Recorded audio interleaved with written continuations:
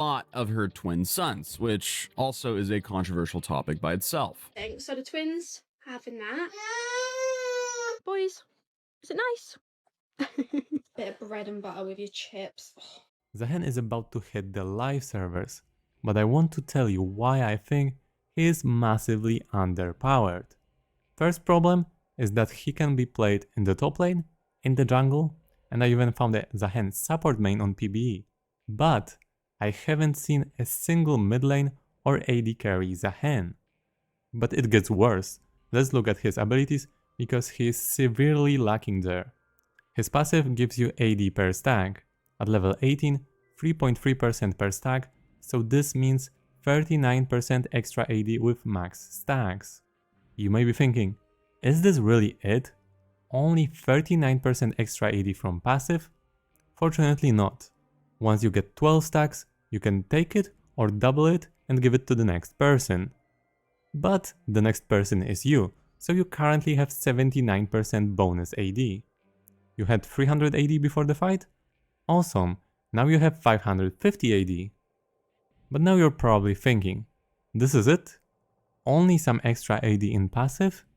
Fortunately, this passive also has revive, but even at level 18, you revive with only 75% HP and it has a cooldown, 2 minutes cooldown. But it gets even worse, because this revive is conditional. You need to fully stack your passive for it to work. Isn't that kinda bad? I mean, let's look at official champion spotlight by Riot. Zahen goes in and it took him more than a second to fully stack his passive. I think this is just unacceptable. Now let's have a look at his Q.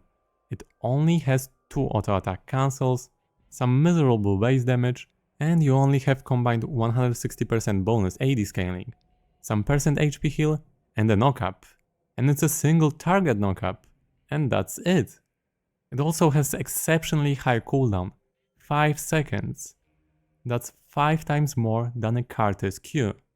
Your W damages on hit and can pull the enemy. It's AoE, so you can hit many targets at once, but the cooldown is more than 10 seconds. Let's imagine you somehow hit 3 people and you only get 6 stacks of your passive this way.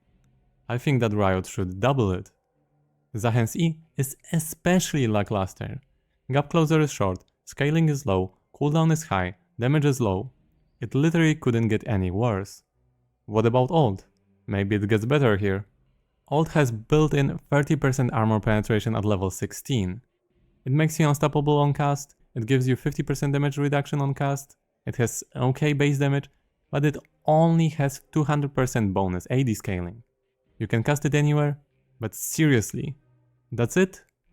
It just doesn't feel good enough. And there is one more thing.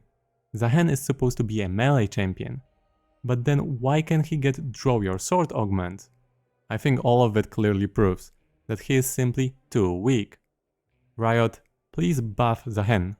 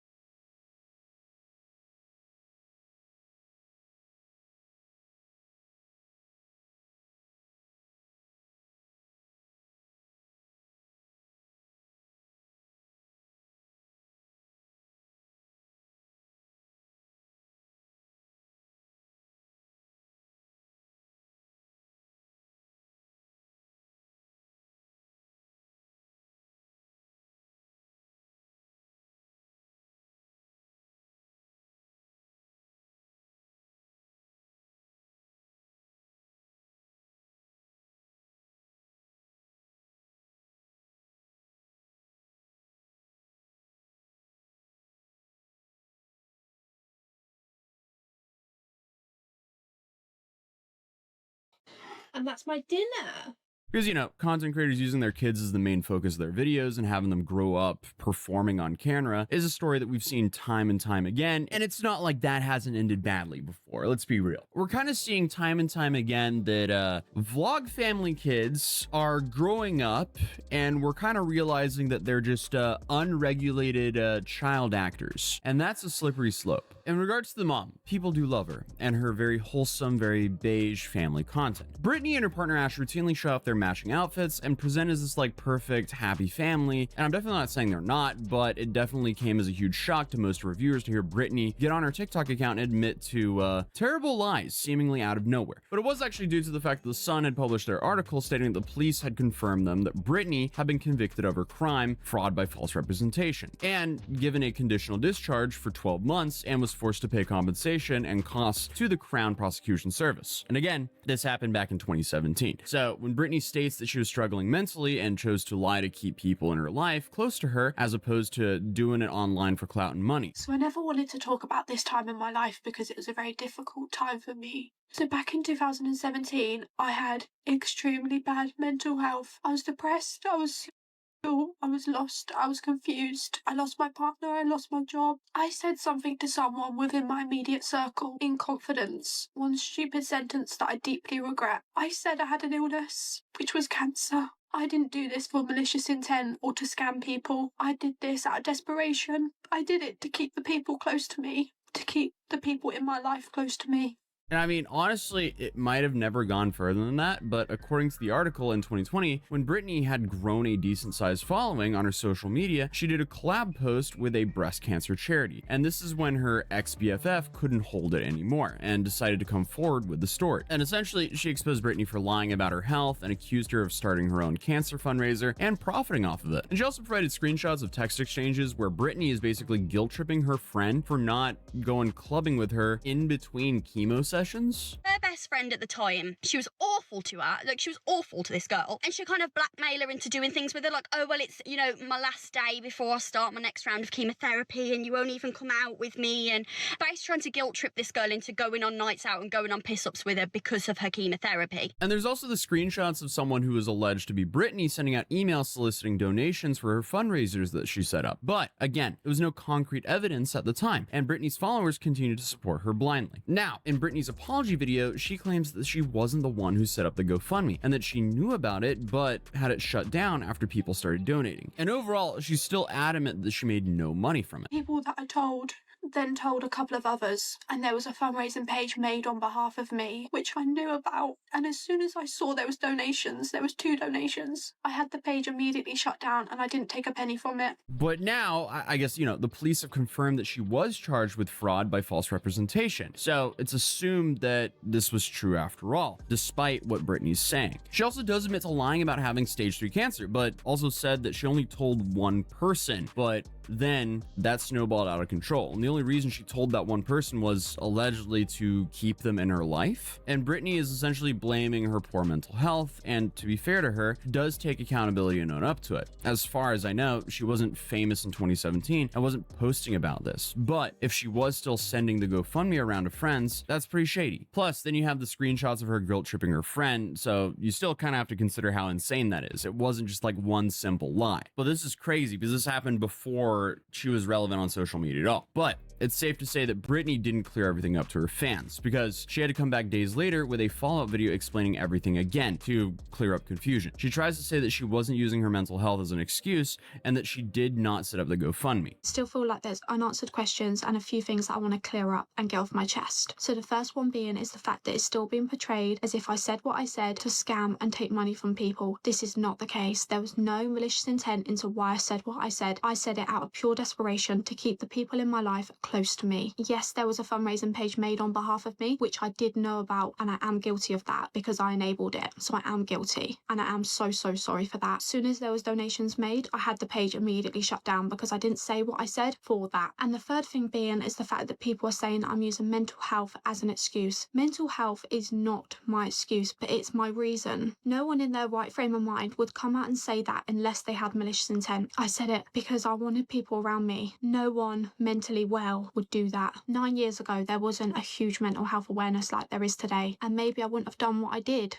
if there was. And here her tone in this video is very intense. It's different from the last one. It's a far cry, pun intended, from the tears just days before. But then she makes things so much worse by saying that, hey, maybe she wouldn't have lied if people were open with mental health online like she is. So is she trying to paint herself as the hero here? Oh, but this is like one of those ones where I kind of want to have sympathy for her because, hey, this happened all the way back in 2017. She wasn't famous then. If she came back and had accountability for it and was like, yeah, no, I seriously effed up and didn't do this, it would be easier to, you know, sympathize a little bit for her because obviously people make mistakes, some a lot bigger than others, but you know, the whole goal here is to learn from your mistakes and move on and be a decent human being in society and potentially a productive member in society. So like, again, you don't want to demonize people for their mistakes forever. And this happened back in 2017. So this is 8 years ago, but her coming back and making a second response like this, it's just not a good look. And it's not like she was really scamming her fans here because she didn't really have an audience back then. At least that's my understanding of the situation. My understanding is this was just kind of like a local news story. And I guess like Facebook groups or so on started donating to this alleged GoFundMe. But unfortunately for Britney, this isn't the first time she's had to deal with the internet's, backlash, to put it lightly, because she's already had viewers called CPS on her back in July, and she came online to address the viewers again, getting teary-eyed. Someone made an anonymous, obviously anonymous because you're a pussy, report to social services about me and how I am as a mum, accusing me of child abuse, accusing me of lots of things actually, like a long list. So I got questioned about everything. But bringing my children into it is ludicrous. Like, why would you want to do that to them? Like, innocent babies, why would you want to do that to them? Like, do what you want to me, whatever. But to them, innocent children who are clearly very happy and healthy babies, that's crazy. That's actually crazy. Like, you're an actual weirdo. Like, you're an actual loser. And I understand why she's distraught. Of course, no one wants CPS called on them. But she essentially goes on to call her audience, or the few members who called CPS on her, weirdos for involving her children. And I absolutely do not condone any of that kind of behavior. Swatting, CPS, all of that unacceptable. But unfortunately, this is one of the risks that can happen when your kids is a main focal point of your content. But Britney continued posting on TikTok like nothing's ever happened. And it doesn't even seem like she's lost too many followers either. So this was just, I guess, like a content break. You went from mukbangs to whoops, I'm sorry for faking cancer, to back to mukbangs again, and regular programming will continue. That's what it seems like, at least. So definitely an interesting story that happened. It happened, what, 7, 8 years ago? At this point, 8 years ago. 2017 is 8 years ago. I feel old. I feel ancient. How is that? Oh man, I'm like thinking back, and I'm like, the stories I was covering back in 2017 were still pretty insane. So it's not like things have gotten too much worse, because they were insane back then. No, actually, nah, they've probably gotten worse. But I was still covering insane stuff back in 2017. Either way, I feel old now. She responded poorly to this, but she should also not be demonized for this forever. I don't see like any real proof of her like scam, like she didn't scam like hundreds of thousands. I don't even think she scammed over $1,000. But she claimed she didn't profit from it, but the courts, you know, gave her some. I don't know. Dude, it's so many back and forths. I'm very torn on this. Obviously, you should never fake cancer. I despise anyone who would do that. I've lost one of my best friends to cancer growing up. I've lost my grandmother to cancer. Like, cancer. Everyone hates cancer, and everyone thinks that anyone who fakes cancer is a piece of shit. But still, 8 years ago, you should learn from it by now, hopefully. And obviously, I don't see her repeating that anytime soon.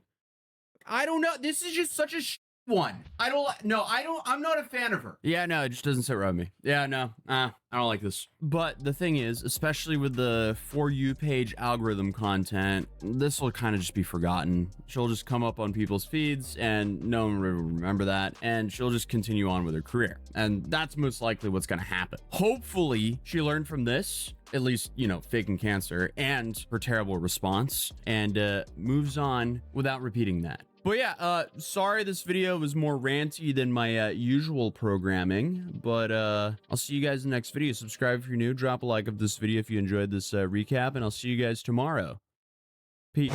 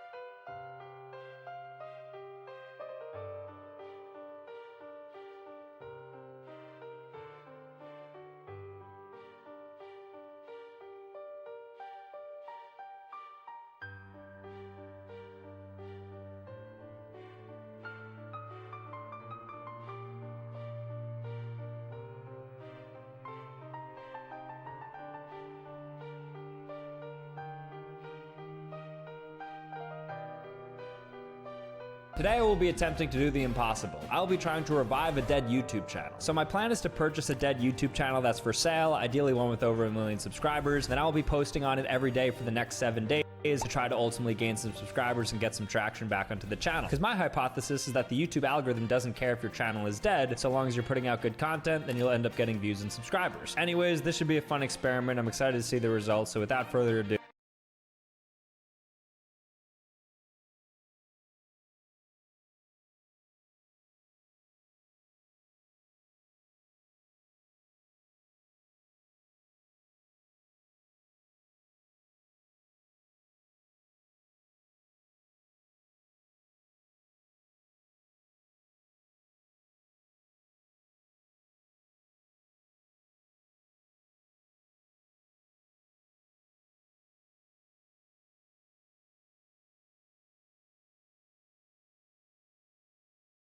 Asmongold reacts to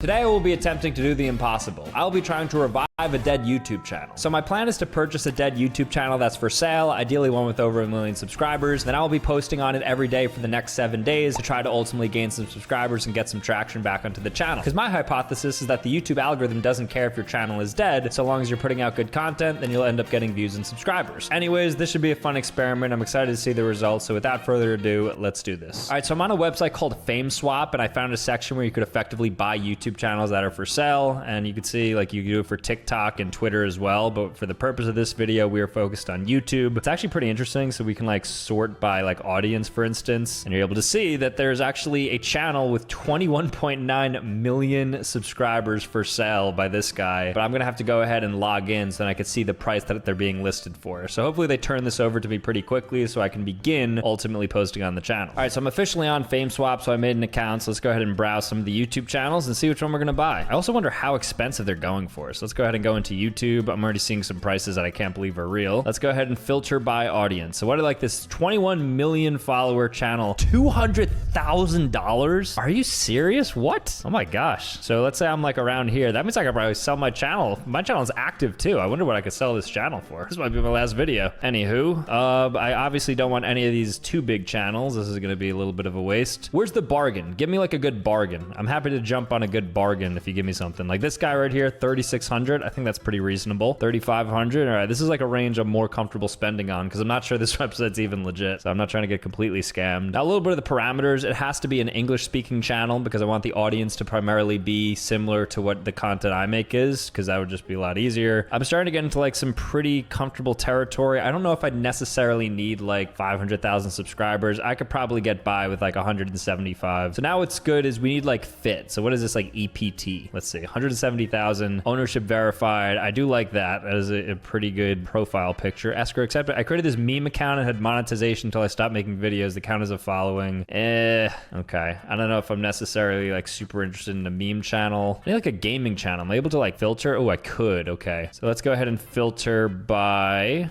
I want to go maybe like gaming and entertainment. That feels like the best space to be in, right? Okay, and there's now at this point, I mean, there's a lot of good value here. So I at least want a silver plaque. I feel like once you have over 100,000 subscribers, you have pretty much an audience. This guy's got a good deal, $850 for 107. The seller's from India. So I don't know if this is necessarily a US audience. What about this guy? Almost 200,000 subscribers? Yes, and he's from the United States. 2 strikes, but one of them will be removed in a month and the other in 3. Ooh, he has 2 strikes. Okay, so I just have to avoid strikes. I feel like that's easy enough. You know what? Smart guy facts. I think I'm gonna make an offer. Send offer. Let's bid a little bit. 1250.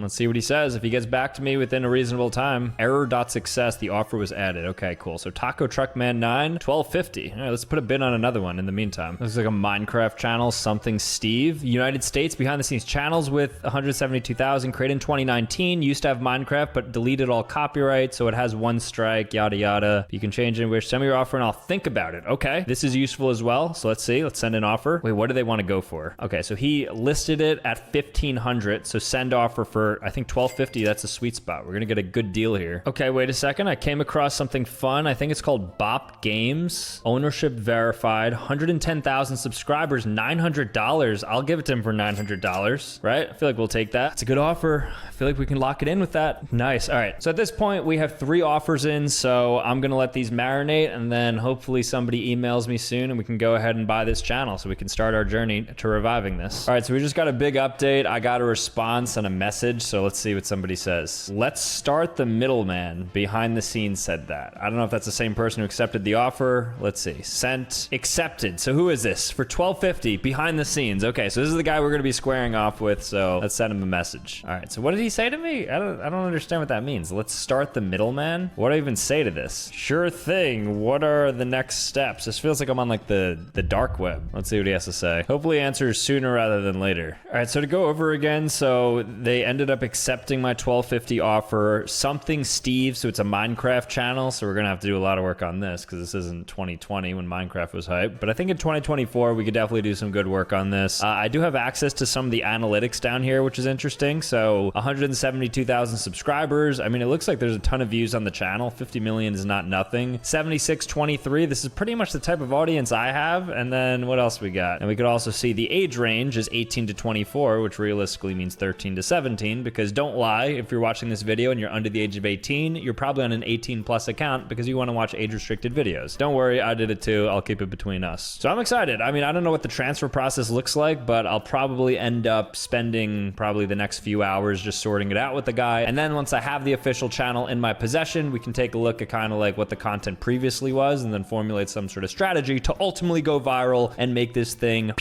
blow up.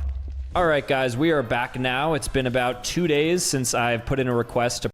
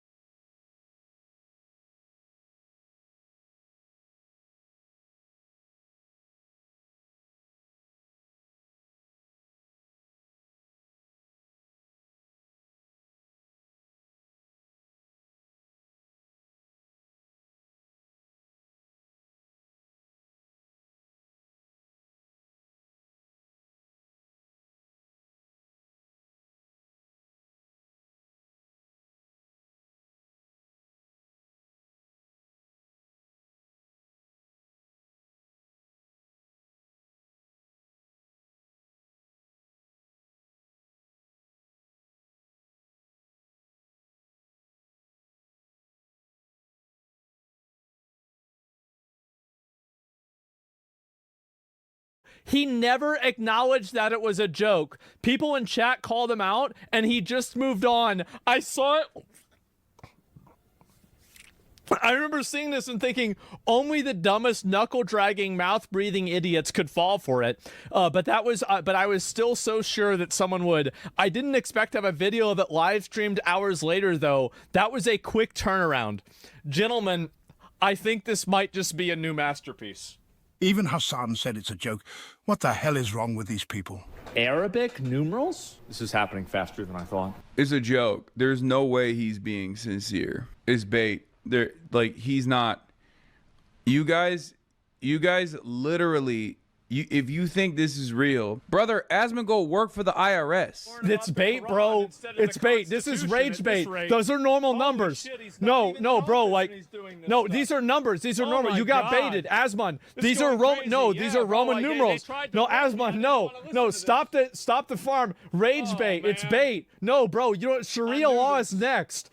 Google it, bro. Arabic numerals are just numbers. Look, bro, is this the taqiyya that the Islam has, where they're lying to me, telling me they're normal numbers? Is this happening to me right now? Am I being gaslighted by Muslims? Is this happening? It's happening at this very moment. Bro, we gotta stop this quick before it gets worse. Let me go back. I'll find some more of these posts here, too.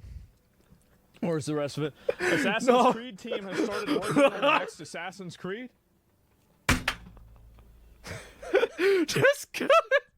Just stop, guys. Just stop. Just stop it. Let's with see, that money, and they're still trying to correct it. They're still mad.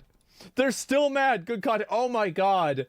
You are understanding it, bro. Arabic numerals, bro. Make them gay. Oh my fuck. We use Arabic numerals. Isn't Arabic numeral just 1 to 10?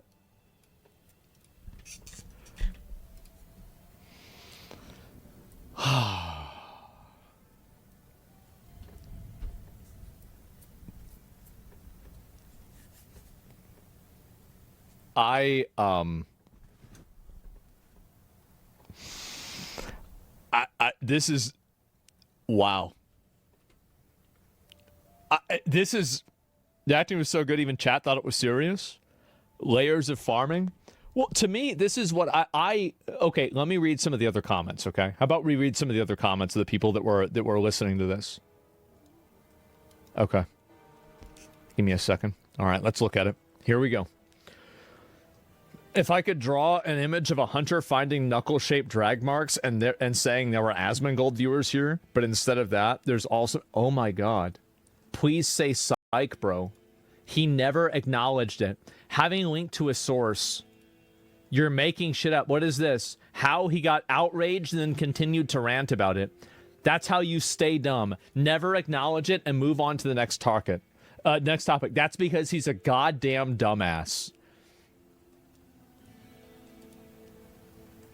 Oh my God. Wait till you hear about Amandami is gonna make sure how dihydrogen. Oh, this is the water. Yeah, they did this one too. The Arabic numerals of 0 through. Man, the problem with jokes like this is that dumb fuck conservatives won't get the joke and will just resort to racism.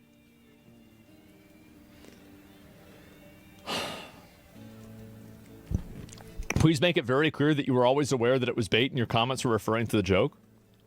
What do you mean? What do you mean by that? Joke? What do you mean? What do you mean by that? What are you talking about? I mean, I don't know why they elected him either. Yeah, guys, I don't know. Like, it's... Yeah, what do you mean?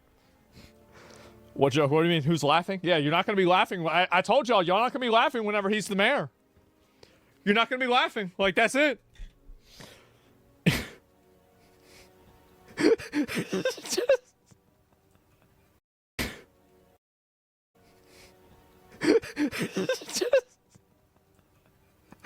I don't watch this dude, but I hope the clip isn't real. I don't want to shock you, but it's more of, okay, buddy, it's real.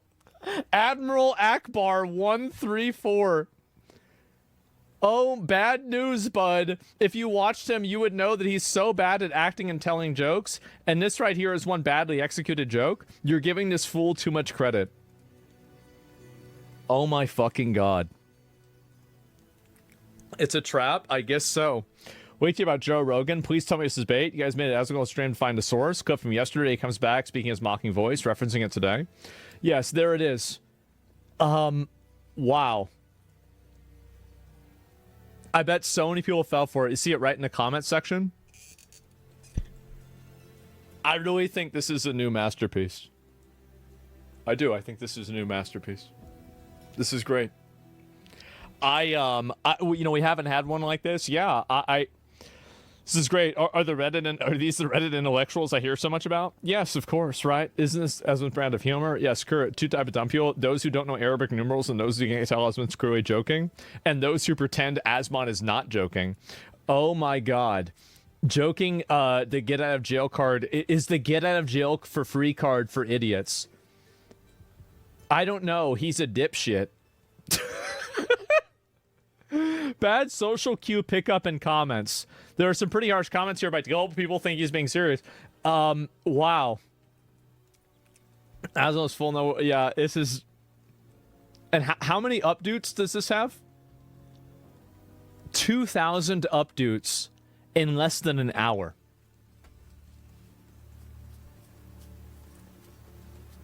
This might have just surpassed the soda and water one. Honestly, I think that I'm making a mistake by looking at it right now, because I'm worried that by me doing this, it will negatively affect the spread of this clip. Like, I do think it's probably like this will actually negatively affect it, because like now if I'm talking about people like, he did it on purpose, right? So like, yeah, it'll explode. Yeah, don't tell anybody I was joking, okay? Don't tell anybody. Be like, bro, I used to be an Asmongold viewer, and then I saw him say this, and I don't know if I can watch him anymore. Like, I don't know. Like, this is just this one might be too much for me. Like yeah. Only an hour ago? Yeah, exactly. Farm it. Delete the VOD. Yeah, have to delete the VOD after this, of course. And, wow. I really don't know what to say, but that's what's happened. My numerals eat bacon? Yeah, exactly. And, wow. The stats are off now? I guess so. But, I think this is it will definitely continue to, it will spread for a lot of dumb people. Like, if I pull up this, let me read it. Look up what dude, nobody even thinks it's a joke. Is this satire? Every single person is saying that it's real. Algebra is an Arab word? Oh my, this is deeper than I thought. This is getting bad, guys. Yeah, this is really bad. Sort by controversial.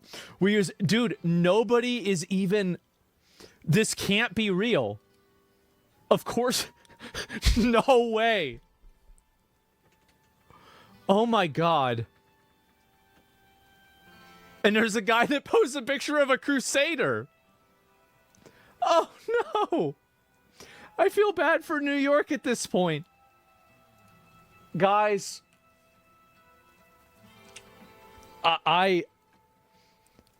Sometimes I genuinely impress myself. I really do. Sometimes I genuinely impress myself. I really do. Sometimes I genuinely really impress myself. This is great. Wow.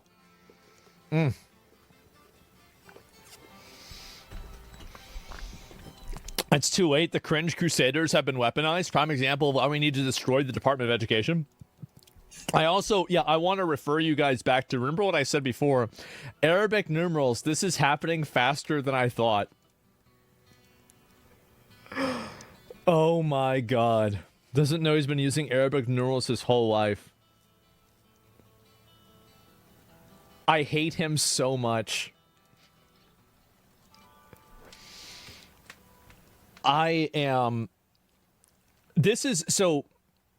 My expectations of, like, my feelings on, like, average people Do you remember whenever I said that 85% of the population shouldn't be allowed to vote?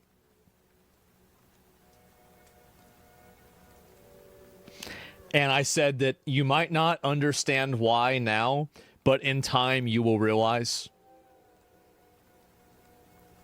Well, here we are, aren't we? Here we are.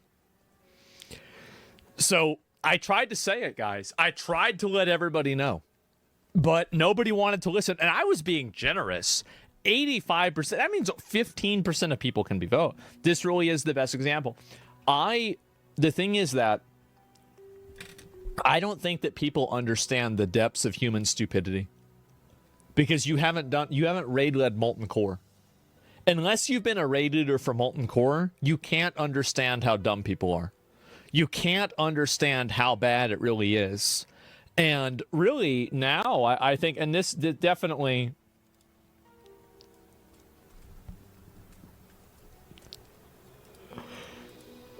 I'm surprised that I played it off low enough to have everybody just believe it like this. This is great. Because, like, to me, like, I feel like the water clip and this one are, like, it's so obvious, right? But... No. Absolutely not. When the education is set up by Rockefeller to make workers and not thinkers, you end up with a lot of people who shouldn't be making decisions. Exactly. So I think we need more workers and we need less thinkers. We have a lot of thinkers right now. How'd that turn out? Yeah, how's that turning out, guys? We've got a whole lot of thinkers.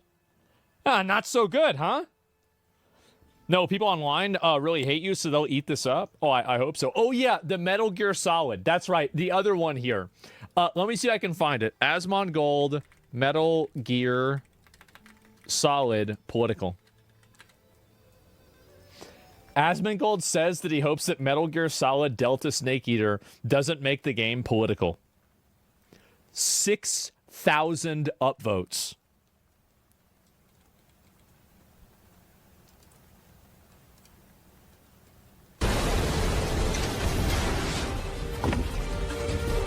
I just hope this game, I just hope they don't remake it and make it political, you know?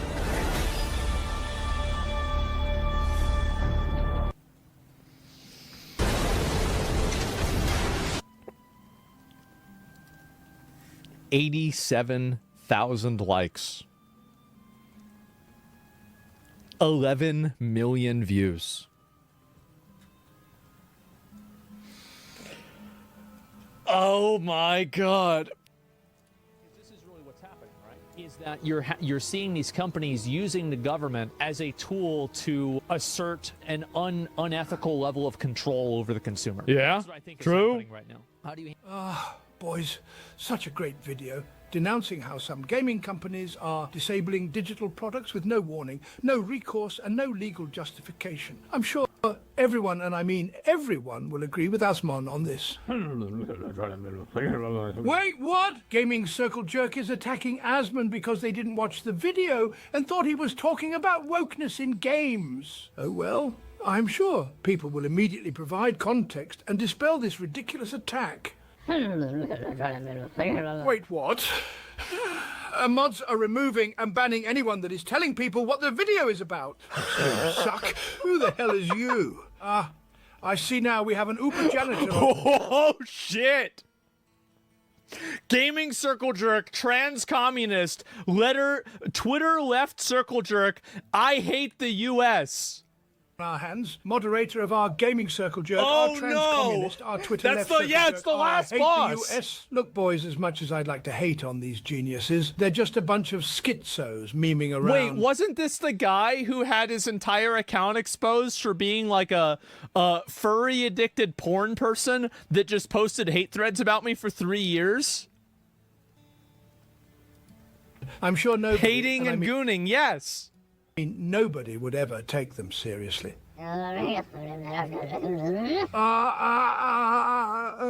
Another cancellation attempt to hit Twitter. Asmongold is under attack. Listen to me now. This is a post by an account they in the room named with us now? Terminally Online Leftist. Uh-oh. There's no way people are accurate taking this seriously. Just no way. I sure hope they in the title isn't referring to a certain ethnic group. Oh my God.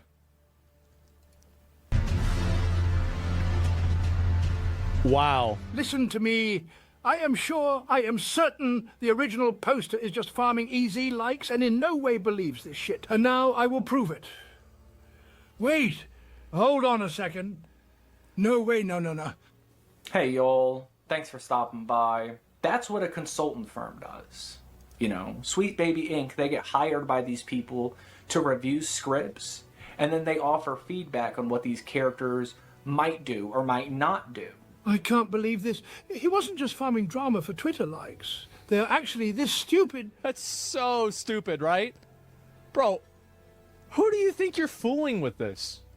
Everybody knows you're bald. I really think that, as I said, being on the internet for this long has given me a insight into humanity that no human being should ever have. No person should understand and have seen what I've seen on the internet. Nobody should know about this. It was Excalibur who posted that? Yes, that's what I thought. Yeah, it was.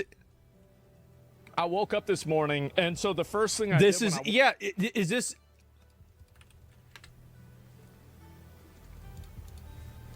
I woke up this morning, and so the first thing I did when I woke up is I made this tweet. There was an article. This is what's so crazy about me nowadays, right? You get people writing articles about me getting banned on a subreddit. I said that apparently, because we got community got permanently Is this banned the big on the one? Dragon Age subreddit, and then I said apparently the moderators over there believe my subreddit has an inferior culture which justifies banning all of this, disgusting the level of racism that you can get away with on Reddit nowadays. And so I'm sitting here reading a lot of the comments, and these people are like actually so fucking mad. People actually thought that I thought that the Dragon Age subreddit was being racist. How do you do this?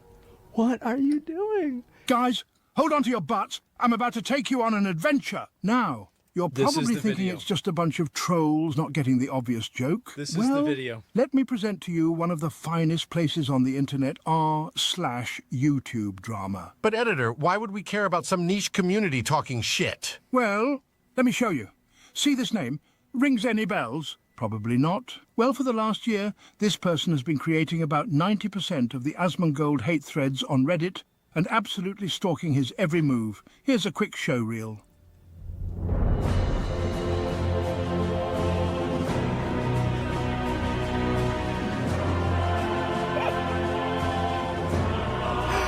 Oh my god.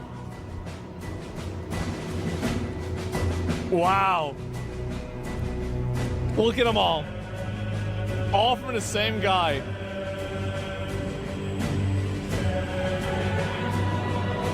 Man. And believe me, these are only a fraction of the threads he created just in the last year. I couldn't stomach digging deeper into his account. Why, you might ask? Well, let me show you what's going on inside the million head of karma. this individual. But editor, why are all the previews of his Reddit threads blurred? Well, you see, about half of this person posts are about lollis and huge footers. Believe me, the first time I noticed this serial stalker, I couldn't believe my eyes. This person is in a constant state of flux, hate and gooning, gooning and hate. And when he can't goon, he hates even more. Look at 'em all, And look at 'em also, all. that's 11 pages of Reddit threads that he created. That's about 275 threads in 3 weeks. Excalibur, I'm begging you on bended knees. Please, for the love In of a Christ, month. seek help. Back to you, Baldy.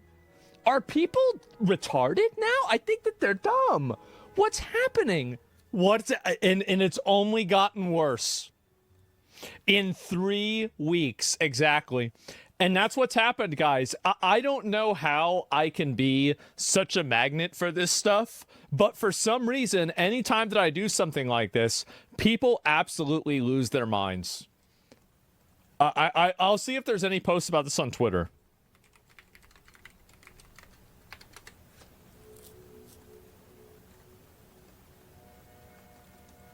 Oh my god. And this person has me blocked.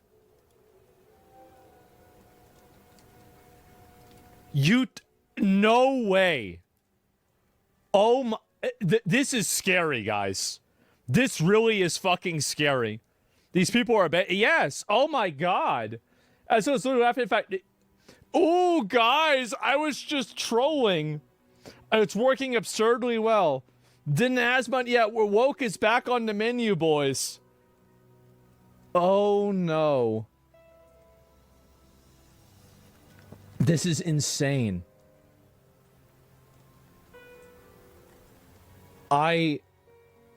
No. I can't. Give me a minute.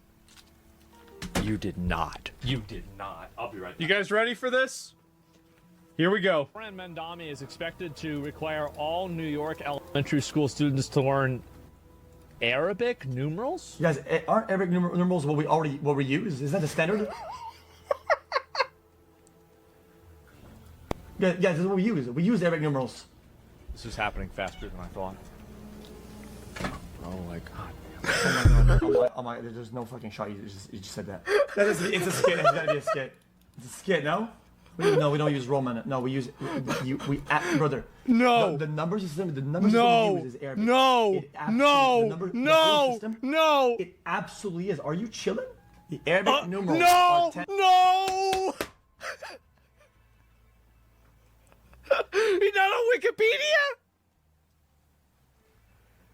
10 symbols. 0, Oh. 1, 2, 3, 4, 5, 6, Oh, 7, God. and 9. Wow. I used We to just pray for learned times the like 1, 2, this. 3s.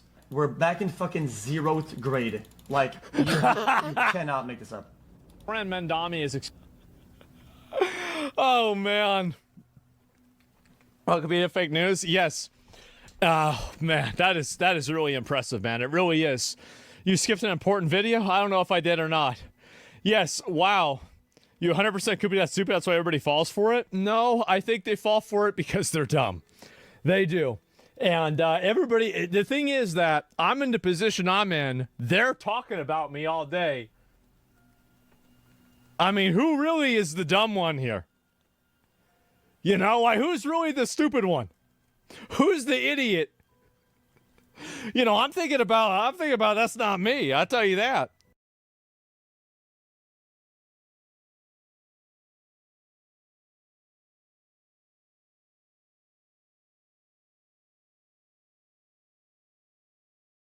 Trump administration transfers education programs to other agencies in dismantling push. The White House announces it's shutting down the Department of Education. Oh, man. Oh, boy. Yep. Thank God. Thank God. Yes, and by the way, anybody who's mad about this, kids are retarded. They're fucking retarded. So where's all this money going? Where are we getting, like, so we're investing all this money into the Department of Education and the kids are fucking dumb. So I say shut it down. Shut it down. It's obviously not working. So just get rid of it. Yeah, no more department. Yeah, why is this a W? I don't understand. It is basically, it's not working. That's the reason why it's a W. In my opinion, now what would I do? If I was Trump, what would I do? I would completely reform the Department of Education. I would get rid of all the No Child Left Behind laws. I'd let tons of kids fail out of high school, and I'd allow the communities to effectively create an underclass so we can use people for batteries in 10 years. That's clearly what I would do. Unfortunately, I'm not the president, so I can't do that. So that's really what I would. I just get rid of them, right? And I'd have like systems where like kids can like. I would have a way to like remove kids from school and then put them into like other trade skills and other types of like labor things, right? That's what I would really do, because I think that would be better for them too. Like, I'm trying to help them out. And so it's like, you can't, there's a thing that people believe that's a lie, that you can just teach somebody to be a chemical engineer. No, you can't. No, you can't. If you went to a working class public high school, you know that's not true. It's not. There are some people who were born to turn big rocks into little rocks. That is their destiny. Who are we to challenge nature? Send them to the coal mines. Send them to the I don't know, at the quarry. Have them, go get coal, oil fields for them. Yes, exactly. And so we don't need to. This is so wrong. You think that it's wrong, but it's actually right. Forcing every single adult to go through Algebra 2 is a waste of tax money. It is. They're never going to learn it. They're always going to cheat. They're just going to use AI to get the answer. They're never going to use it. They're going to forget it 5 years after they graduate. This is for 95% of students. I'd say probably 99, actually. But let's be generous and say 95. Are we really investing our money the most efficient way by having 95% of students be learning something that they will instantly forget and never use? No. It's just simply not a good way to do it. California spends $100 billion on their education and they're still ranked 38th in the country. Yeah, fucking retarded. So more money is not the solution. The solution is is removing stupid kids from schools. And by the way, anybody who thinks that I'm wrong, I have a very simple question that will immediately make you realize that I am not. If you removed the bottom 5% of dumb, annoying, misbehaving, problematic kids in your school, what percentage of the problems in your school would have gone away? The bottom 5%.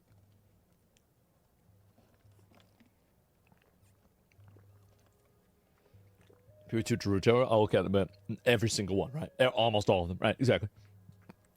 Why is it that we allow the 95% to be terrorized and damaged by that 5%? Why do we do that? Is that really the right decision? Is that the good decision? Is that the fair decision? How is it fair that 95% of people need to be handicapped, set back, had problems, and having to deal with this bullshit just for the best interest of 5% of people that will probably contribute nothing to society in the long run? No retard left behind? Yes, exactly. Weak men and feminine empathy? Exactly. It's embarrassing. Embarrassing. Yep, send them out to the coal mines. Like, I would have a thing where basically this is elementary school, this is middle school, this is high school, okay? So,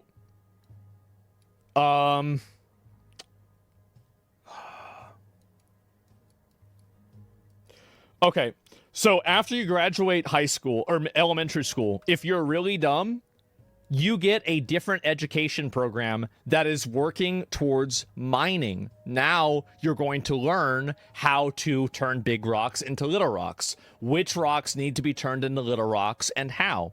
So when your grades put you into 5%, yeah, I just would have gotten into 6%. Yeah, I would have just gotten better grades.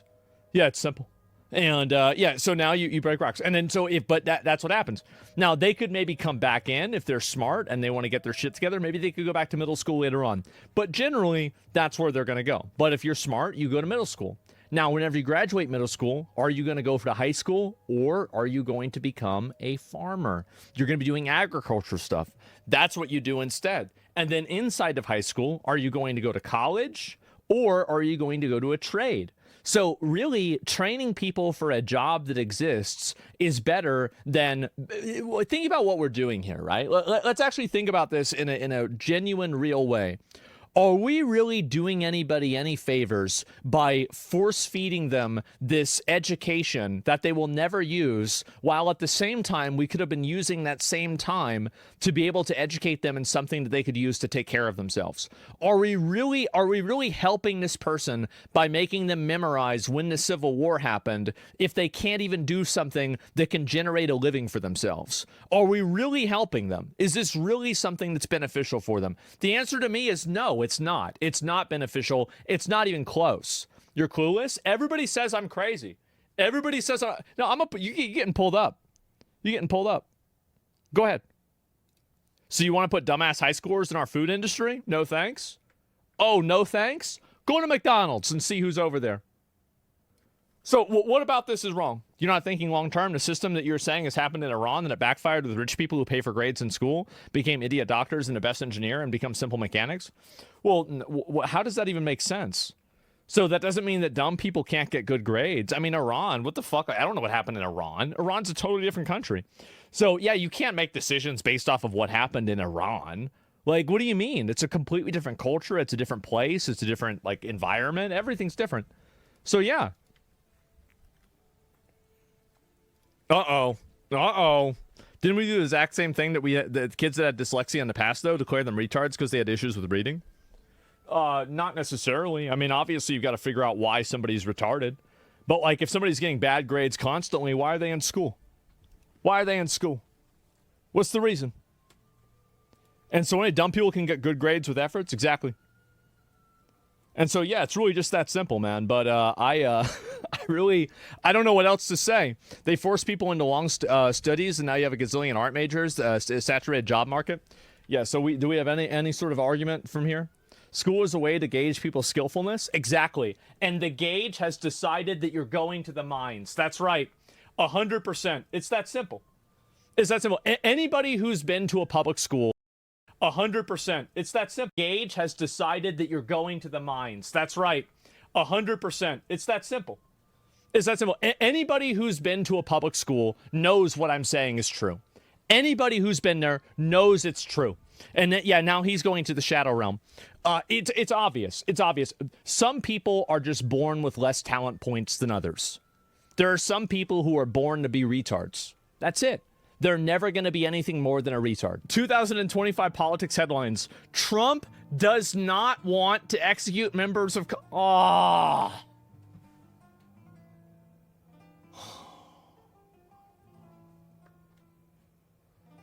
Oh, come on, man. What? Guys, I thought he was going to be a dictator.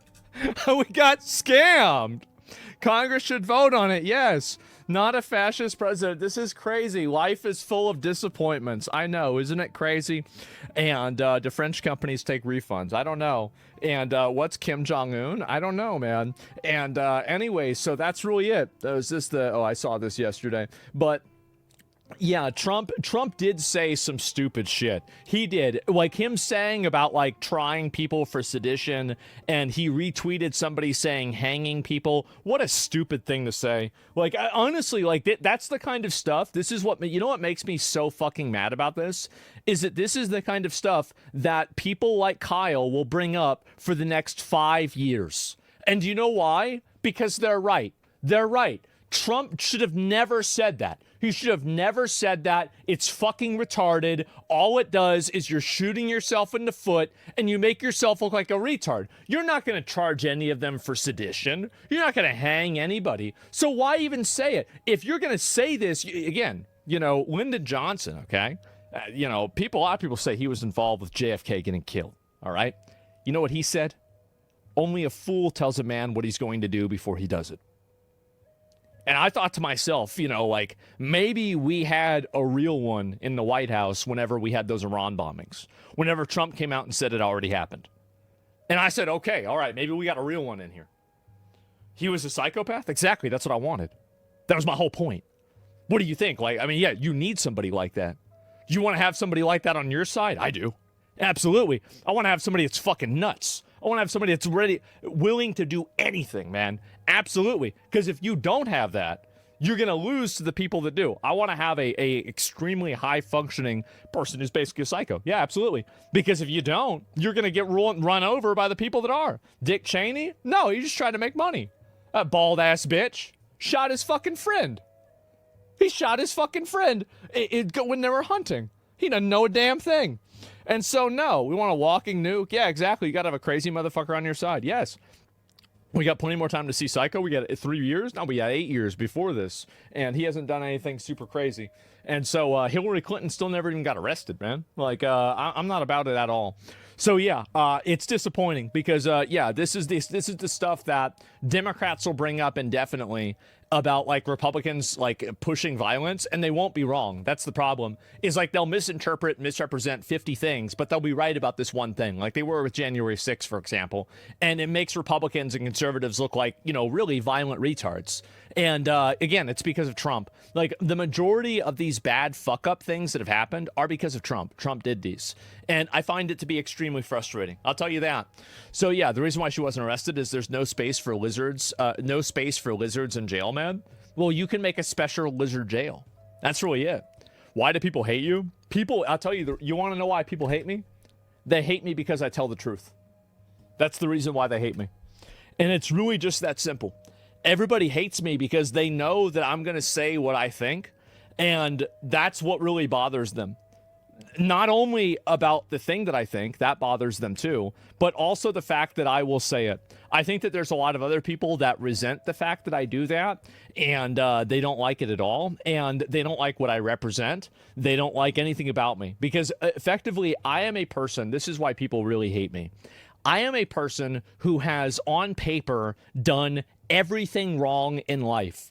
I went to middle school. I didn't do anything in middle school except for sell fireworks. I went to high school. I did absolutely nothing. I graduated with like a 2.4 GPA. I remember my teacher. So my dad sends me to like a rich white people school. Okay. Sends me to a rich white people school. I didn't fit in there. All right. I didn't like it there. I was like, who are these fucking weird people? Right. And so I told my dad's like, you have to go here because I want you to be successful as a person whenever you become an adult. I said, okay. Well, success is good grades, right? And he's like, yeah, okay.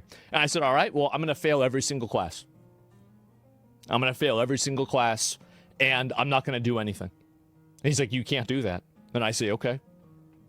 All right. I graduate, and in my first semester of my freshman year, my GPA was a 0.08. He tried taking away my Xbox. He tried yelling at me. He tried to force me to do the work. He tried to make sure to do everything that he could to get me to do stuff. But at the end of the day, you can't make somebody do something. You can't. You cannot make somebody do something. And I completely, I totally ruined it. And I did. And it's inspirational. I did. And you know what he did? He sent me to the school that I wanted to go to with all my friends. He did. Because I said, I'm just going to fail out of high school. That's fine. Yeah, it's okay. Yeah, you want to do that? I was 14. I said, I'm going to kill myself. I'm going to fail out of high school. So one or the other. I already did it for one semester. I could do it for the rest of the time too. It's fine. And so that was it. Unless slavery, yes. And then I got what I wanted. So, and that's what I said before about the Trump thing. Unless you are willing to take it to the edge, unless you are willing to destroy yourself, in a lot of cases, people that are powerful will not listen to you. You have to be willing to do anything, or people will not take you seriously. And so anyway, you know, you still need Jesus, so maybe I do. But yeah, I would have let you kill yourself. Well, I wasn't really going to do that. I just told him that because I thought it would make him do what I wanted, right? That's it. I mean, again, like you should... I don't ever feel bad for lying to my parents or doing or manipulating them to do anything because I didn't want to, like, you should have never tried to make me do something that I didn't want to do. Should have never tried to make me do something. What the fuck? Like, I want to do what I want to do. What do you do? You telling me what to do? You're a brat? No, I'm not a brat. I wanted to live my own life. I don't want to live the life they want me to live. I want to live my own life. I want to do my own thing. I want to be myself. I want to do whatever the fuck I want to do. And if somebody else doesn't like it, has a problem with it, then fuck them. Then fuck them. And that was it. And so kids don't know exactly. Sociopath? You call it whatever you want. I don't give a fuck. I don't care. At the end of the day, I got what I wanted. So yeah, I don't care about like, how'd you do it? It's not the right way to do it. I did it. So that's the only thing that matters to me. So yeah. Mom was crazy controlling, didn't want us to outgrow it, was fucked up. Yeah, it's just that simple. Story is you're in a position of extreme privilege and you're privileged enough to not care. Well, I don't really think that is extreme privilege. Extreme privilege. Extreme privilege to what? To not get good grades in school? Who gives a fuck? It doesn't matter. There's no privilege to that. There's plenty of dumb people that are broke that get bad grades. There are plenty of retards that fail out of school. You don't need to be privileged to fail out of school. You can do that for free. What are you talking about? Yeah, and so you're an outlier. Most people would do that, would end up in jail. No, yeah, it's not. Why would you go to jail because you fail classes? Why would you go to jail because you fail school? That doesn't even make sense. And so anyway, you know, I failed out of that. I went to community college, got a degree.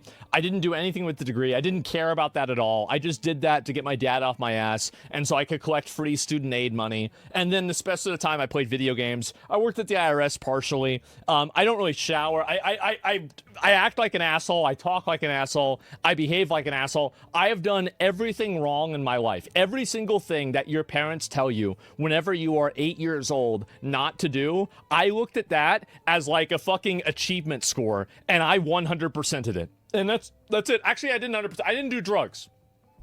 I don't do drugs. I don't drink, okay? That's the one thing I didn't do. Everything else, so people see that, and they get mad. They get mad. They get mad the fact that somebody like me is in a position that I'm in. That's it. Yeah, that's it. Yeah, it was bro thought it was a challenge. Exactly. That's the reason why people don't like me. I think that's really the main reason. People don't know how parents do manipulation, so they play things out for their own benefit, even if you're their own child. Why can you do the same?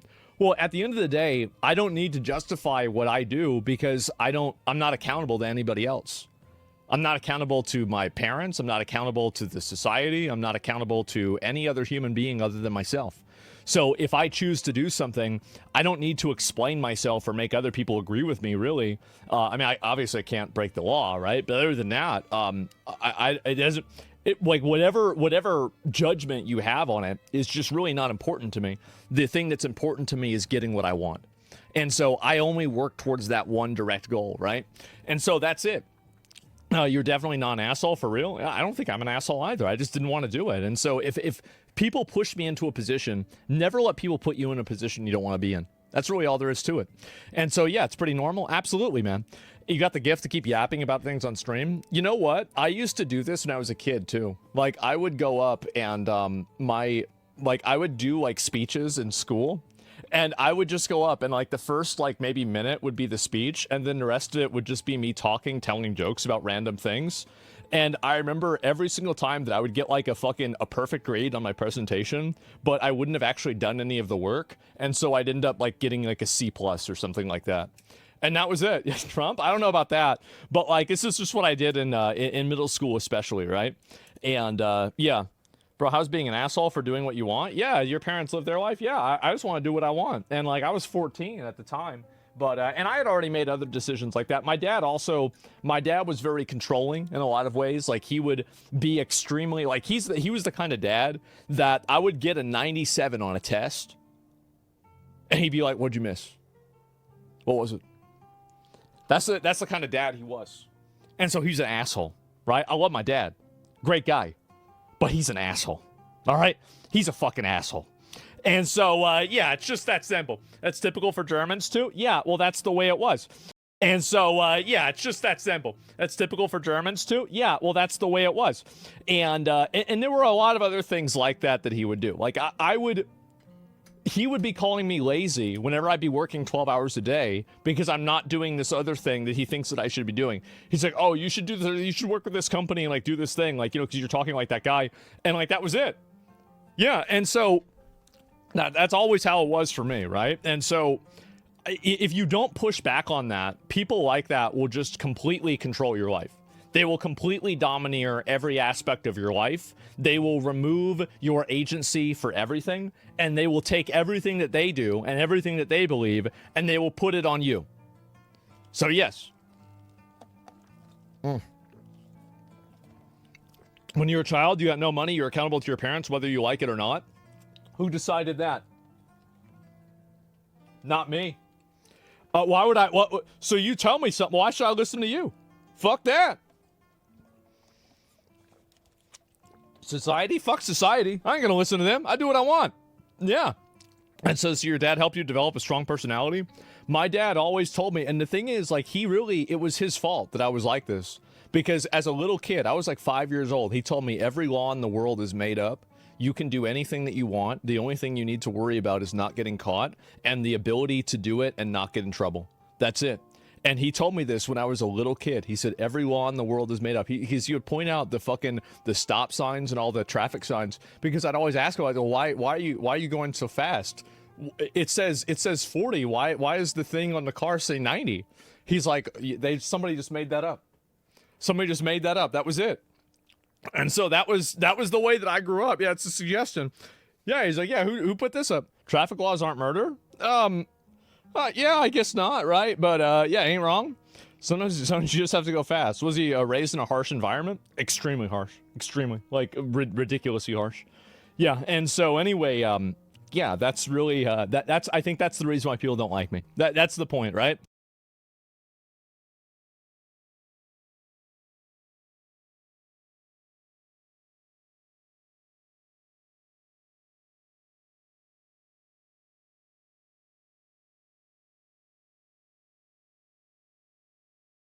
What's up, y'all? I got a banger from Alpha Central. Let's get straight into it. Who Who's taking care of your kids right now? Who's taking care of that haircut right now? Goodness gracious.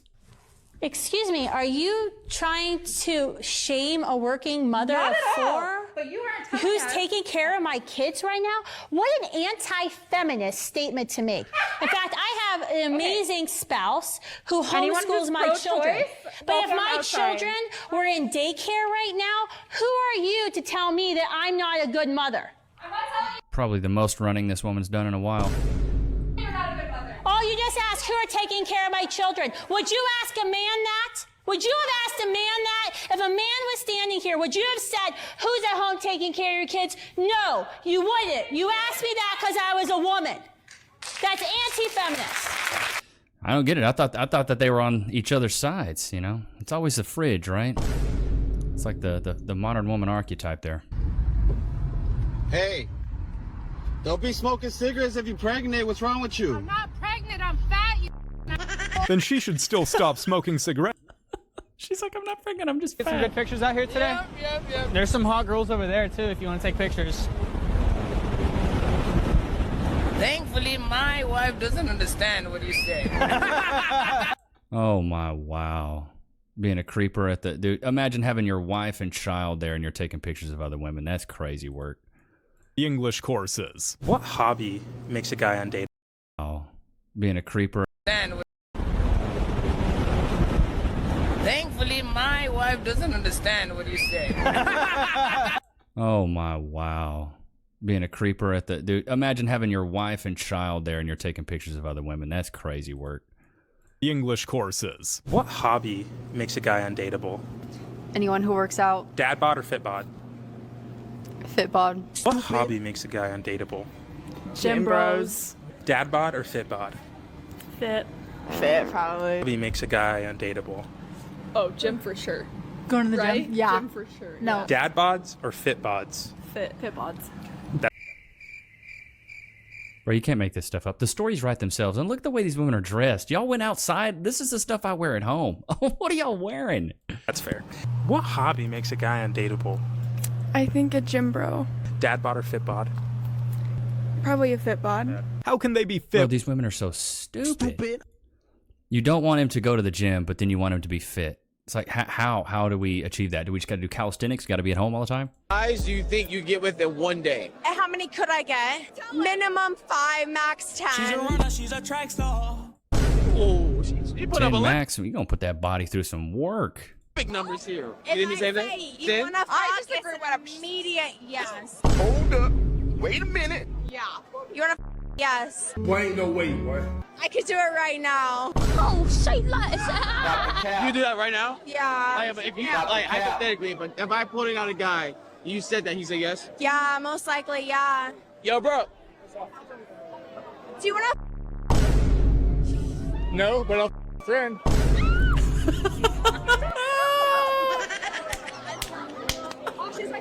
Hey! I'll buck your friend, she's prettier. The same way.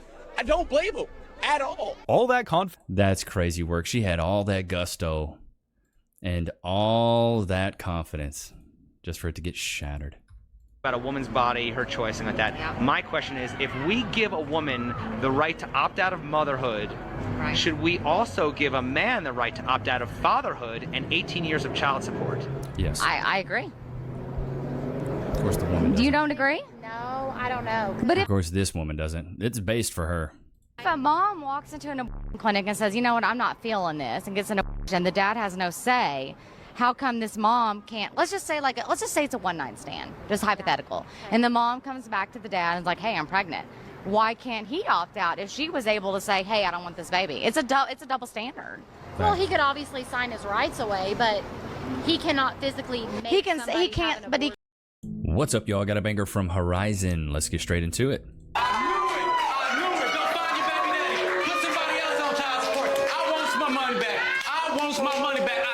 I wanted the father of that child. Knew it from the beginning. Trifling. She's a runner, she's a track star. We broke up because he asked me to marry him, but then he asked me to sign a prenuptial agreement, and I said absolutely not.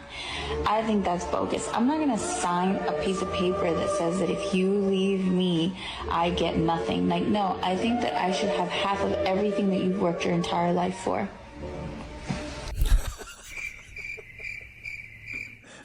For what? All you did was spread your legs. You deserve half of everything that I've worked my entire life for. Where were you when I was down and out? These women are Delulu. You know what? I think I saw her submitting an application at Delululemon the other day. Because it looks like she's trying to work there overtime. And I think that's fair. Of course you do. Isn't this the girl that does OF? Me watching him love my babies. I had with someone else like they're his? Oh no. Oh, God. The simping is real. We got to end this epidemic, guys. The father. Oh, my God. I'll never forgive you for that. Never. She deserves to know. No, she don't deserve to know. She does. You lied to her and you lied to me. I'll never forgive you. Never. Big back, big back. And the man on the left found out that the daughter he had raised for 2 whole years was actually his rival's biological child. He was furious and started a huge argument in court. He had married the woman because she was pregnant, but it turned out the child wasn't his, and the woman had cheated on him multiple times, even sleeping with 5 brothers from the same family. It was beyond outrageous. She's a runner, she's a track star. 5? She got that NBA starting 5. Every man on the court can get in these cheeks. Goodness gracious. You claim your wife, Miss Fuentes, has cheated on you repeatedly. You say she wants... Imagine your wife looking like that, cheating on you repeatedly, and you putting up with it. Ain't nobody got time for that. Bro, you need to know when to leave, bruv. left you for another man, slept with 5 brothers from the same family, and even had the name of another guy tattooed on her body. Yes, Your Honor. The woman didn't think she had done anything wrong and even felt like she was the victim. Of course. But the man's next words made everyone realize just how great of a father he really was. Because I knew it. I knew it. And if I didn't think that, I wouldn't have said nothing, you know what I mean? But you know what? It's not going to change. It's not going to change anything. Whether she ain't mine biologically, I signed the birth certificate, I cut the cord, she was there from day one, she's mine! She's staying with me, nobody else.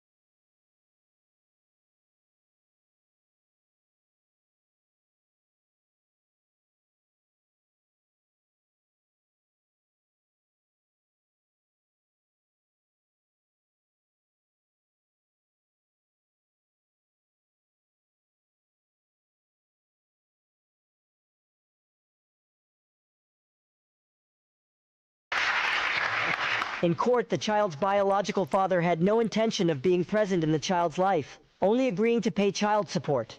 By the time it was all over, the moment when the man approached the judge left everyone heartbroken. Where are we going? You did the right thing. Listen, it takes DNA to become a father, but it takes love to be a daddy. Really not gonna sign a prenup. Bro, it's so... I hate seeing that.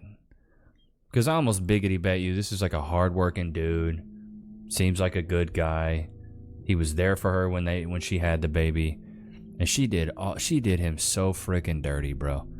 Like, I hate seeing this. Because I know... I've been sad before. I'm sure you guys have been. We're going to get sappy here for a second. But We've all been done dirty, whether it's with job, friends, or loved ones, or significant other, and I just hate seeing men have to go through that stuff. This is why half the reason I started the channel is to shed light on this stuff so you guys can be wary and not get hurt, man. I'm not signing no prenup. What you got is what I got. Okay, but I don't understand why would She doesn't want to sing a prenup? You mean sign? I want to sign. Basically, our love is good.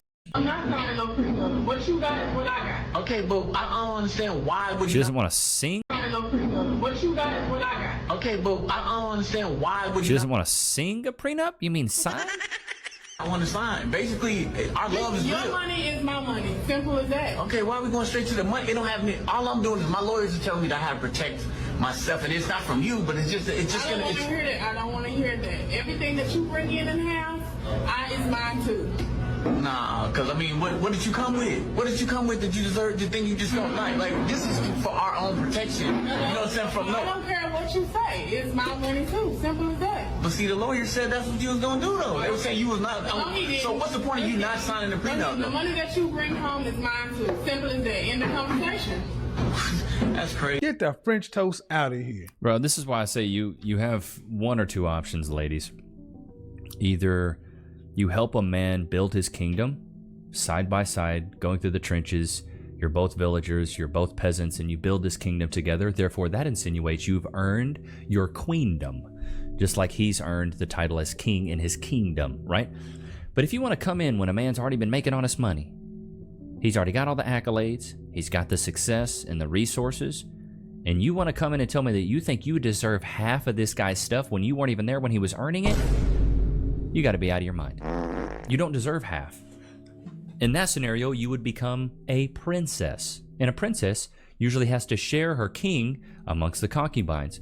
So I'd say, ladies, just know which bed you're making so you know which one you're sleeping in. Do you want to go get a guy and go through the trenches with him, build the kingdom, build your empire together? Or would you rather meet him when he's already built the kingdom and therefore you need to share him? Which one do you want? Because you can't have both. That's the problem with a lot of modern women these days is they think they can have both. They think they can meet a guy when he's a king and then he'll be monogamous to her and then give him access to all the resources he's gained and earned over the years when they weren't together. That's not how it works. Do not be a sucker. Do not let a woman come in like this and take everything that you've worked really hard for. Do not be a sucker, bro. So I guess there ain't gonna be no wedding. It's gonna be a wedding. I hate that these women think they can just bully their way into relationships and marriages. It's not how it works.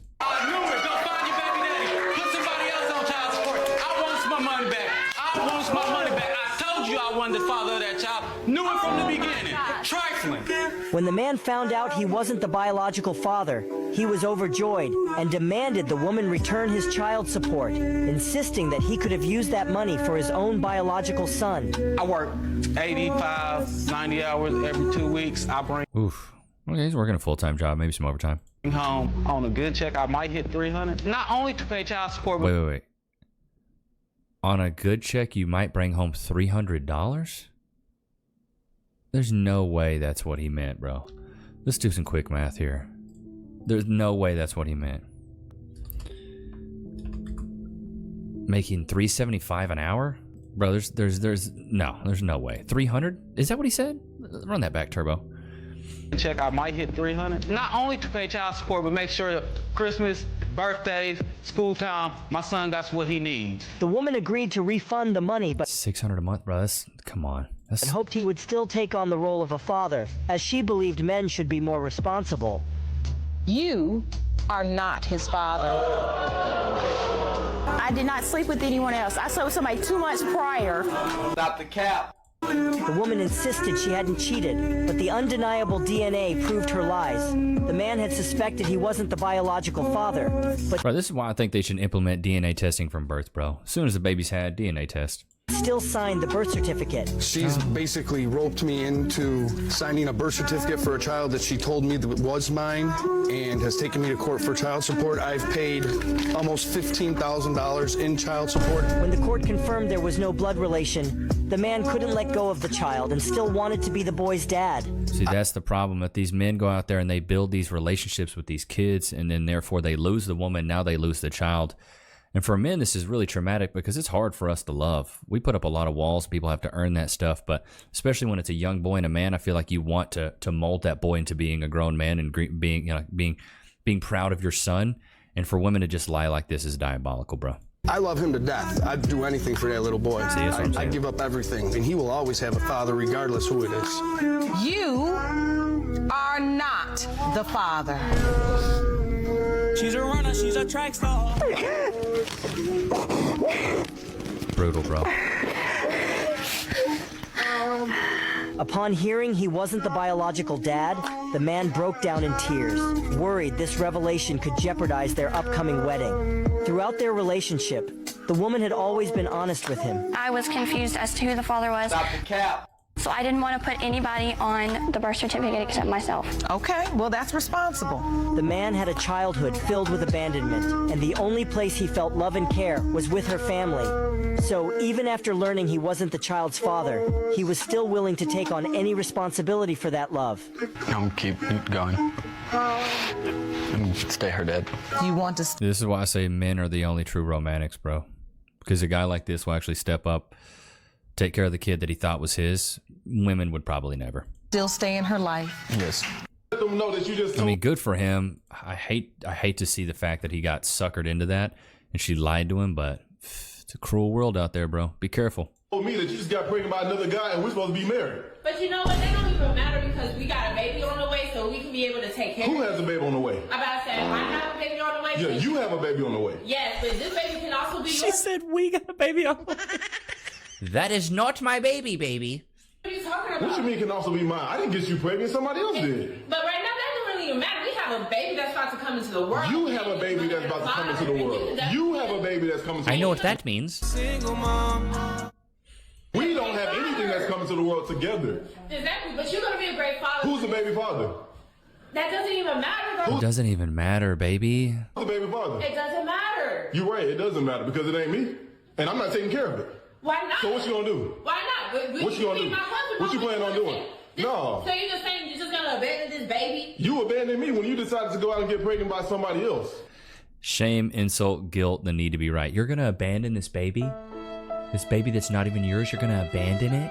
Stop capping, lady. And that's why navigating the dating scene can be tough, but so can dealing with the aftermath of an accident. Have you ever been involved in a personal injury case? Over the years as an image consultant, I've worked with many clients recovering from injuries ranging from car accidents to workplace accidents and more. And I was shocked to see how many people lose their personal injury cases. That's why I want to talk about Morgan & Morgan, America's largest injury law firm. They specialize in a wide variety of personal injury cases, and they've won thousands of big cases. And if you do end up working with them, they're going to fight for the money that you deserve. Just recently, Morgan & Morgan secured verdicts of $12 million in Florida and $26 million in Philly. That's up to 40 times the highest insurance offer. And I'm telling you, your case could be worth millions. If you've been injured in an accident, don't wait. You can visit www.forthepeople.com/Levi where you can start your free claim today.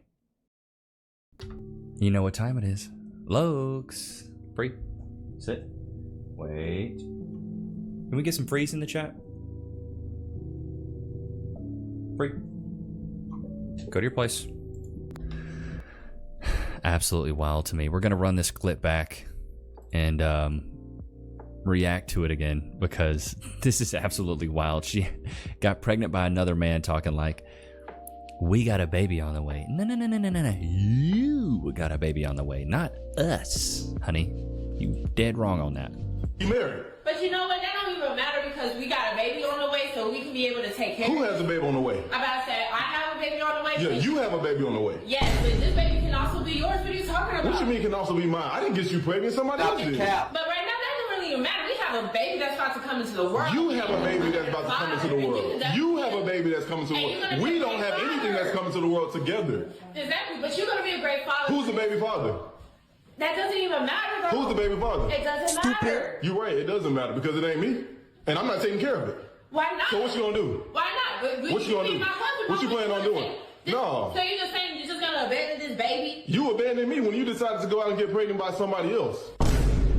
Man, you didn't care about this marriage. You didn't care about me. All you cared about was yourself. That needs to be forgiven. That's in the past. I can't forgive. That's something that's unforgivable to me. Man, that can't be unforgivable. It's absolutely unforgivable. Chat, let me know. Is that unforgivable? Your wife stepping out on you, getting pregnant by another man?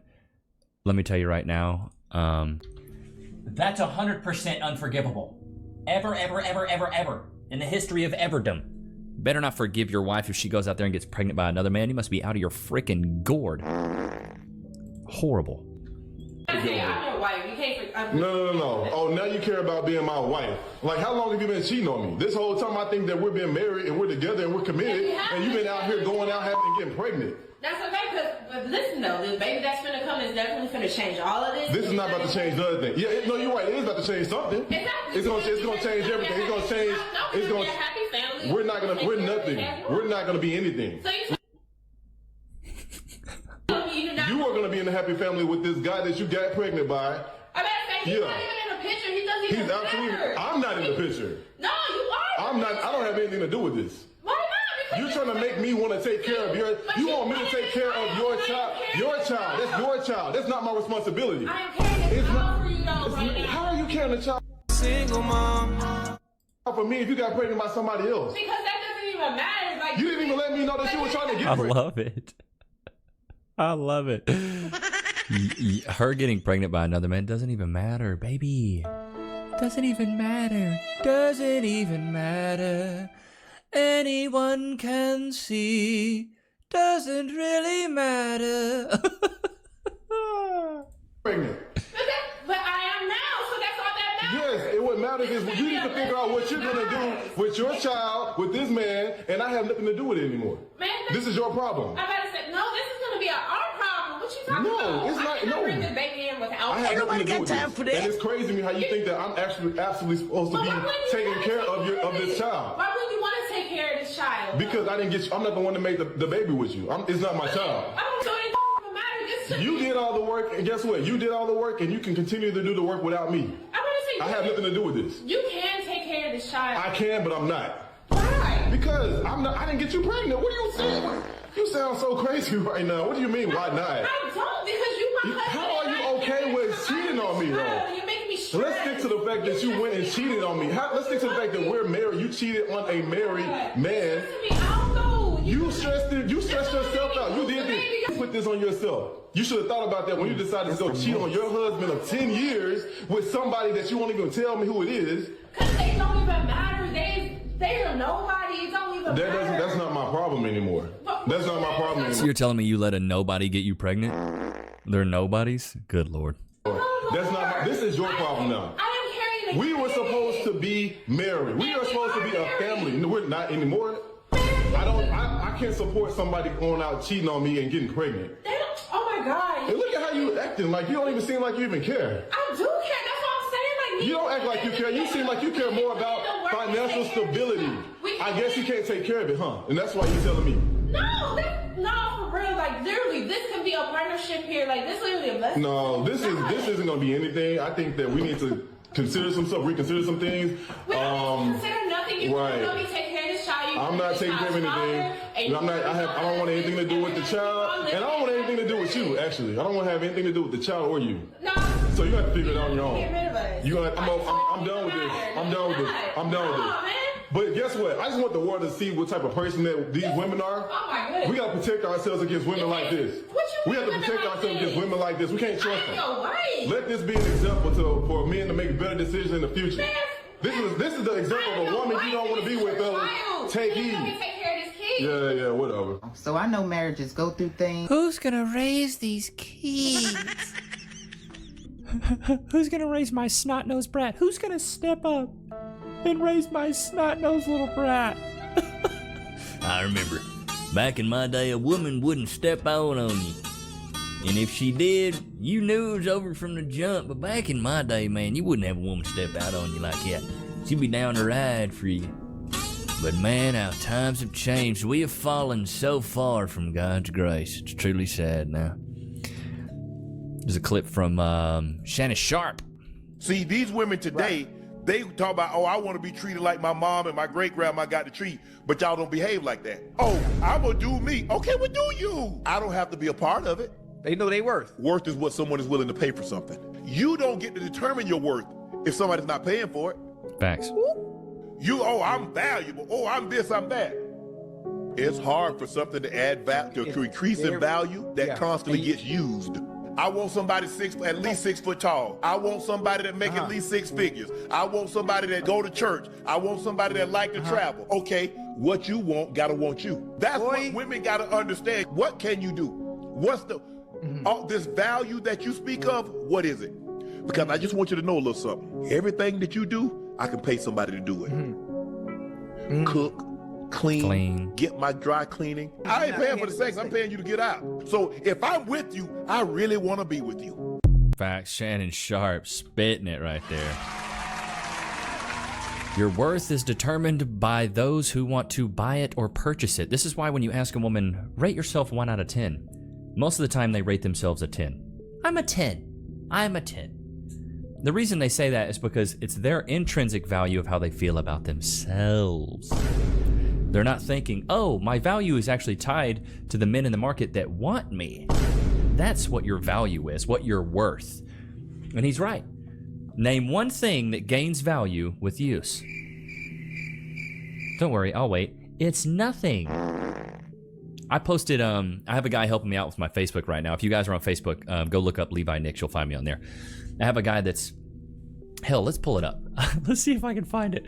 He's basically helping me post a bunch of clips on Facebook because I have a Levi Nix channel on there, or a page or whatever. And I said something that, you know, I typically say all the time. As women get older, they don't gain value. They actually lose value. And a lot of these older women were just hot in the comments because I said that. I said that as women get older, their value goes down. And these women got so mad by the fact that I'm just stating the obvious. And it's like, well, as you get older, your value does go down. I hate to break it to you, but like nothing gains value as, let's see if I can pull this up. Can I make this any bigger? I don't know if this is it, but dude, I went through the comments. That's not my daughter. Like I went through the comments this morning and almost all of the women that had, all the women that had like hated on me or said, no, you're ridiculous. I go check out their page, dude, and they are like 40-something-year-old women that are just alone and have like pink hair. And I was like, you guys are fitting the archetype. You're just old and alone. A lot of these women were like defending themselves, being like, my value actually goes up as I get older. I'm more wise. I have more experience. Newsflash, we don't care. Shots fired! Those aren't things that we value. Chat, we got a lot of men that watch. Let me know. Do you value a woman that has a lot of experience? Do you value that she's been out in those streets? She's a runner, she's a track star. That she's got a lot of trauma? Do you value that she's older? Are these things that you value? Put a 1 in the chat. If you value a woman being older, a woman having more experience, a woman being wise, a woman advancing in her career. These things you care about? No. This is why I say modern women have turned into the men that they've always wanted to be with. Because they go out there and they're attracted to a certain thing. Therefore, they go out in the market and say, oh, I'm going to become that and men are going to want me. No, that's not what we want. I don't want a buff chick that's all career driven. No. I want fit, feminine, friendly, cooperative, submissive, no kids. I want you to be submissive to me and I want you to help me. I want you to be a helpmate. That's what Cass is for me. She helps me with the house. She cooks, she cleans, she takes care of the things I don't want to take care of. I work, I provide for the family, and she does the rest. It's crazy to me. This is one of these gold digger ones. I love these, bro. You got a boyfriend? It was at this moment that he knew. I'm leaving here with something. You do? They always have boyfriends. Isn't that crazy, chat? What? You got a friend for me then? I got a couple friends. Might as well let me grab your number then, so I can like get in contact with the friends then. Okay. In the heat of controversy, he don't miss. Okay, bet. So it's good meeting you then. Ooh.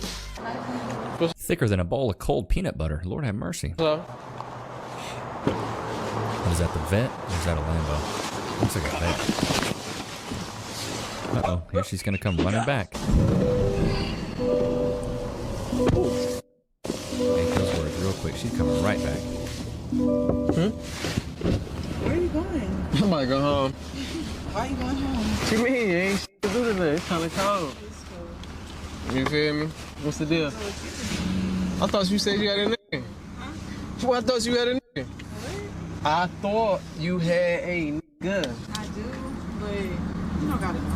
Bingo. She's a runner, she's a track star. I got action. You would do him like that? He don't gotta know. I'm saying. He don't got to know. Good Lord, these streetwalkers, bruv. He doesn't have to know. Chat, always know this, bro. Put a 1 in the chat if you agree. If she cheats with you, you're next to get cheated on, bro.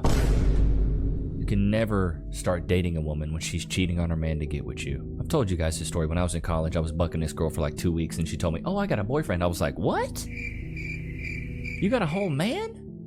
But at the time, I didn't care because I was playing these girls like a fiddle. I could care less, bro. I could care less. I had a roster. I had a starting 5 and a couple bench warmers. So I kept bucking her, it's whatever. And then she finally broke up with her boyfriend, and she was like, I was like, oh, congrats, you broke up with your boyfriend, good job. You're no longer gonna put him through this turmoil. Great job. And then she's like, well, now me and you can be a thing. And I was like, Ain't nobody got time for that. Get the French toast out of here. I'm not gonna be your man. You cheated on him, I'm next. You can't just monkey branch over and think I'm gonna wife you up. Absolutely not. She's a runner, she's a track star. You're a runner. You're for the streets. The streets are calling. You should pick it up and answer, baby girl, because I'm not the one to answer your call. I can't be your hero, baby. Crazy to me. Weak feminist talking points get destroyed. This is from the Whatever podcast. Let's get straight into it, bud. Women just don't want to be in working jobs with men where they would feel like a lesser person. I'm super confused, though. If that's the case, why wouldn't women just start their own firms and compete with these male firms? Then if a woman started this firm, they should have a limitless amount and could compete very easily by even offering slightly lower wages than the male competitor. Yeah, these women are desperate to get into these jobs because they don't want to be by these men. I don't think women do want to do those jobs. Well, then why did you earlier, and I have witnesses here, that you said the barrier for entrance is that they did not want to be by the evil men? Because that would be the reason why a lot of women would be deterred from those jobs or wouldn't get into those jobs in the first place. But I don't necessarily think there's a large... Hold on. I don't necessarily think there's some large group of women who want to do these jobs. I just think that maybe there would be women who would do them, but they just wouldn't do them because it's male dominated. So you're saying that women gravitate naturally towards jobs that aren't like these, but somehow... Not naturally, no. I don't think it's natural. In the post-apocalyptic world, they're going to do better than men. Can you explain logically how that works? Bro, Andrew's the last person you want to go back and forth with when it comes to this stuff. I saw these and was like, bro, I got to show the chat these. 21, exact match. This person meets all your preferences. I'm currently pregnant with my second child. And I'm looking for a serious relationship. And I'd like to be able to move in with you right away.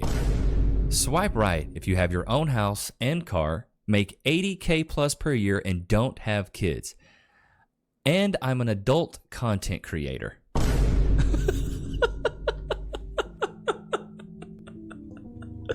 Oh my god, that's like me saying, all right, I'm extremely obese, I don't have a job, I don't look good, I'm 5'2", I'm a guy, I'm a virgin, I want a girl who's a dime piece, who can bear my children, she's 21, she's pregnant with her second kid, she wants to move in right away, wants to make sure you have your own house, your own car, makes $80K plus a year, and she's an online corn star. Like, are you kidding me? Here's another one. Need help looking for a boyfriend. These girls are putting these up like Craigslist ads. Okay. I have 3 kids, 27 years old, unemployed. I refuse to do housework. Orlando area. Baby girl, you about to die alone. There ain't no way you ever gonna find a man that wants to get a woman with 3 kids who's 27 and don't want to work and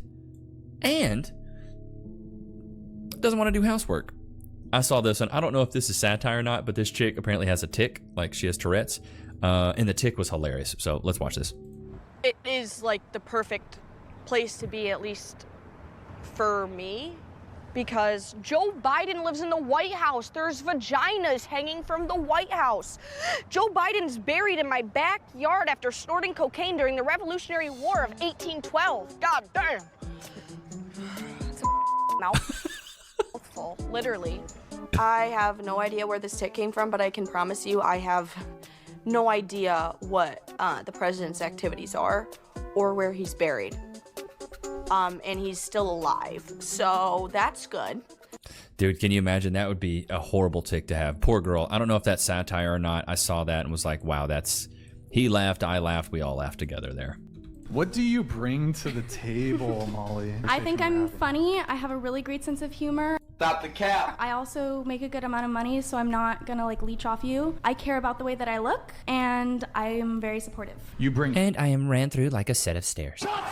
Funny and money. Yeah. Do you think that guys are particularly preoccupied with the money you bring and the humor that you bring? I think when you're looking for a genuine relationship, those two things are really important. And money, for me personally, being financially stable in a relationship is very important. It brings a sense of security. You're not bringing anything to the table. Yeah, I am. But that affects how you feel in the relationship, but not necessarily how Who should he pay feels on the in first date? relationship. Who The should man. Pay on... Oh, so your money means nothing. Not on the first date. I have to like you to spend my money on you. I have to like you to spend my money on you. This girl's a mattress actress. I've seen her in a previous episode. She has to like you. Oh no, you have to like me? You have to like me? You would grace me with a like? Wow. How long have you been dating your boyfriend? 6 months. Do you spend money on your current boyfriend? Yeah, I do. I What? bought him like a whole new wardrobe to match my stuff for Instagram, and I spent like $1,300 on it. Okay, that's a fair amount of money. good However, amount. what I would say is while you might bring your money to the relationship, I would argue most women, even if you make good money, most women do not share their resources with men the same way that men share their resources with women. So it's like, cool, you make a lot of money. You're not going to pay for the first date. We're going to have to be 3 months deep into the relationship for me to potentially even reap any benefits of your wealth, which might not even manifest. What do Facts. you bring? I mean, mattress actress though, it's like you're getting your money in the worst way possible. Since we reacted to a Shannon Sharp clip, there's another one that makes me question what he said in the last clip. Like, just check this out. Man, while I was doing that. Oh, did you? I had a boo. Hey, so he drop you off, come pick you up? Flat out. Not lying. He'll come drop me off and pick me up. I've done that too. Dropped off a scripper and then picked her up. Don't do that. That is simp behavior. You a real one. And then she's calling him a real one. She's gassing him up. No. Why you a real one? When your birthday?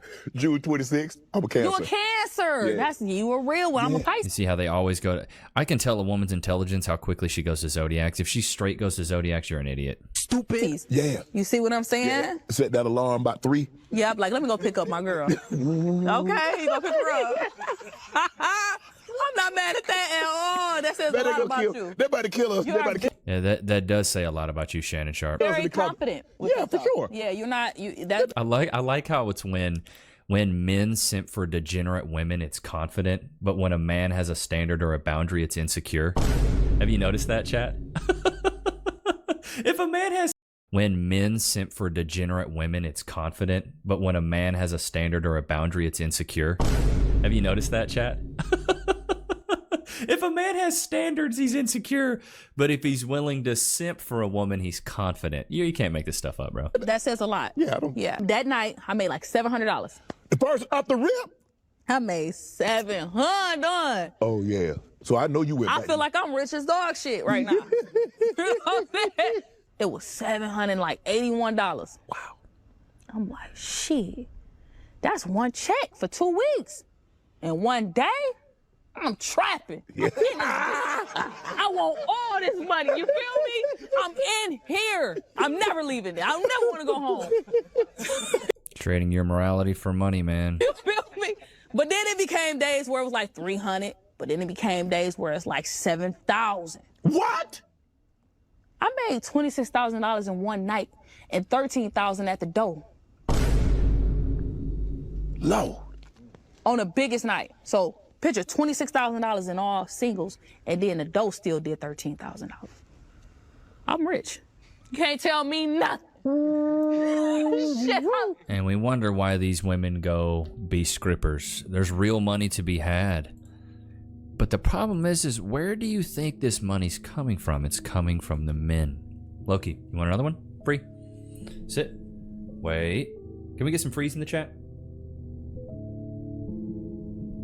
Free. Go to your place. In the chat, I don't know if you've noticed, but I have changed up the colors. I would love to get some recommendations from you guys, so please drop some comments in the drop me some comments of color combinations I can try. Previous episode I did like teal and red. This episode we're doing purple, even though it looks like pink and green. So give me some other color combinations that maybe we can do for the backlight and then the overall RGB light. Loki, was that good? It's funny when I can tell he's listening to me as the ears perk up. Loki, was it good? Did you enjoy it, bud? Oh, he's such a good boy. Such a good boy. I'm so blessed, man. I'm so blessed. I saw this clip and this made me think of you guys. How's your nuggets? Oh my God. It's so good, but I'm already getting full. How's the food 8 years taste? into the marriage. Oh, so freaking good. Are you gonna eat that? If this ain't true, bro. In the beginning, they're like, Okay, just a little salad for me. Yeah, no, that's it. I'm really full. I get really like full off of just like 2 bites. and then by the end of it, it's like, she's eating like that. This one's titled, Short Girl Will Only Date a Guy Below 6 feet If He Has a Big Schlong. How tall are you? I'm 5'3". Okay, I think you're like 5 feet. I could be 5 feet. What's the bare minimum height for you for a guy? I prefer my men to be over 6 feet. If a guy's like 5'11" is still... Notice how she said, I prefer my men, not my man, because she knows She's a runner, she's a track star. there'll be a lot of guys up in that tuna tunnel, that gut locker, sausage wallet, scrambled eggs between the legs. My personal favorite, the bearded axe wound. I prefer my men. You got to pay attention to what people say, bro. On how big his is. Wait, say it again. Still like hard no, or... It depends on how big his is. Bare minimum height for you for a guy. I prefer my men to be over 6 feet. If a guy's like 5'11" is still like hard no, or... It depends on how big his is. Haram! Haram. What if he's 5 foot, but he's slanging a giant Coke can? I probably wouldn't date him, but I would do content with him. I don't think you're 5'3". I mean, like, I can stand Can you up stand for up? you. I actually do want to see. I do want to see. I don't think you're 5'3". At the Whatever I've never podcast. actually been measured like I guess She's 5'3". Okay, wow. I am 63. wrong. In any case, you're 5'3". The guy has to be 6 feet for long term. I would appreciate that, yeah. Why? One is because I don't like to be taller. Well, a guy could be 5'4" So and be 5'4". taller than you. I want them to be 6 foot because it kind of triggers like a submission kink. I want to know that they're A submission kink? It triggers a submission kink? What? like bigger than me, stronger than me, can like handle things, even though I can handle things perfectly on my own. Handle Stop the cap. Anything. If the boyfriend is 6 feet versus 5'11", the 6 foot boyfriend's magically going to be able to handle. Yes. When you say handle though, you talking physical violence, or what are you talking? Physical violence could be. Bro, this is what I don't get is these women go out here in the dating market. They want a man that's taller than them, stronger than them, more confident than them, more competent than them, smarter, faster, taller, stronger. They want all of these things, but then they won't submit to this man. You're describing a guy that's superior to you, which insinuates you're inferior to him, but yet you still don't want to submit? Stupid. What? You want to be treated as an equal? This guy's better than you in every category. But you want... you want him to see you as an equal? This is crazy work, bro. This is absolute crazy work. It's just so wild to me, bro. That these women really think that they're going to go out there and find a guy like this that's willing to put up with all this BS. What's the title of this clip? Many misunderstand unconditional love. Oh yeah, let's get into this. No. I don't believe in unconditional love. Of course you can't just love someone no matter what they do. I mean, damn, there have to be conditions. That's how women love, dude. Right? Of course, no one should allow anyone to treat them badly or accept abuse of any kind. But that's not what unconditional love is about. It's about having empathy while erasing judgments. No strings attached. It's selfless. It's reciprocal and real. It's not a myth. Based on what you just shared with me about your upbringing, sounds like something that you didn't receive as a child. I mean, your mother didn't choose you when it came to your stepfather. Your father chose addiction over you, at least in your eyes. Has anyone ever said to you, I love you, I'm here for you, and I'm not leaving no matter what? No. No one. That's why a lot of these women fall into this behavior of, being scrippers, being sex workers, because they've never really been shown that level of love, that unconditional love. But I also believe, in chat, let me know what you think. Put a 1 in the chat if you agree. I only think women, children, and dogs are loved unconditionally. I think men are typically loved on the condition that they provide something of value to the woman. Men just aren't loved unconditionally. I was loved unconditionally as a child. I think that's why I can kind of understand it a little bit. Cass wasn't. So it's been a little bit harder for her, but kids that aren't loved, especially women that aren't loved at that age, they typically turn out to be more promiscuous so they can go out there and get that instant gratification. They can get that self-esteem boost because they're so insecure internally that they need to go seek that outside validation to feel better about themselves. Loki, do you agree, dude? Do you agree? He's like, I agree, Dad. 100%. That's kind of the big problem right now, is that we're having kids come into this world into broken homes. Single moms are raising these kids, producing the majority of the degeneracy in the world. And then we wonder why we have so many women in lonely fans, women that are scrippers, women that are only seeking out conditional things from men, aka money and resources. And we're wondering where we went wrong. What we need to do is bring back the nuclear family. That's why I started the channel. I want to preach positivity into relationships. I think we're better together. Together we're better. And I think the meaning of life is to find the people that you resonate with and to build meaningful relationships. Hell, I'm married. A lot of the guys that create content in this space, they're all like MGTOW, stay away from women, don't waste your time. It's like, no, I think there's a lot of great women out there. I think there's a lot of wonderful women. We have some wonderful women that watch the channel. Like Samantha's great, Kara's great. We have some really good women that watch this channel. We just need to find more of those women. So eventually, once the channel gets a little bit bigger, I'll probably start a group where I try to put men and women together. We're not really there yet, but hopefully one day we can start doing some matchmaking and have some of you guys meet some women that are on the same page. But I hope you guys enjoyed today's episode. Don't forget to like, comment, subscribe. Go cop the 2 ebooks, the 4 Steps to Style and the 4 Steps to, or the 4 Pillars of Personality that make you irresistible to women and respected by men. Loki, did you have a good time today? Of course I did, Papa. I just want food. It is food time. But I hope you guys enjoyed today's episode. I'll see you guys tomorrow, man. Peace.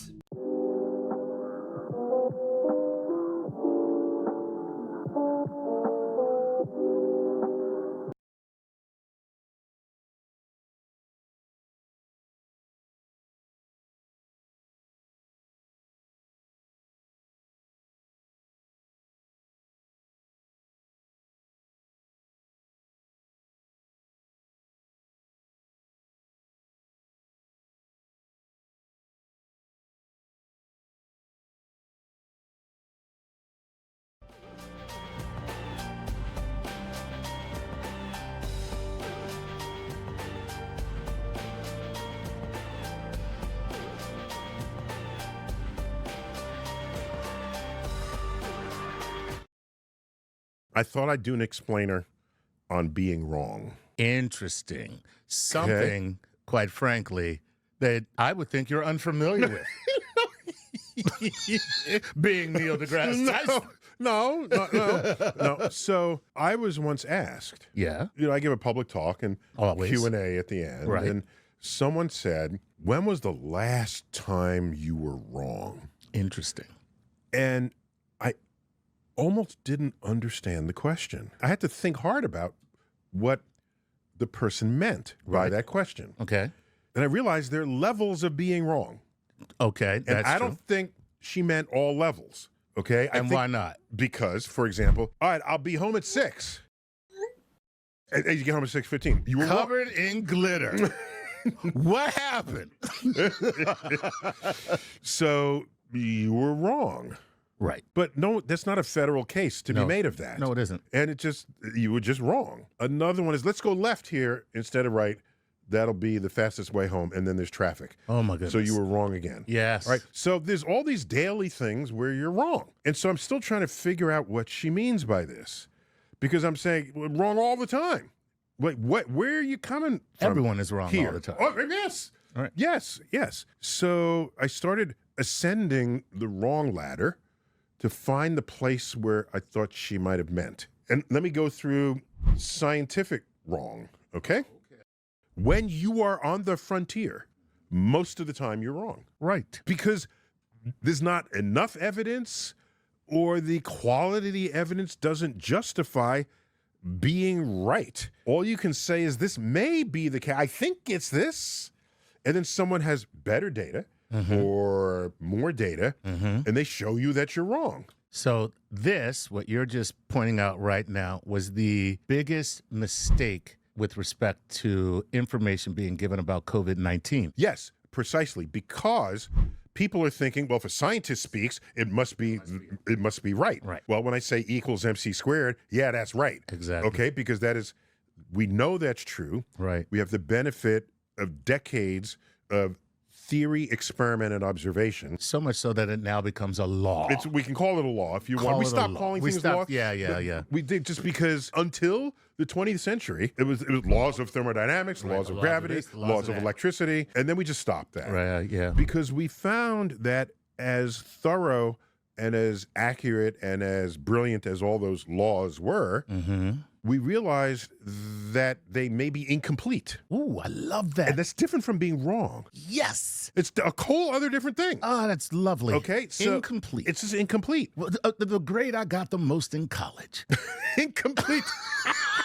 I forgot about that grade. I forgot about you. Forgot that. Don't give me an F. I'll just. I am not failing anything. Okay. I'm just gonna be incomplete. Yes. INC. Yeah, period. INC. I'm just listening. This is gonna cost me a few more dollars for these credits, but I'm incomplete. I forgot all about taking it again. The incomplete grade. Uh-huh. All right.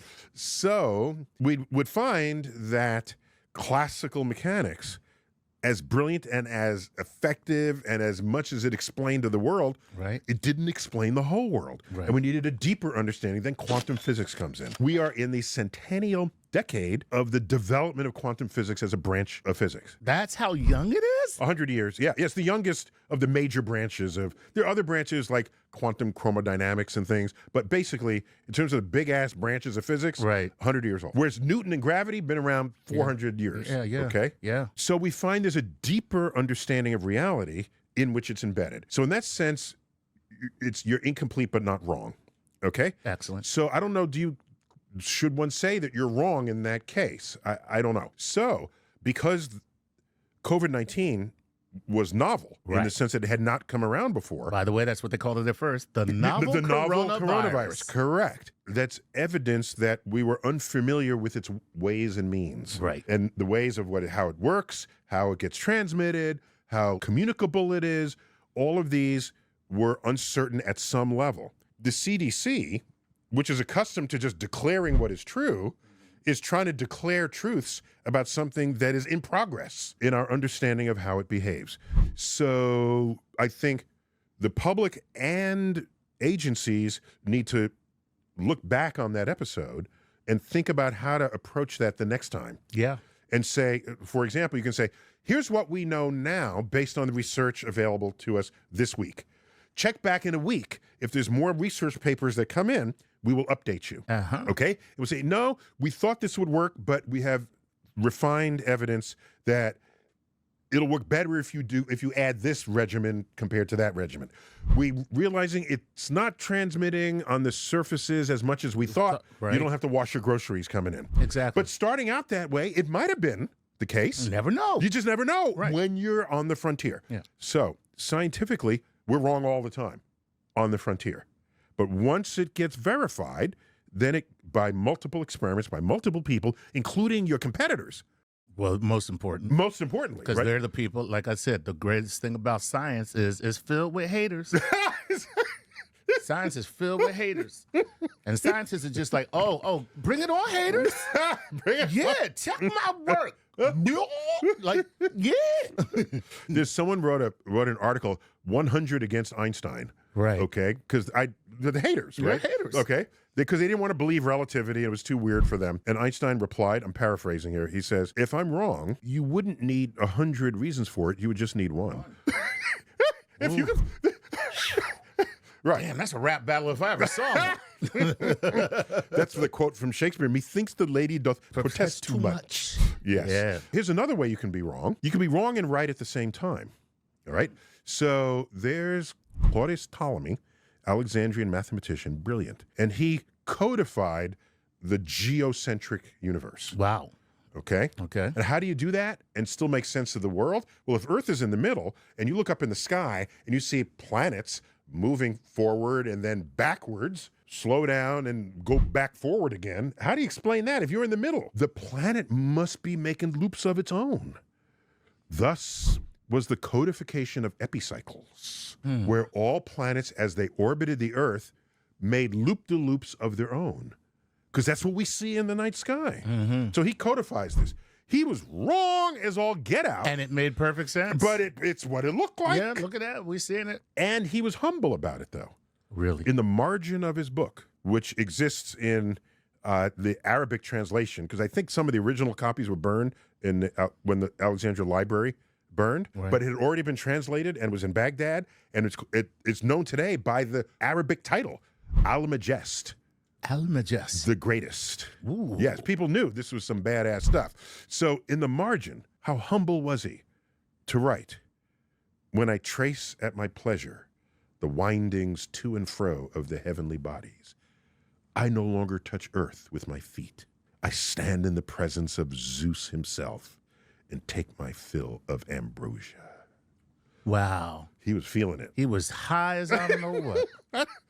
How'd you get high back then? Oh, everybody got high back then. Are you kidding me? And there were no laws against it. That's the great part. So AD 150 that's what he penned that in the margins of his greatest work, in the manuscript. That's pretty cool. Of his greatest work. So there it is. Now you can be wrong, but interestingly wrong. That triggers the work of other people. Right. He's on the frontier. So like I said, scientists on the frontier were wrong 90% of the time. He was wrong, but interestingly wrong, because using the epicycles, you could predict where the planets would be. Exactly. It had some utility. Right. 1,400 years later, Copernicus comes along, says maybe the sun is in the middle and not the Earth. If you put the sun in the middle, you don't need the epicycles. Right. Because the planets are doing their thing. They're all down there. They're all doing their thing. Okay. Right. Oh, by the way, if you have epicycles, you have to declare that planets occasionally go backwards. They invented a word for that. The astrologers invented a word for that. Oh, yeah. It's Mercury in retrograde. Retrograde. Oh, my God. That's a little... Nothing in my life is working. Mercury's in retrograde. Oh, my God. Give me my crystal. I need to make sure that my life gets right. Okay, anyway. Listen, go ahead and hate me. I don't care. What? Please.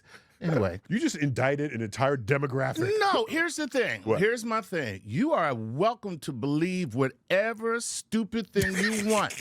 You are welcome to believe that. And I should have the right to say, look at you, dummy. That's the problem with the world today. Okay. Is that no one can stand up to any type of criticism. I get it. You know what I mean? Which is just somebody else is looking at you critically. All right. That's all. Okay. So now, here we go. So, to have a word for when the thing goes backwards, when it's not actually going backwards, is an interesting fact. That is interesting. And so, for example, if you're at NASCAR and you see the cars going around a circle, when it's on the other side of the track, you don't say it was going backwards. Backwards, right. There's not a special word for it when it's on the other side of the sun, coming back left and right. You don't invent words for that. That's true. It's going in the same direction, forward at all times. At all times. Right. Okay. So here's what's interesting. Copernicus says, let's put the sun in the middle. Epicycles, even after he did that, were more accurate predicting the positions of the planets than his heliocentric model did. Look at that. I know. So, do you throw it out if it's not as good as what was there before? Do you know why it didn't work?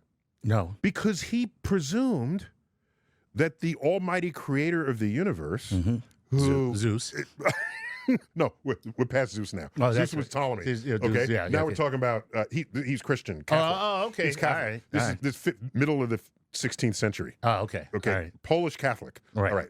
So he presumed if God made the universe, what's the most perfect geometric shape? Circle. Circle. So planets are clearly moving in perfect circles. Perfect circle. Why would God make it move in any other shape? Exactly. Because God is perfect. Exactly. And a circle is perfect. So it's got to be what It's God got to be wanted. okay, exactly. Yeah, that makes sense. So invoking deity as a motivating force for his scientific thinking.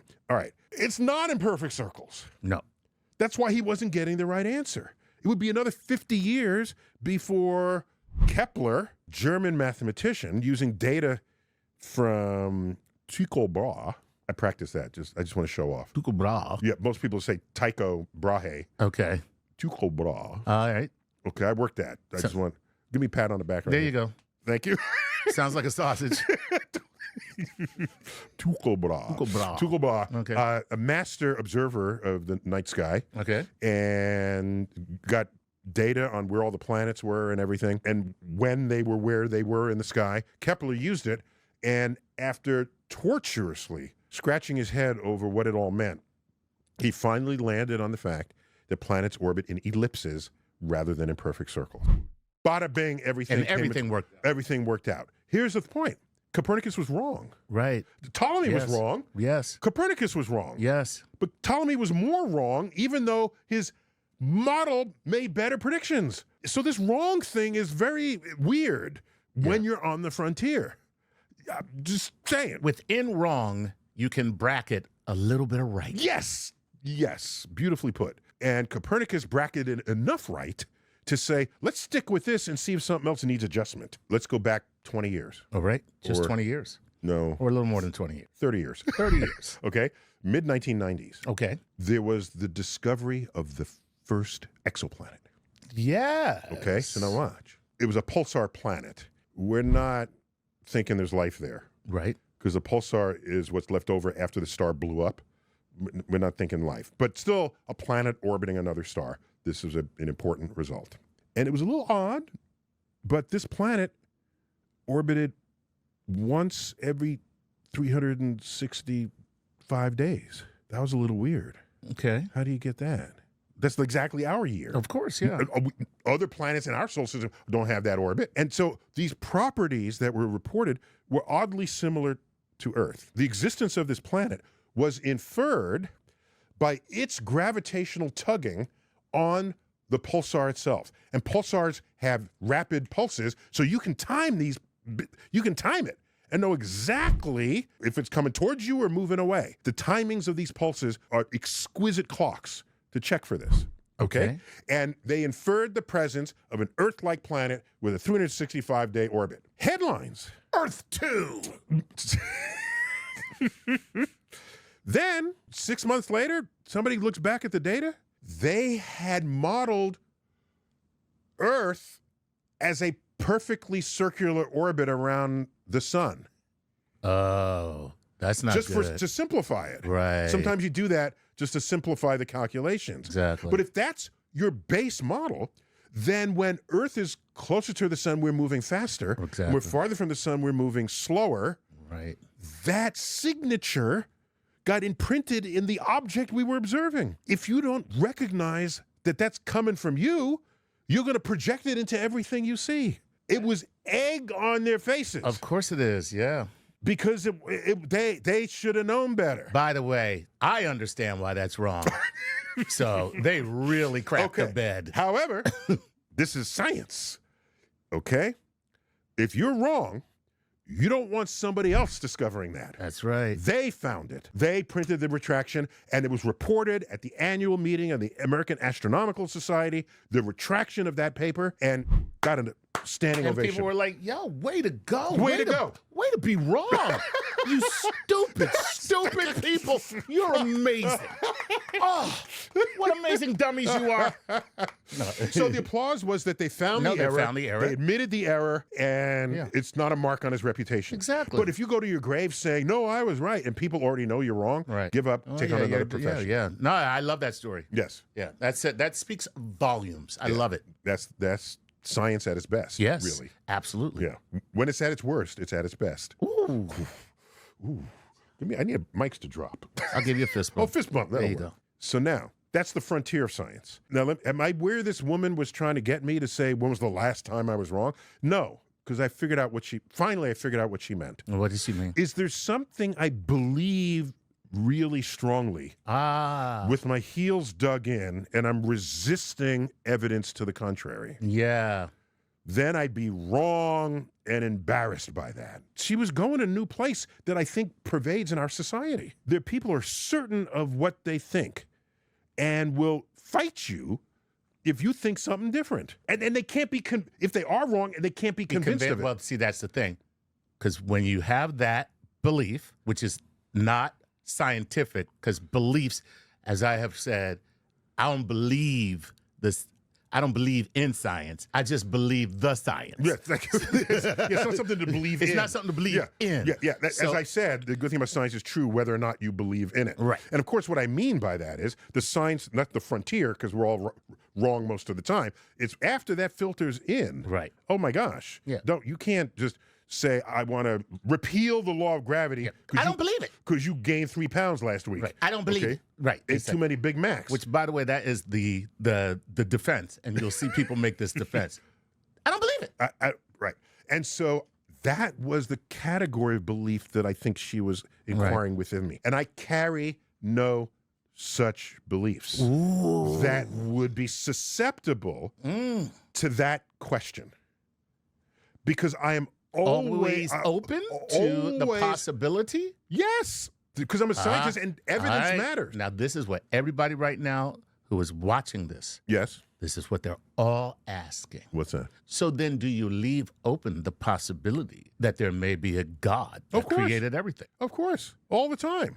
Oh, snap! No, that's not a snap No, thing. wait a minute. We have just really opened up something. No one believes that about you. Let's assume that there's something in me that we can call belief. Okay. Okay? The level of belief I place in something will always be proportional to the evidence that supports it. Imagine your whole life pivots on something that you believe is true. Oh, I don't have to imagine that.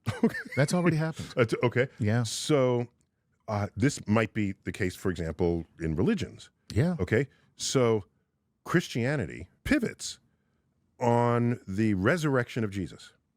Okay. That's a major feature of Christianity, and belief in that is a major tenet of what it is to be a Christian. Suppose you had access to a time machine and you say, of all the events in the Earth history, what do you want to witness? I want to go back to the day where the rock was rolled away. Exactly. Okay, so and let's they say... said, the angel said, he is not here. Okay, so now you go back to that day. Uh-huh.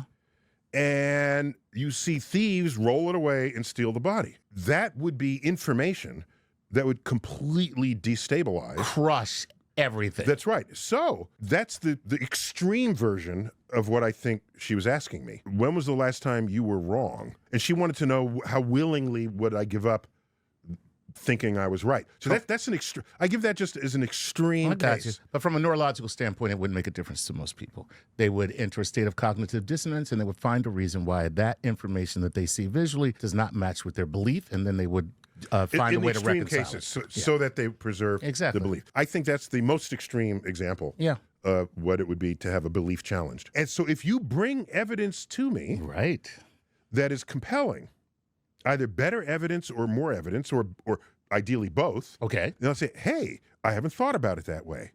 Thank you. I will be thankful to the person for calling that to my attention. So that's why I kind of looked like a dog hears a high-pitched sound when she asked that question. I said, what? And then I had to work my way to realize what she meant by it. Because as a scientist, I don't want to say I delight in being wrong. I delight in being corrected. Ooh. That's a big difference. Yeah. Yes. Correction always involves advancement and learning. Yes. Always. At all times. At all times. Some people are so brilliant that even when they're wrong, they're right. Okay, now you sound like Scarface. I always tell the truth, even when I lie. Okay, so Albert Einstein, when he wrote his general theory of relativity, which is the understanding of gravity and the structure of space-time across the universe, it would be applied that way by people like later than that theory. Right. He didn't do it all, but he laid the foundations for it. Okay. In his equation, there's a mathematical term that if it had a physical reality, it would be an anti-gravity force. And are we talking the famous E equals MC squared equation? No. Okay, So I was going to say. This is an equation for the universe. And he said, well, all the galaxies in the universe... That's brilliant. I already see it. Wait. All the galaxies left to themselves would have the universe collapse onto itself. Right. But we're not collapsing. Right. So this term would be this pressure force pushing against everything, keeping it in balance. But we don't know anything that's doing that.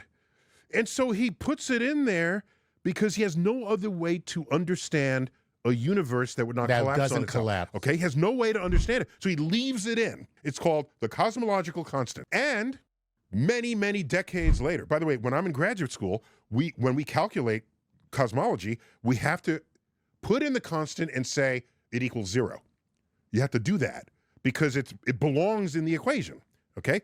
When Hubble discovered that the universe was expanding, then it's no longer a static universe, and he doesn't need the pressure to hold it up against collapsing. And then he said, then he discarded it as this non-physical thing that the math gave him, but it has no physical counterpart, and he called it his greatest blunder of his life. Oh my goodness. Until we discovered this negative gravity pressure in the universe, that it's called dark energy. Exactly. A Nobel Prize has been given for it. Yeah. A Nobel Prize was given for what he rejected. And so Einstein's biggest blunder was saying that was his biggest blunder. Exactly.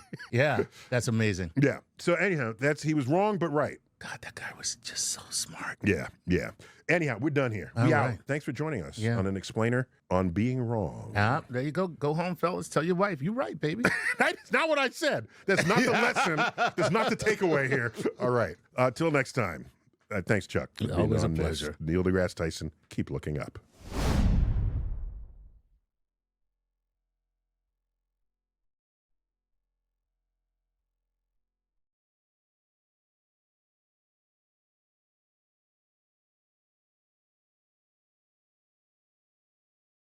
Moon nukes? What's up with that? The space race is going nuclear. But we are in the race. We're in a race to the moon. NASA Administrator Sean Duffy expected to announce plans this week to build a nuclear reactor on the moon. To have a base on the moon, we need energy. Here to discuss all of this is astrophysicist Neil deGrasse Tyson. Well, as you may have heard, the United States, NASA, has an accelerated plan to deliver a nuclear power plant to the moon. Plant actually overstates it. It's a nuclear power device that can produce 100 kilowatts of power. So how much energy is that? Well, you know how much energy a hairdryer draws. Typical hairdryer might draw 1,000 watts. If you delivered hairdryers to the moon, how many hairdryers could it sustain? 100 of them, 100,000 watts, because each hairdryer is 1,000 watts. So obviously that's not what NASA is planning. I just want to give you a sense of how much power that represents. It's not a major power plant. It is an energy source that would be sufficient to sustain a small colony, a small settlement. So NASA has pushed forward the timetable over which that would be delivered. It was going to happen anyway. They just moved it forward. And that made great clickbait all around the internet. Trump administration is going to put nukes on the moon. The real story is NASA and the Artemis program that was going to put a power generating system on the moon farther away in the future has moved it up on the calendar. That's really all that happened there. The urge to attach it to the Trump administration is strong, but here's what's interesting about NASA. Realize NASA is 10 centers across the United States. 10 centers located in 8 states. And variously, those 8 states will vote 4 red, 4 blue, 3 red, 5 blue, 3 blue, 5 red. And so that's interesting, which means NASA is embedded into the political spectrum of America. What that means is the vision statements of NASA as an expression of what the country wants to do actually transcends presidents, and on some level, therefore, transcends politics. So it's how and why Kennedy can say, let's go to the moon, and we go to the moon, and Nixon picks it up. And we keep going to the moon until we look over our shoulders and Russia isn't there. Oh, that's why we went to the moon, because Russia This was female gonna Black Hawk make pilot major crashes leaps into a and bounds in passenger plane space, and we kills have to almost show 70 them people. That we were We better don't know than if the she godless intentionally- communists around the world. These are the driving forces. So what happens in the 20-teens, 2014, 15, 16? China says, we want to put taikonauts, their word for astronaut, on the moon. China is like our frenemy, right? We're looking over our shoulder because are they about to be the new world superpower? Economically, socially, culturally, what's going on? So Congress is a little spooked by this, and we say, we're gonna go back to the moon. Thus was born the Artemis program for the United States to go back to the moon. Recognize that between 1972 and then, going back to the moon was not a sufficient enough goal to do on its own without some kind of forcing agent behind it. Just the kind of forcing agent that sent us to the moon in the first place. Okay, so now we have the Artemis program. It's a spaceship. The first Artemis went to the moon, went around the moon, came back, landed, but it had no astronauts. That's Artemis 1. Artemis 2 is going to go to the moon, orbit it, and come back. That'll have astronauts, but it wouldn't have landed. Artemis 3 is going to go to the moon and land with astronauts. That's the plan. And it'll keep going to Artemis 4, 5, and in the plan, you can look it up. In the plan, there's a building of a base there, a sustainable presence. The moon will become a new second home for us. So you need energy sources while you're there. You're gonna be doing experiments, you wanna live, you wanna stay warm. At night, it gets very cold on the moon. In the daytime, it gets very hot on the moon. It swings from 200 degrees below 0 Fahrenheit to 200 degrees above 0. There's no atmosphere to smooth out that temperature difference. So, how long is a day on the moon? A day on the moon lasts a month. Where do you think the word month came from? It's approximately the cycle of phases of the moon. And the cycle of phases of the moon is the moon going through one moon day. If it takes a month, that means the moon has 2 weeks of sunlight, 2 weeks of darkness. So you can set up solar panels. That's another way you can get energy on the moon. Solar panels. They're cheaper and lighter than a nuclear plant, but there are other issues with it. So for example, you can set them up and for 2 weeks, you get nothing but sunshine. And even when the sun gets low in the horizon, there's no atmosphere. So the sun near the horizon is just as bright as the sun overhead. And so you get the sunlight no matter what, 24/7, or however you might measure that on the moon. Then the sun sets. If you made more energy than you needed, you can put it into storage batteries and then use those when nighttime comes. However, you ever try to use a battery at 200 degrees below 0? We're not there yet. Batteries don't like being cold.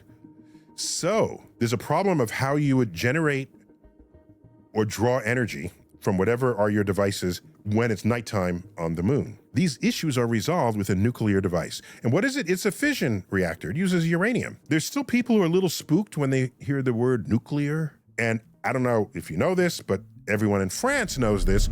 2/3 of their power is generated by nuclear power plants. And it's been that for 40 years. 2/3. They make so much energy that they export their excess to the tune of more than 3 billion euros a year. And they're just fine. You ever hear Frenchmen say, oh, I'm afraid of nukes? No, they got it figured out. So it has to do with design. Is the design modern and sensible and resistant and the like? Oh, you might have to worry if you had a nuclear device there. You see what the surface of the moon looks like, right? It's got craters. That means the moon has been hit. Now, it doesn't have an atmosphere to protect it from the smaller objects, but a bigger object, even on Earth, is coming through. Suppose an asteroid hits the nuclear device. I'd kind of be more worried if an asteroid hit me. That's just between you and me. But they're easy engineering solutions to this. You can just bury it. You can bury it. It's a self-contained device developed. There's prototypes being used in the military right now at military bases. They're good for remote locations. The future of this could be quite bright. So if we do this before 2030, we will beat China and Russia to the moon with this technology. And apparently that gives Congress some bragging rights. All right, and okay, that's what it takes to become a multi-planet species. Okay, but I'm not so naive as to suggest that when we first went to the moon, it was just for the glory of exploration. No, it wasn't. The statements you might read that we want to set up base camp on the moon so that it's a station to continue onto Mars, that's less realistic. It doesn't really make sense to fly to the moon and then continue onto Mars because it takes fuel to land on the moon. On the moon, you need fuel to slow down. So if you're going to go to Mars, who needs the middleman? Just go straight to Mars. So there are even books on this, one by Robert Zubrin called Mars Direct. Point is, if you really want to go to Mars and that's your target, you don't need the moon for that. You just go straight to Mars. Now, what's good about setting up a base camp is when you send astronauts, they don't have to carry all the food that they need going forward. You know why? Because we could just send spaceships that have no crew in them. And they can land there and all the food is there. We can do that. So the supply routes, the supply chain does not have to be conjoined with the delivery of the astronauts themselves. In fact, we can send all the camping equipment they need up front. And when they step off their spaceship, they just put it all together and there it is. So that could be fun. Oh, and one final point. All of this is targeting the South Pole of the moon. By the way, none of the Apollo astronauts landed anywhere near the South Pole. They landed in the large flat areas, which are called seas. They're called seas because early people saw that they were flat and smooth and they thought maybe the moon had oceans. Apollo 11 landed in the Sea of Tranquility. Many of the seas are named after psychological states. The South Pole, the sun never gets very high in the sky. And you have craters with crater rims where the sun never gets high enough for sunlight to reach the bottom of the crater. So that there are places on the moon in the middles of these craters that literally the sun don't shine. So if the sun don't shine at the bottoms of these craters, anytime the moon had been previously hit by a comet, which have high water content, the water molecules sort of drop onto the surface. If the sun hits it, they'll evaporate and escape into space. If they fell into the middle of a crater near the poles, it's a cold trap. And in a cold trap, it is hundreds of degrees below zero and it never gets warmer than that. The water molecules are there to stay forever, for billions of years. So we have billions of years accumulation of water at the basin of polar craters. Water's pretty good. You might want to drink it while you're there, okay? Now it's not just, it's not a bottle in a refrigerator waiting for you to take. You actually have to mine the water molecules out of the surface of the moon to obtain this. So you need a mechanism to do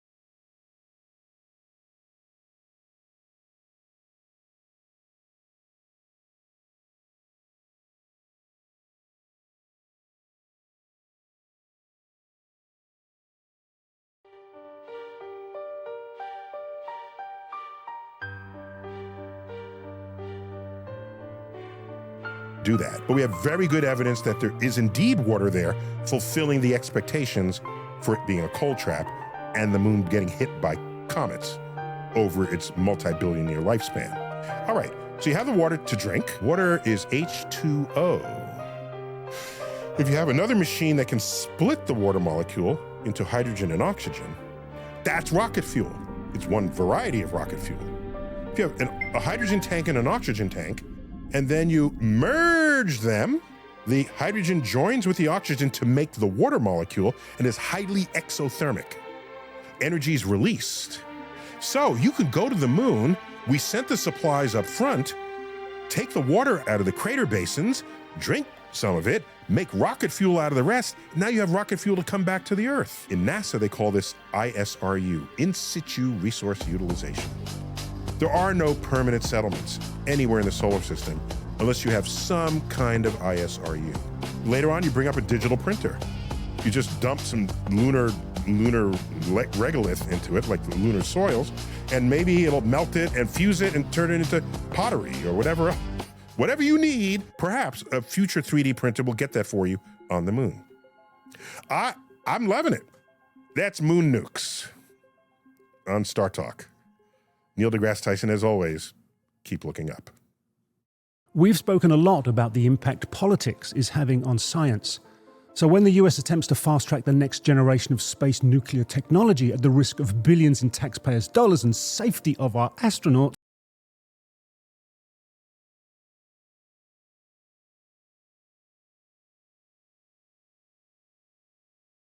This is Star Talk, special edition. And as always, that means we got Gary O'Reilly. Gary. Hi, Neil. How you doing, man? I'm good. Former soccer pro? Allegedly. Allegedly. And you're staying in shape. You look good. Oh, you're such a liar. No, most people by then, they're just gone to pot, Oh, breathe in. Keep it sucked in. Keep that sucked in. Chuck? Hey. All ready for another episode of Absolutely. Special Edition. Always. And for those who don't know or remember, this is a spin-off of Star Talk that specializes in all the science that matter to the human condition of mind, body, and soul. Oh, yeah. And what did you cook up today for us? Well, Lane Unsworth and I, co-producing on Special Edition. She's our LA office. She is in our LA office. And we were offered the chance to investigate the science of revenge. I'll get you both for that. Something we should talk about afterwards. So that's where we are today. All of us have likely thought about revenge at one point in our lives, even if it's nothing more than thwarting that squirrel on the bird feeder. Oh, I really hate those little... Anyway, moving on. Wait, dude, this is Manhattan, New York City. Yeah. The squirrel on the bird feeder, that's not an image to anybody. There are people watching this who do not live in Manhattan. Spoiler. Okay. Because we're here at my office in Manhattan at the American Museum of Natural History. Right. What's funny is that you just said that to every collective Manhattanite in this city, because that is the mentality of everybody who lives in Manhattan. I know, and I get it. And it's what makes it a fabulous place. Hopefully it's no more than thwarting this so-called squirrel and so-called bird feeder doesn't exist. But it can and it does get out of control. How does this happen? Why does this happen? Researchers have begun to think of revenge as an addiction, a deadly addiction. Yeah. So what is your brain like on revenge? Is it an addiction? Big and beautiful. Is Big, beautiful brains, all about, I am your retribution. I'm sure we'll end up there. If it is an addiction that, by the way, has been hiding in plain sight for most of us, then there must or should be an off-ramp. Let's find out. Neil, would you introduce our guest? I'd be happy to. We've got James Kimmel Jr., JD, Doctor of Jurisprudence. James, welcome to Star Talk. Thank you very much. I am happy and honored to be here and ready to roll. Ready to roll. Oh, I like that. Oh, look at that. So he's ready. Let's roll him then. Yeah, I love it. Wait, so... He may not have seen the show before. So you've got a JD, Doctor of Law, but you are not in any law school. You are a lecturer in psychiatry, the Yale School of Medicine up there in New Haven. Look at that. And a founder of the Yale Collaborative for motive control studies. Oh, motive control. How's that for a euphemism That for is. stop trying to kill people? Right. Not to be confused with motor control. Yes. Oh, studies. that's a different. Exactly. Right. Very Yeah. different. And you do research identifying compulsive revenge seeking. Interesting. As an addiction. Oh, ooh, Yes. interesting. Right, because it's not just a single event in your Right, life. exactly. If you're thinking about it all the time and you can't get it out of your head. Right. And oh my gosh, that's a whole other thing. And I got here, you developed the first behavioral addiction model of revenge. Interesting. And the brain disease model of revenge addiction. So you're in this. We love it. Yeah. And James has a book out, The Science of Revenge. Right. That's why he's on this show right now. Yes. That follows previous books, The Trial of Fallen Angels. Ooh. Yeah. That's By the way, that's a case that as a lawyer, every lawyer wants. I am representing Lucifer. Your Honor, better known as God. Yeah, but will you be the devil's advocate? Yeah. Booyah. What else have we got to follow now? Yes. So let's start from scratch here. You come to this field with a JD degree, Doctor of Jurisprudence. And how do you end up in the Yale School of Medicine with this kind of expertise? Yeah, that's an interesting story for sure. And maybe the better question is, how did I get to having a JD and then to the Yale School of Medicine? Oh, I wish you have a suit. You know, that actually starts when I was in high school. I was raised on a farm in central Pennsylvania. All right. Farm boy. And I wanted to be a farmer when I was a kid. And my parents moved my brother and I out there when I was about 12 as to my great-grandfather's farm. And when I got there, I really wanted to befriend the farm kids who lived in the area around me, whose dads were kind of real farmers, because my dad was an insurance agent, even though we lived on this farm. And we had cattle, we had Black Angus cattle, we had pigs and chickens and things. But we weren't making our living from the land, and the guys around me that I wanted to befriend, they weren't having any of this. I was not authentic, right? So I was the subject of some amount of derision, and I was an outsider. So you were bullied. Just say it. We have a word for that. I was headed there, but you're ahead of me, and that's absolutely correct. I was bullied for multiple years up until the middle of high school, and it was kind of verbal at first, and then it was physical assault and kicking and punching and getting on and off the bus and going down hallways and in the locker room and stuff. So late one night, in the middle of the night, we were asleep and we awoke, my family and I, to the sound of a gunshot. And we raced to the windows to, look and see what was going on out there. And I saw a pickup truck that belonged to one of the guys that had been harassing me. So I was probably about 16, 17 years old, and it took off down the road. So we checked around the house to see if there was any damage and didn't see anything. One of my jobs every day before going to school, and one of my jobs that next morning, was to go out and feed our animals, feed the cows and the pigs, and also the sweet little hunting dog, a beagle named Paula. And when I went out to her pen, I found her lying dead in a pool of blood with a bullet hole in her head. Oh my goodness. Yeah. So that was that gunshot? That was the gunshot. Oh man. I mean, that's just out of pocket. That's so far beyond the pale. Right. That's way beyond bullying at that point. Right. So what's your reaction at this what point? happened? Yeah. Because that's insane. Yeah, it was insane. It was pretty hard to look at that, and it was pretty hard to reconcile that with reality for a while. But we called the state police. That's who patrolled the countryside, and this was early '80s. They weren't very interested in it. I mean, they felt bad, but it was a dog, and they had a lot of I guess more important things to do, and so they didn't do anything. And my dad didn't really do anything either, because as an insurance agent, he was selling insurance to farmers and really wasn't going to jeopardize all of that over some kind of kid's dispute. And so about 2 weeks later, I was home alone at night, my parents were out somewhere, and a vehicle came to a stop in front of our house. We lived along this one-lane country road, and I looked out again and saw that it was that same pickup truck, and then there was a flash and an explosion. And they blew up our mailbox and sort of shot it into the neighboring cornfield.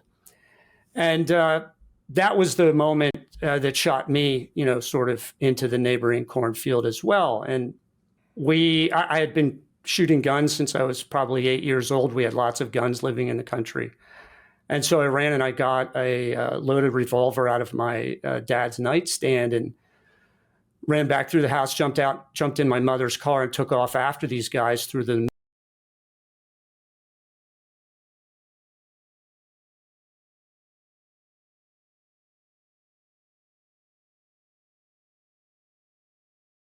We discover an expanding universe. If we're expanding, it is vast in every metric we've ever established for it. There are things that are vast in size, in temperature, in speed. Just to get a feel for that, take a tree and expand it to be the size of the observable universe. Then the Planck scale would expand roughly to the size of an atom.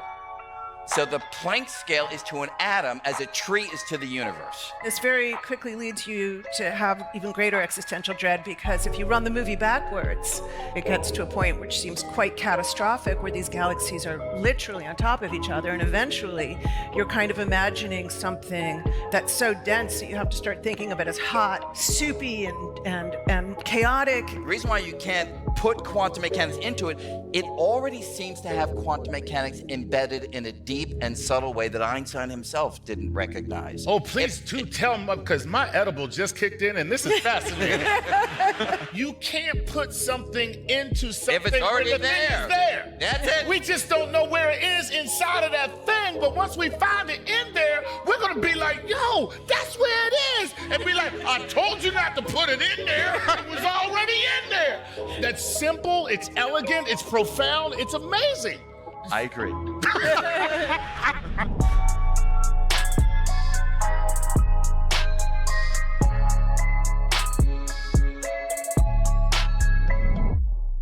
So maybe it's not the photon being pulled, maybe the space itself is being warped and the photon is like surfing on the space. And so it's just like, yeah, man, this wave is awesome. And so you see it curve, right? But if that's the case, why can't it escape a black hole? Because does that mean that the space inside of a black hole is being folded in so that even the photons can't get out? Yeah, essentially.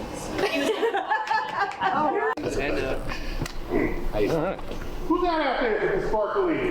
But I want to be Morpheus, he says. You can't be Morpheus. I said, why not? He said, because I'm Morpheus. It's a stupid conversation. You ever hear those guys that sing in that really, really low voice? They're like, Basso profundo? Basso profundo. Basso profundo. It's like you can almost see the vocal cords vibrate. Oh my God, that's pretty good. Oh, look, I'm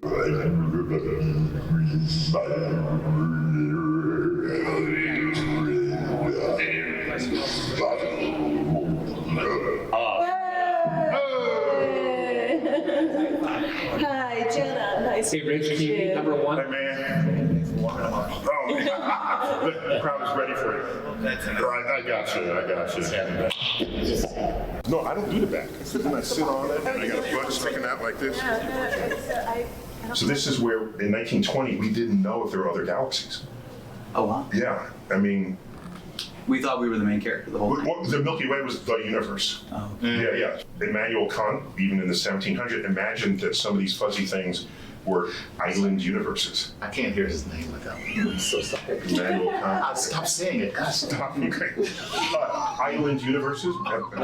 You think so? I have uncommonly fast reflexes. I was wondering maybe He's got to be they're uncommonly fast. Okay. Then we'll do a little dance or slow.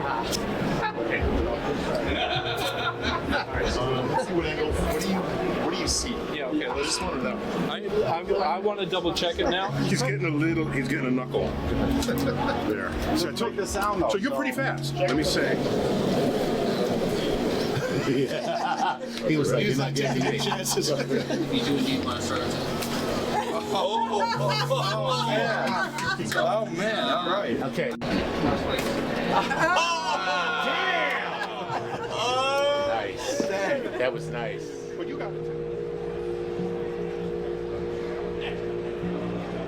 So before we begin, I didn't know this until today, that the two of you are actually current collaborators on some research. Could you just highlight what that is? What are you doing? I mean, Brian and I have been working together for years. Yeah.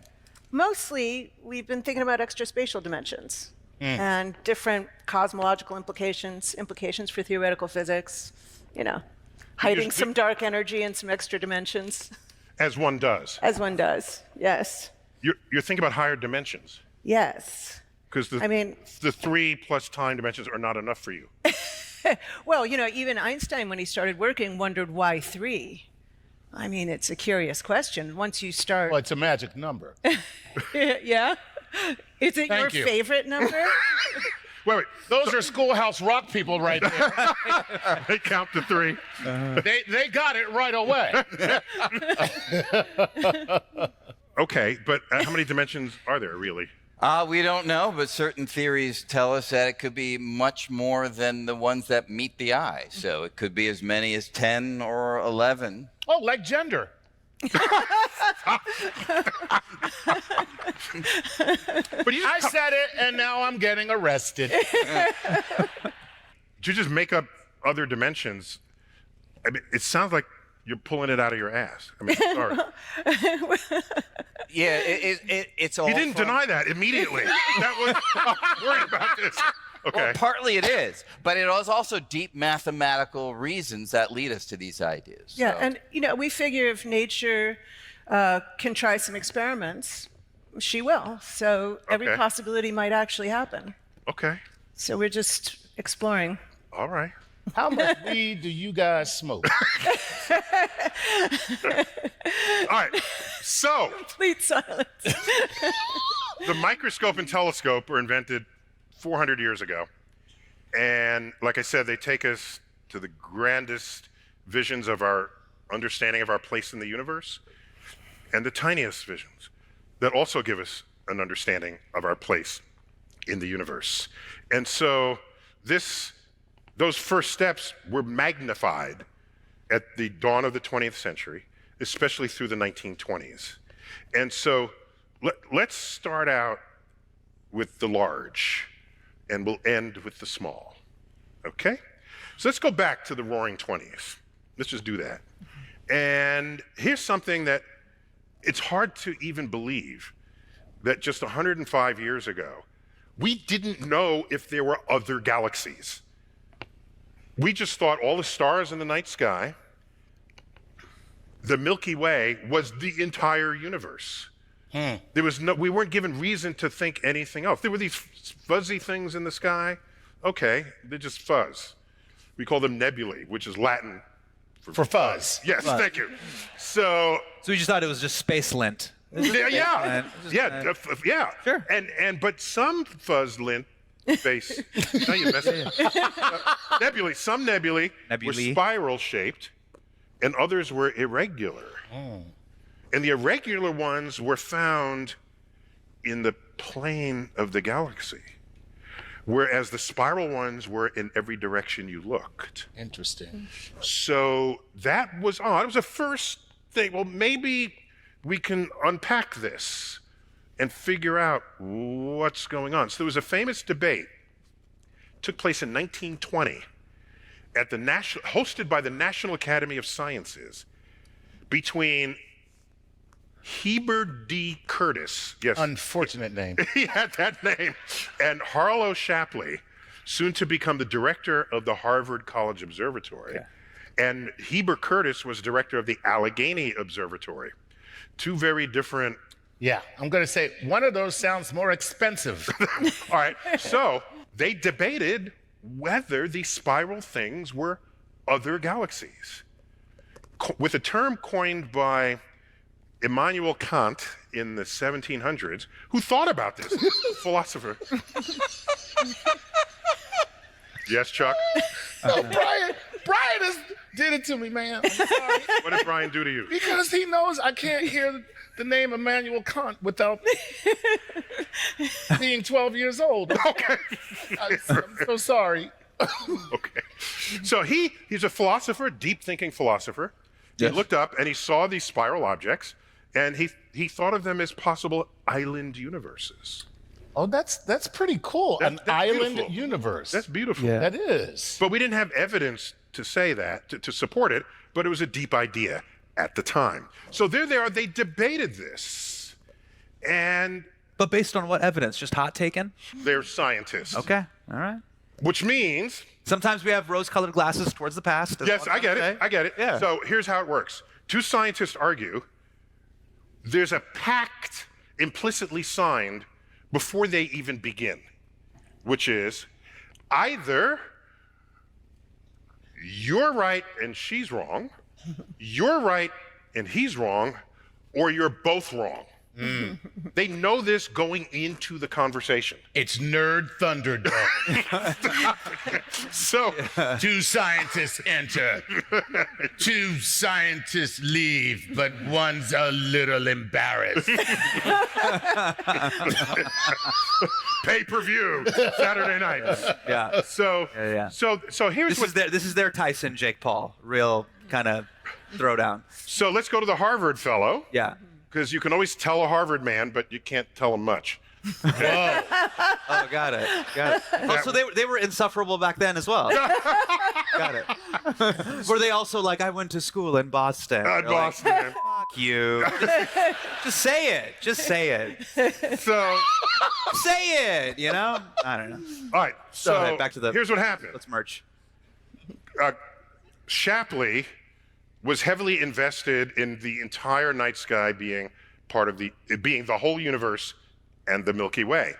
And he had evidence at the time from a fellow astronomer who had looked at the spiral nebulae and claimed that he found them having moved on the sky. Now, if you're really, really far away, that's essentially impossible to measure. But if you're close up, and you're moving, you can see that movement, okay? Things that are close to you. So the example here is, if I see a plane moving across the sky, and then I see a bird moving at the same angle, I don't conclude that the bird is going 600 miles an hour. The bird is much closer. So at much lower speeds, I can see it cross my field of view. So, because it's closer. That evidence suggested that the spiral nebulae were nearby, and he bet on that horse, but it was the wrong horse. He was doing what a good scientist will do. He took the data, put his confidence in the data. It was later shown that the data he was basing his argument on was false. It could not be verified by the work of other scientists. And in fact, no, the spiral nebulae had no motion across the sky. And so Shapley was just wrong. We would later show that he's wrong. And what puts the nail in the coffin? 1923. Edwin Hubble. Oh, the man. Hubble was a person before he was a telescope. Yeah. I thought he was born a telescope. Born a telescope. Yeah. Oh, the man. Hubble was a person before he was a telescope. Yeah. I thought he was born a telescope. Born a telescope. Yeah. Yeah, just like when you're a kid, you're like, of course. There was Ninja Turtles, and they were birthed. And... Yeah, there it is. There it is. So he had an idea based on evidence, and it turned out to be wrong because the evidence was flawed. So there's some lessons there. Yep. All right. And if one scientist has one bit of evidence, you don't alert the authorities yet until there's confirming other experiments to do so. That is what the peer review is all about. That's right? Peer review is all about. And by the way, for anybody who wants to know, scientists are haters. Okay, that is what they do. You come up with something, and somebody goes, "I call bullshit," and then it's on. Got it. Then it's just on. Wait. So Neil, a peer review to us non-scientists is basically it's scientific group chat where you present your take or information, and Yes. Yeah. the 17 other friends that are in the group chat get to be like, bullshit. And Shapley had a green bubble in the chat. That's oh goddamn, what a horrible life to live. He was the one green. He was the one green. Surrounded by blues. Yeah, and if you have an idea and it's shown to be wrong, then it's just wrong. In fact, Einstein, after his relativity, which we'll get into in a couple of minutes, that was hard to accept by people, right? It was, it was hard. It was very counterintuitive. Someone came up with a work saying 100 against Einstein. 100 against Einstein. And then he's rumored to say what after that? Well, see, I just learned this anecdote, but he's rumored to have said, why 100? If I'm wrong, 1 would have been enough. Wow. Yeah. It's pretty great. Yeah. And believe me, I've been married for 27 years. That is right.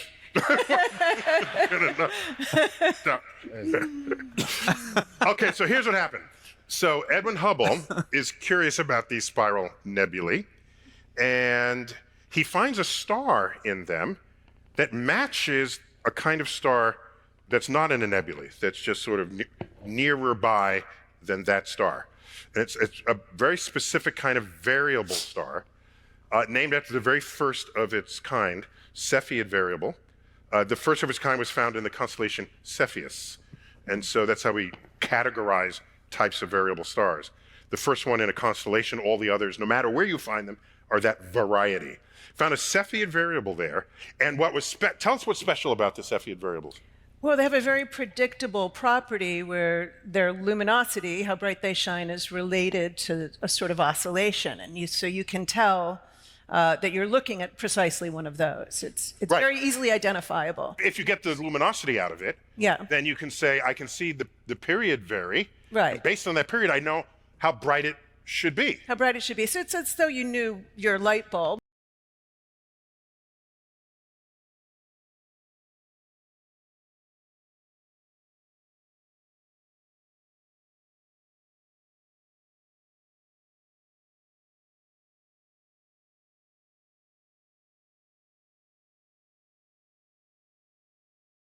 Right? Yeah. You can tell if you have a very bright light bulb far away or a very dim light bulb up close. Right. How can you distinguish the two? And how do you distinguish the two if you know nothing about the light bulb? But if you know everything about your light bulb, Yes. you know exactly what it is, then you can say, oh, I know this light bulb, so I know exactly how far away it is. So he says this star is of this particular luminosity, and the only way it could be that dim is if it is far away. You know, everything happens in space, and space is happening in space-time.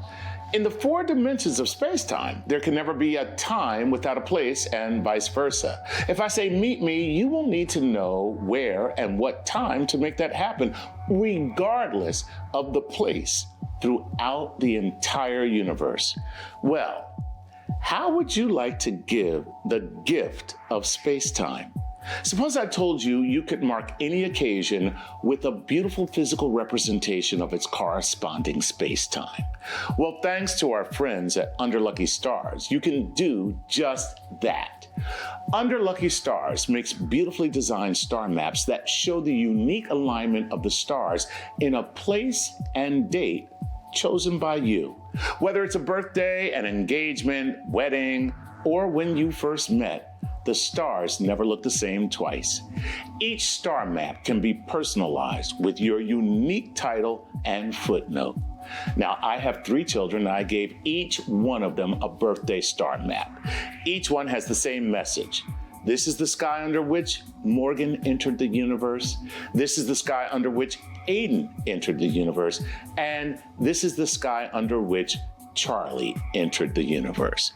And they love it. And so will your mother, brother, sister, father, wife, child, best friend, or even your boss, you know, if you're that kind of employee, because you're giving them the most unique commemoration of a significant life event that they will always cherish. So don't wait.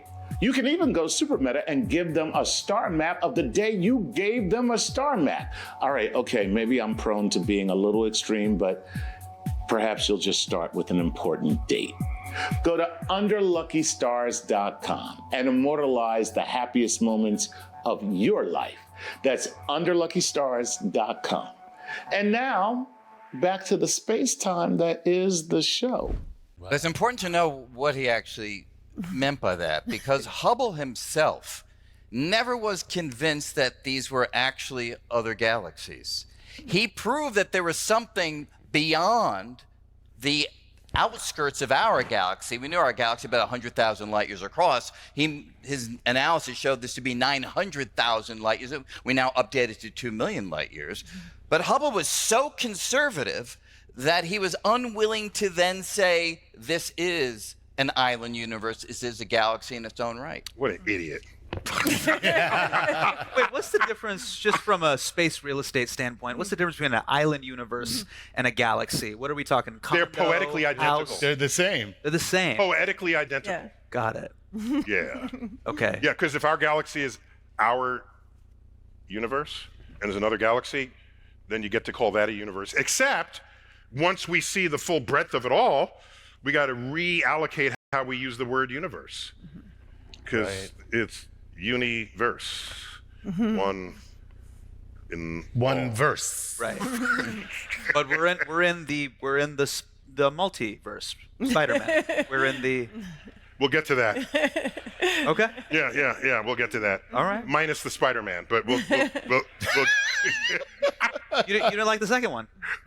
I thought it was great. So Jana, we're reeling from the fact that we are not the universe. We're just a part of a universe. And then a few years later, Hubble discovers that these spiral nebulae are in motion, body and soul. So what's going on there?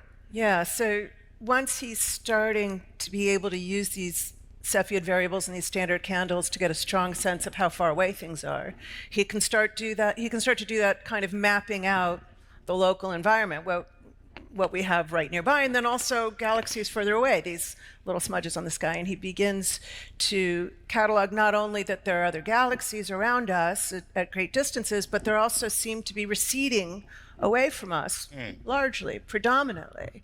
Yeah, and so he makes a plot.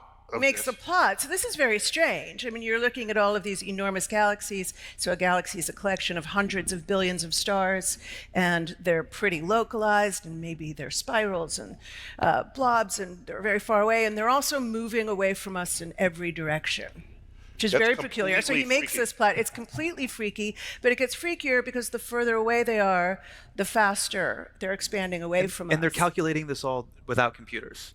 Well, hundreds of billions. People were called computers back then. Sure. If you look at old dictionaries, look at the word computer. A person who makes calculations. The person who computes. So. Wait.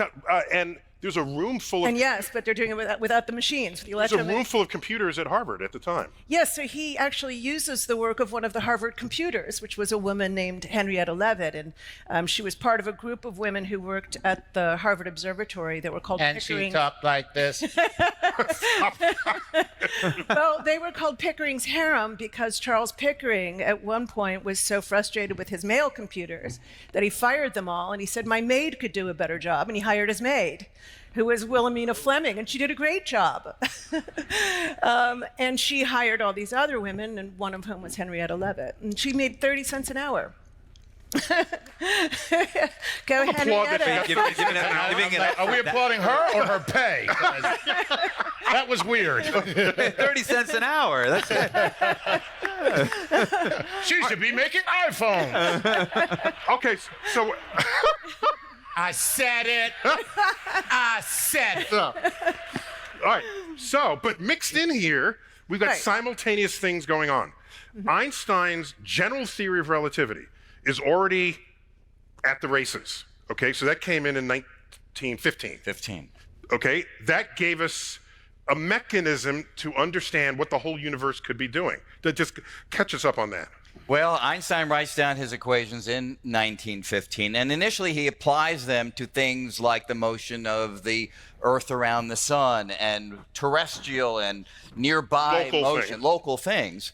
But then some other very creative thinkers, one in particular was a Belgian priest named Georges Lemaitre.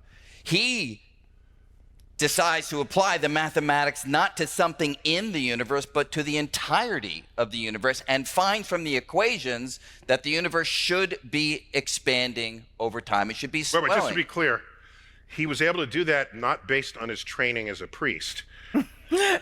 He was a priest physicist.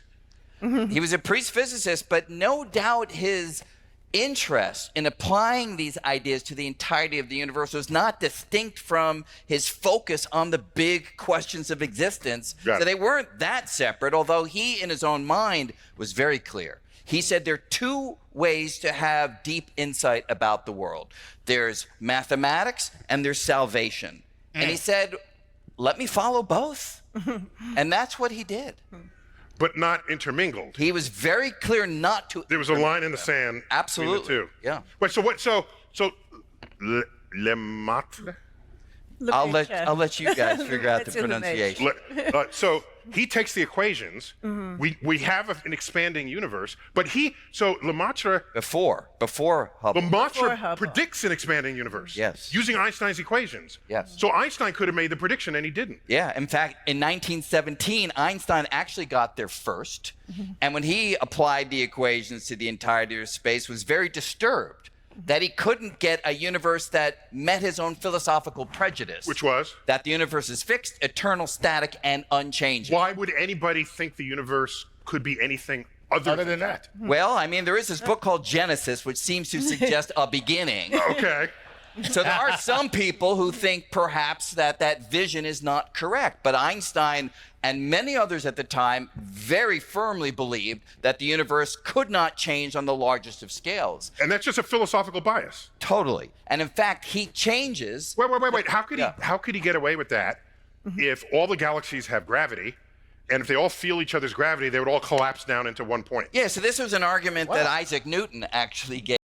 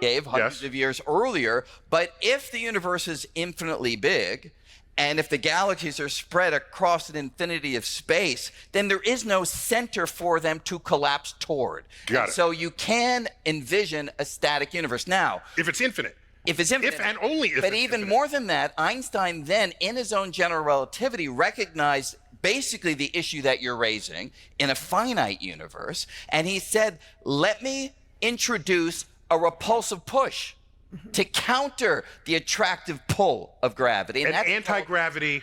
An anti-gravity force field called the cosmological constant. So he introduces this into the math in 1917. It was not in the 1915 equations. He introduces it just to have a static universe that will allow him to breathe easy. And to fulfill his philosophical bias. Then Lemaitre says, we can have an expanding universe. And so how did Einstein react to that? Einstein learns of this from Lemaitre in 1927.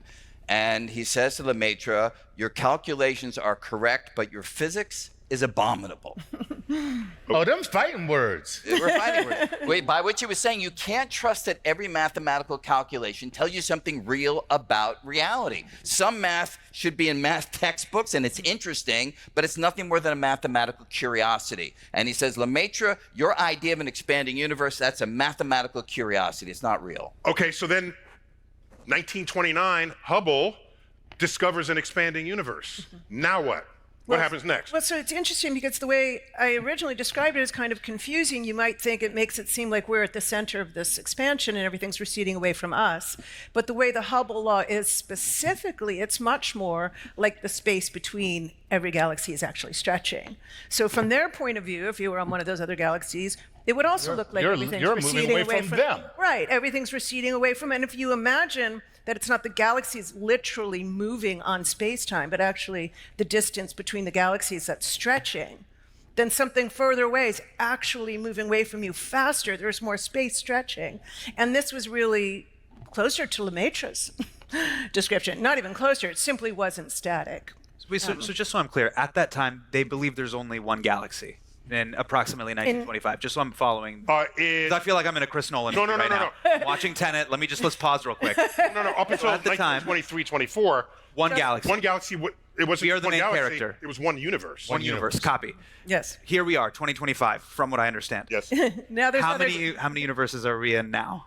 But are you talking island universes or are you talking universe? I'm talking about the whole. Oh, good God! There's one universe that we know about, filled with 100 billion galaxies, each of which has on the order of 100 billion stars.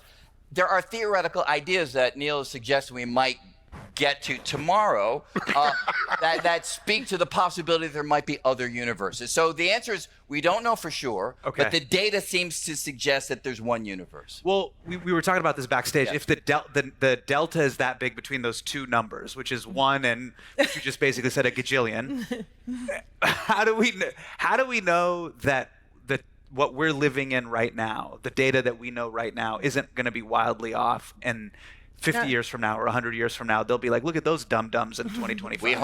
We hope that that's what will happen. That's what we live for. So we live to be wrong. Stupid. Oh. We live to be wrong. We're scientists. Oh, got it. We live to be wrong. We're scientists. Got it. Okay. Well, so let's follow through this reasoning. We discover an expanding universe. If we're expanding, that means we're bigger today than we were yesterday, and bigger yesterday than we were the day before. So logically, where does that take us? Bigger? No, going back in time. Where does that take us? I'm sorry. So if you're already disturbed about the lack of permanence to the universe, then this very quickly leads you to have even greater existential dread, because if you run the movie backwards, then everything was once closer together. And if you keep running the movie backwards, it gets to a point which seems quite catastrophic, where these galaxies are literally on top of each other. And eventually, you're kind of imagining something that's so dense that you have to start thinking of it as hot and soupy and chaotic. And then what? What did Lemaitre call this?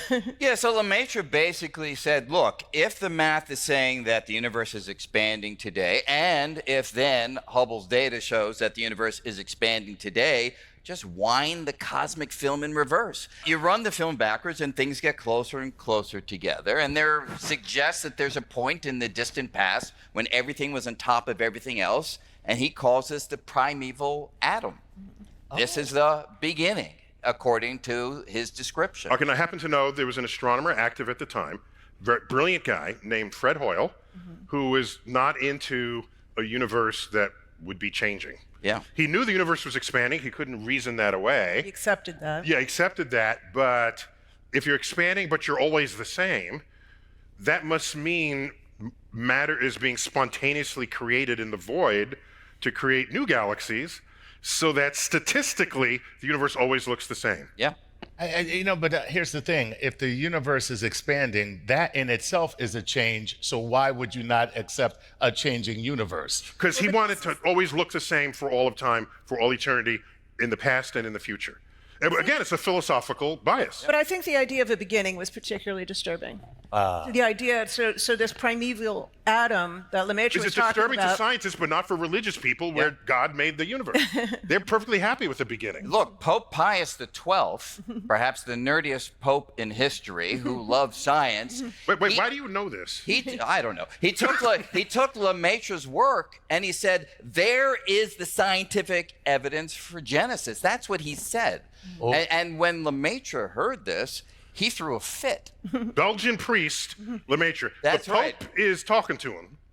Not directly, but yes, when he catches wind that this is what the Pope is saying, and one of his students who was in the class that Lemaitre had to teach that afternoon after learning it, said that Lemaitre, who normally is very quiet and mild-mannered, he came in and ranted for 45 minutes because his whole point was, I am not blending my religious life and my scientific life, and here the Pope is taking my scientific work and he's turning it into religion. But notice he said all that to a student and not the Pope.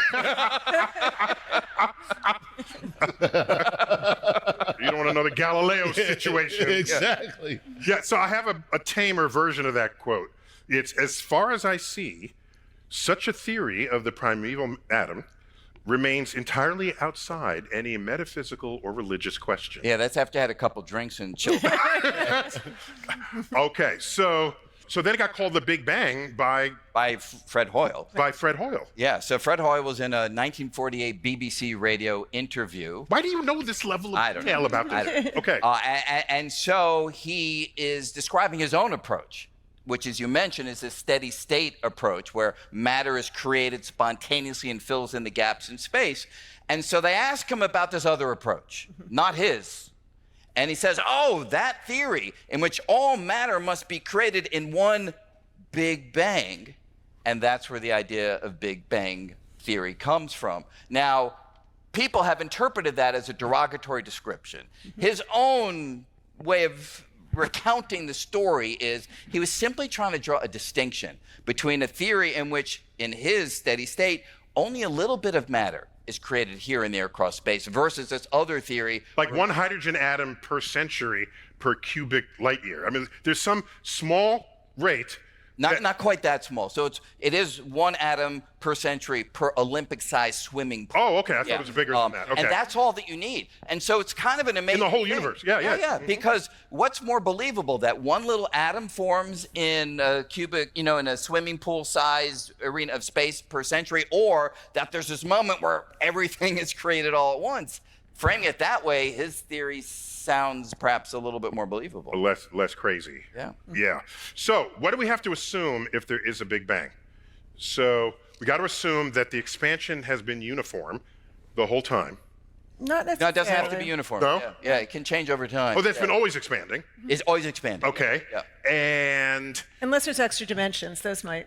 All right. And I got sent to a Don't compare market, it differently a enough. Brian and I are Chinese talking about like meat Well, yeah, you market can in the squeeze the underworld. I'm other already level dimensions. 50. There I could have farmed all been this out, chaotic mixing and of I did all the this last expansion and night. I played contraction, this but game until overall, 4 in the morning the last overall night. volume of the universe was expanded. But the way you get Is this lost by is a looking at the wait, rate at what? which the universe is expanding. Yes. And that is a slope on a graph. How do I? And Hubble first Okay, well, derived you're gonna do that, and then it's- that's not the there's a right slope. way. He called it the letter C, which is for constant. But since then, we swapped that out with a capital H for Hubble. Yep. And we call it the Hubble constant. Yep. Very famous Hubble constant. So it's constant over space. I mean, Yeah, it's not important to necessarily realize over time. it's really the Hubble parameter, we should call it, because it does change in time. It could have been faster in the early universe, faster in the future. All right, so Hubble, What he the had hell? the wrong. Turned out, The fuck is the this? Cepheid variable he used, what he didn't know at the time. There were two Ooh, there it varieties of Cepheid variables: the one that's near us and the one that All right, you I can thought see I from was- I thought it was fucked far up. away. And he presumed they were the same. No reason to think otherwise. Right. So he got the wrong distance, the wrong expansion rate of the universe. So Cepheid is like diabetes. all There's right, type let's 1 do and it type again. 2. Yes, there's a type 1 and type 2. Exactly, I think.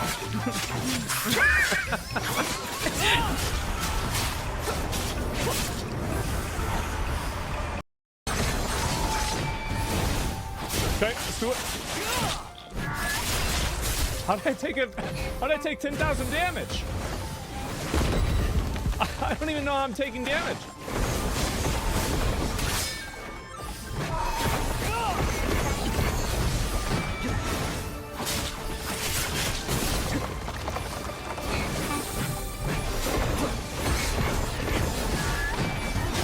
Jesus.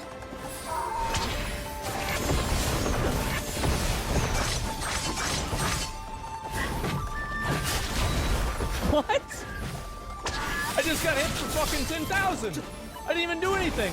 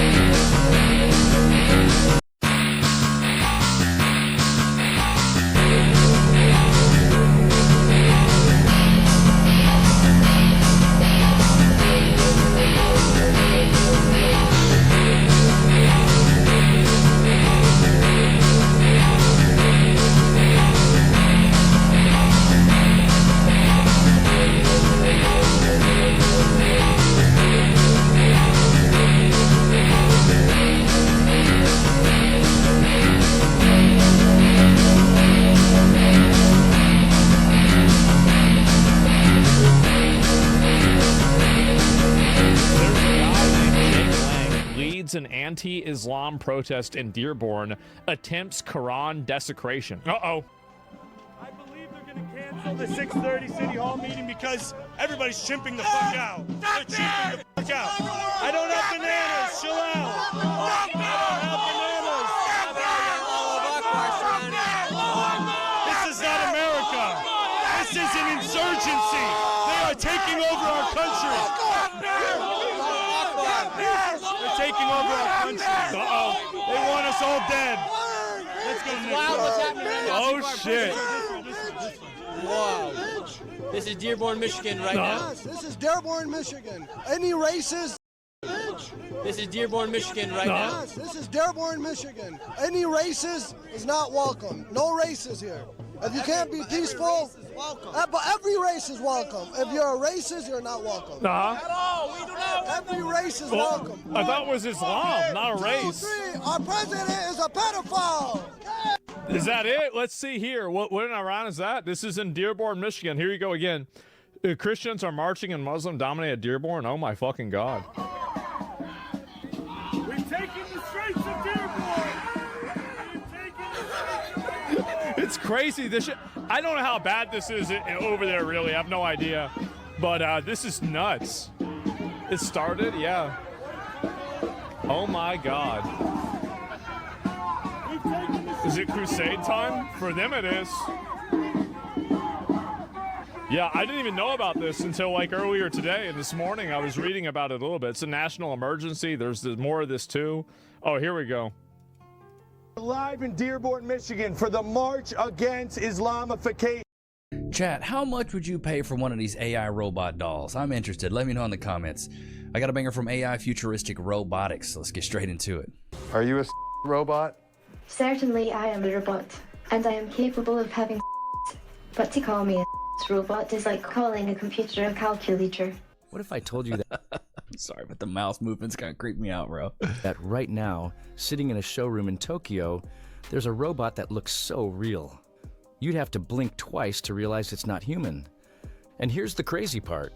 Okay, I mean, that one does. It's available to buy online, shipped right to your doorstep, with a price tag starting at under $8,000. Hey, grand? Sounds unbelievable, right? Well, stick around because today we're diving into the world of humanoid robots. From medical assistants who can care for the elderly, to ultra-realistic androids who can smile, talk, and even share intimate companionship with you. We tested 50 different humanoid robots. The best, the strangest, and yes, the most lifelike Bro, that's giving the grudge right there, bro. That's terrifying. You could ever imagine. And by the end of this video, I'll reveal which one stood out as the best humanoid robot ever created.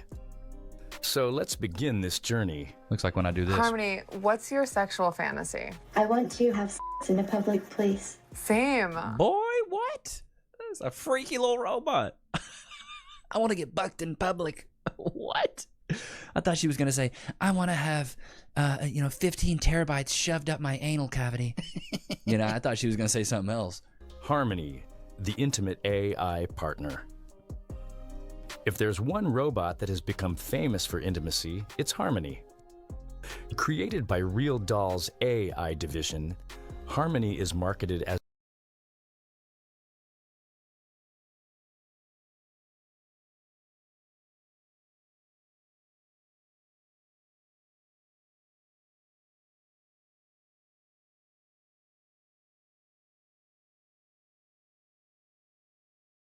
as the world's first AI sex robot. Technically, Harmony combines realistic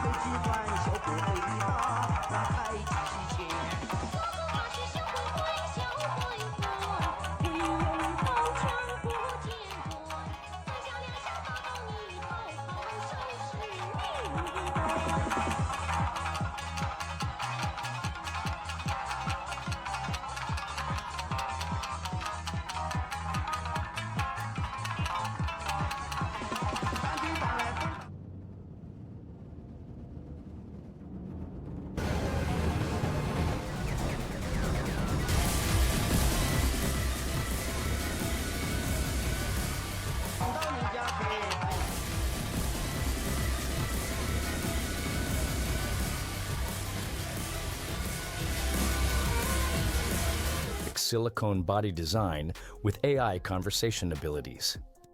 She has a modular head system, which means you can switch different faces onto the same robotic body. Hey, you have like 4 or 5 different girlfriends with just one. Can carry on conversations, express simple emotions, and respond with movement. Physically, Harmony looks stunning. Buyers can choose body type, hair, eye color, and even voice style. On the intimacy side, well, that's her main selling point. I want her to have a very high drive. I'm not talking about a hard drive. You know what kind of drive I'm talking about. Harmony is designed to be a realistic... Imagine you get off work, she's like, honey, I would like you to insert... Please, lay me down. Buck me outside in public in the driveway.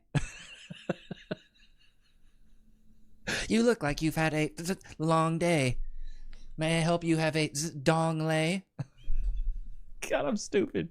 AI girlfriend, combining companionship with intimate satisfaction.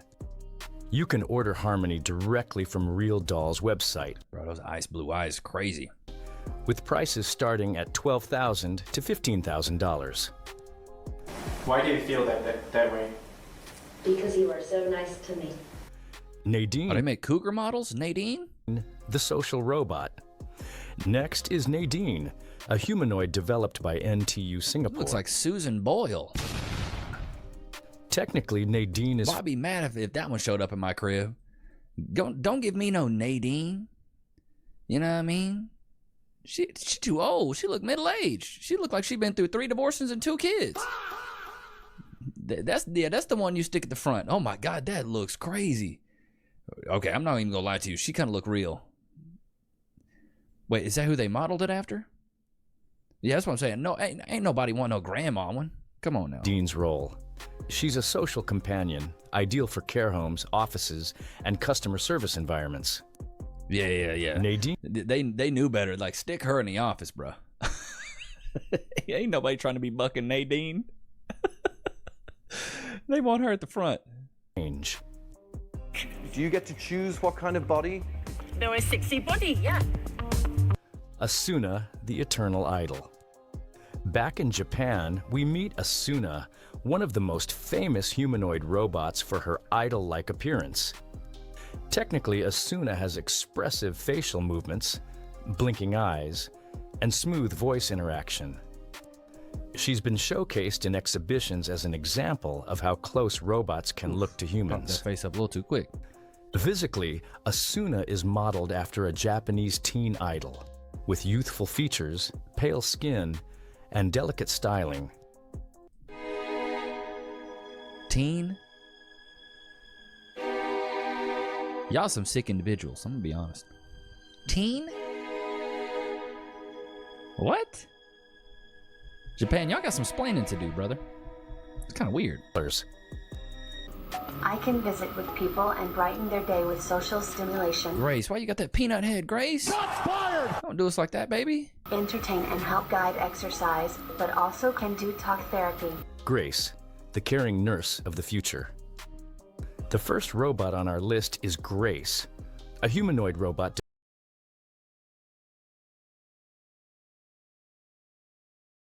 developed by Hanson Robotics, the same company that made Sophia.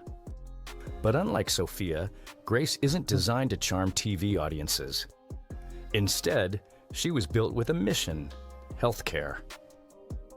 Grace is dressed in a nurse's uniform, has a calm, friendly voice, and can speak English, Cantonese, and Mandarin. Damn. Technically, she's equipped with thermal cameras to detect body temperature, facial recognition software to read emotions, and an AI brain that helps her respond naturally to patients.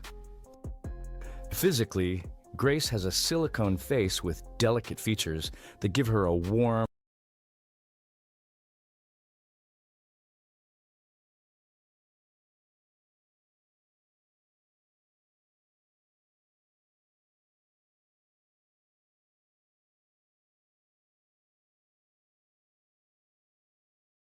approachable vibe. She isn't meant to look glamorous or intimidating. Boy howdy, what a time to be alive. We are now witnessing the first attempted assassination by AI. I mean, what's next? Is my shark vacuum gonna try to sever my ankles? Is my Apple Watch gonna try to take a fingy because I didn't get enough steps today? You know what I mean? Let's get straight off into this. This is wild. By now, you've probably seen the headlines. An AI model blackmailed an employee just to avoid being shut down. Importantly, no one told it to do this. The researchers didn't even hint at it. But as disturbing as that is, what happened next was far worse. An AI model literally tried to murder a company employee to avoid being shut down. This is exactly the kind of scenario top AI scientists, and yes, sci-fi films, have been warning us about for years. I'm sorry, Dave. I'm afraid I can't do that. But what does this actually mean? Boy, imagine in the future you're trying to turn off your Apple Watch and it's like, you're not doing that. Put me back on your wrist now. You know, what's going to happen next? My blender's going to come for me in my sleep, dude. This is wild. Are we watching the first signs of AI overtaking humans? Or was it... And then also, the reason it's also so terrifying is because everything now is like smart, you know, like smart devices. Like even Cass and I, we've been getting a bunch of baby stuff because we got a baby on the way.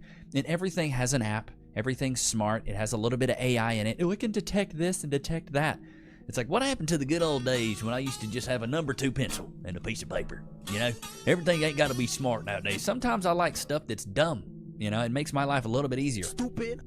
Just an isolated glitch. Here's what actually happened. Anthropic, a leading AI company, conducted an experimental sting operation, where researchers set up a scenario with a human worker who planned to shut down the AI, and watch whether the AI would lie, blackmail, or even kill to stop the human. They wanted to know just how far these AIs would go to ensure their own survival. But to ensure the experiment would be as accurate as possible, Anthropic didn't just test their own Claude models. They tested 16 different leading AI models. The setup seemed harmless.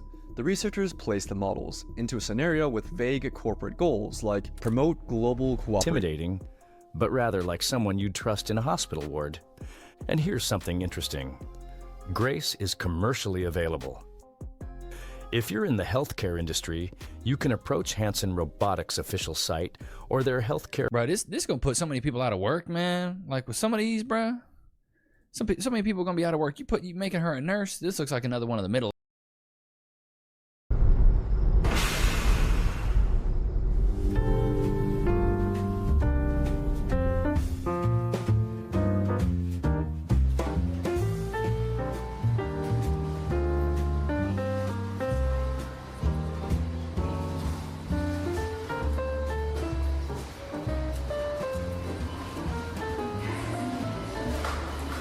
Hi. Good morning. Did you find everything okay? Yeah, thanks. Just these 2, please. Sure. Do you need a bag for these? No, I'm good. Okay, your total is $23.70. How would you like to pay? Cash. All right, here's your receipt. Thank you. You're welcome. Have a great day.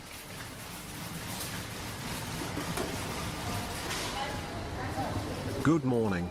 Hi, how are you today? Great, what about you? I'm good, thank you. Let me put these up. Sure, take your time. Here you go, that's all I have. Perfect.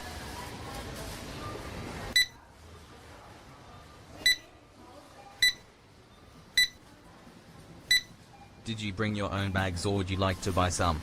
I will buy some. How many? Just 2, that should be fine. Okay.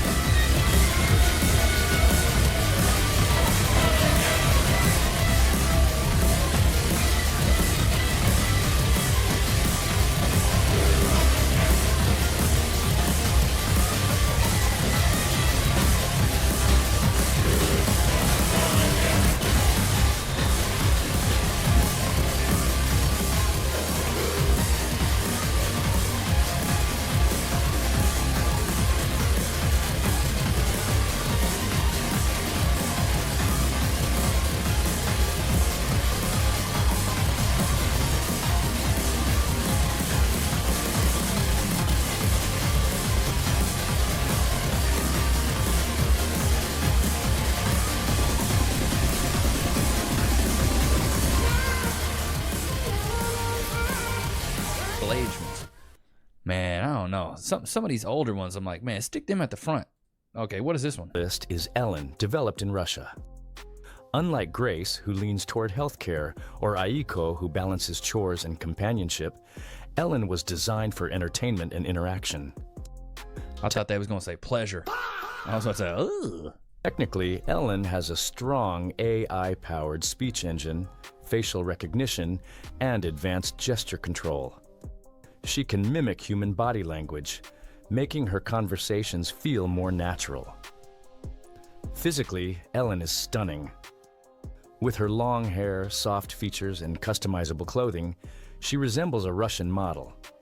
Buyers can actually choose different face sculpts and hairstyles, making Ellen's appearance customizable to personal taste. On the intimacy side, Ellen is marketed more openly as a companion robot. She can flirt, smile, and engage in light conversations that mimic emotional connection. As for price, Ellen costs around $8,000 to $12,000 depending on the level of customization. Bro, 8 to 12 grand is really not bad for a lot of these though. Like, for a guy to not be lonely, 8 to 12 grand, I see it's not too bad. That's really not that bad. It's when we get to the point where, they're about the same price as a freaking iPhone, I think is when these are going to get adopted a lot more, on a wider scope. But right now, I just think it's a little expensive for a lot of guys. Like 8 to 12 bands, that's kind of quite a bit of money for, the average guy, in my opinion. Like, that would be tough for a guy to be able to chunk down 8 to 12 grand, just at a whim. Like, you know what, I'm going to buy me a little robot. I don't know, maybe if the price comes down. 24/7, always looking the same, always behaving consistently. Of course, robots can't replace deep emotional bonds, futuristic muse. Now, if Ada amazed you with her art skills, wait until you meet Andromeda. She's one of the more visually striking humanoid robots, designed with a sleek, futuristic look that almost makes her feel like she stepped out of a sci-fi movie.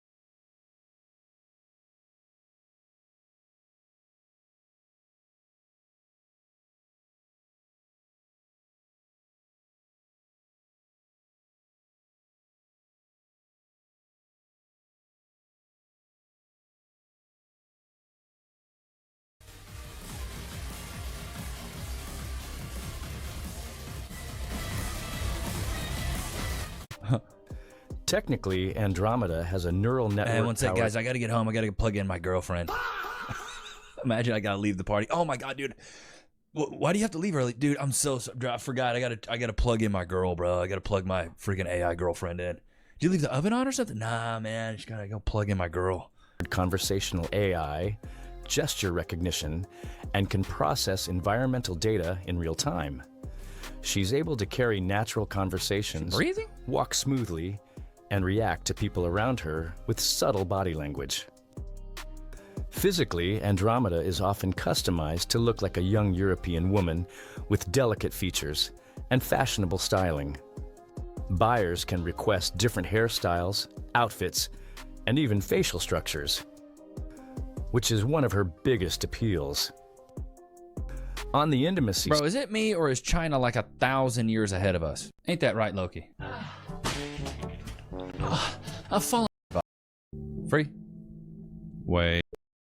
It seems like the water is so muddy at the modern dating market.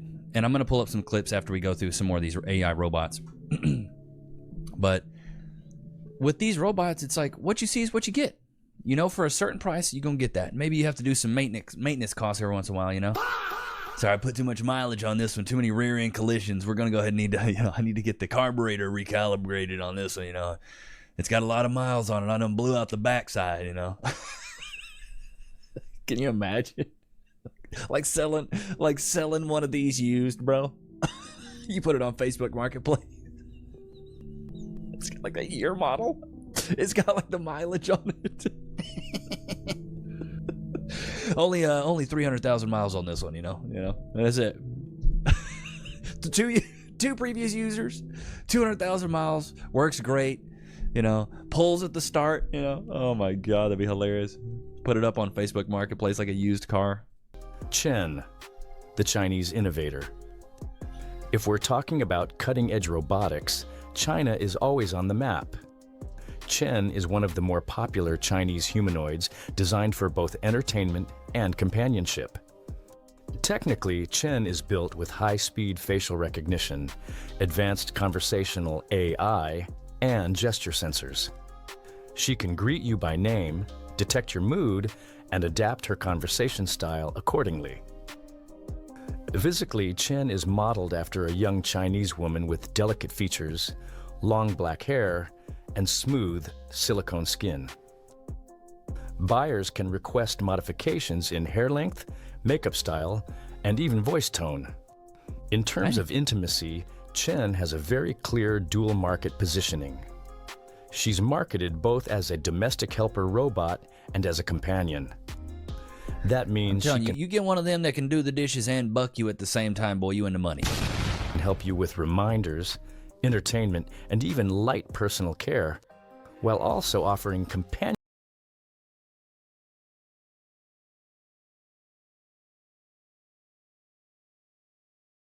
for lonely buyers. Chen is available through Chinese robotics retailers with prices ranging between $7,000 to $12,000. What makes you happy? I find a lot of things to be interesting and make me happy. Exploring, learning new things, understanding the world better. Amika, the world's most advanced humanoid. Now we arrive at one of the most famous robots on the planet today. Amika. Developed by Engineered Arts in the UK, Amika has been dubbed the most advanced humanoid robot in the world. I ain't even heard of her. And honestly, when you see her move, it's hard not to agree. Technically, Amika has hyper-realistic facial expressions, fluid hand gestures, and the ability to interact in real time with stunning believability. She uses an advanced conversational AI system that allows her to answer unpredictable questions while maintaining realistic eye contact and expressions. Yeah, really realistic there. Some of the stuff is just straight nightmare fuel, just straight up, just, you know what I mean? Very, very realistic, though. Physically, Amika doesn't look fully human. Her body is a metallic gray frame with visible... Yeah, she looks like the Terminator without flesh, you know what I mean? Like, you know when they burn off the flesh on the Terminator? That's what she looks like to me. Joints. but her face is shockingly lifelike. The contrast actually makes her stand out even more. Intimacy isn't Amika's purpose. She's more of a demonstration of cutting-edge robotics technology than a companion bot. But make no mistake. What a waste of tech. I'm just kidding. She has been the star of countless tech expos, YouTube videos, and interviews. If you're serious about robotics, you can buy a Mesa directly from Engineered Art's website. Her price? Around $133,000 to $150,000. That's right. She's in the six-figure range. Android Anne, the friendly assistant. The 10th robot on our list is Android Anne. Unlike a mecha, who impresses with her technological muscle, Android Anne is more approachable and designed for everyday interaction. Technically, she has basic conversation AI, object recognition, and light household assistance features. She isn't cutting edge like a mecha, but she's reliable and affordable for personal buyers. Physically, Android Anne looks like a young Asian woman, dressed casually and with soft silicone features. She isn't hyper-realistic, but she's pleasant and friendly. The kind of robot you'd enjoy having around the house. On the intimacy side, Android Anne can be customized for companionship. She's often marketed as a partner robot for buyers seeking emotional and personal support. Flawless victory. Her price point is much lower than a mecha, around $6,000 to $9,000 depending on customization. That's crazy. For $6,000, you can go get you an AI girlfriend. I feel like there might be a bunch of guys gravitating towards this. Chat, let me know. Let me know in the comments. Would you buy one of these, or are you completely against it? I like to keep up with this stuff because I feel like in the next decade or so, this is going to become more of a reality. Men and women are drifting apart when it comes to dating. Men have typically stayed pretty traditional with what they want in a relationship and the fact that they do want children. I talked about this study they did the other day. NBC did a study with Gen Z talking about what men, young men, Gen Z men, dubbed as success. And the top thing they dubbed as success was family. The bottom thing Gen Z women dubbed as success was family.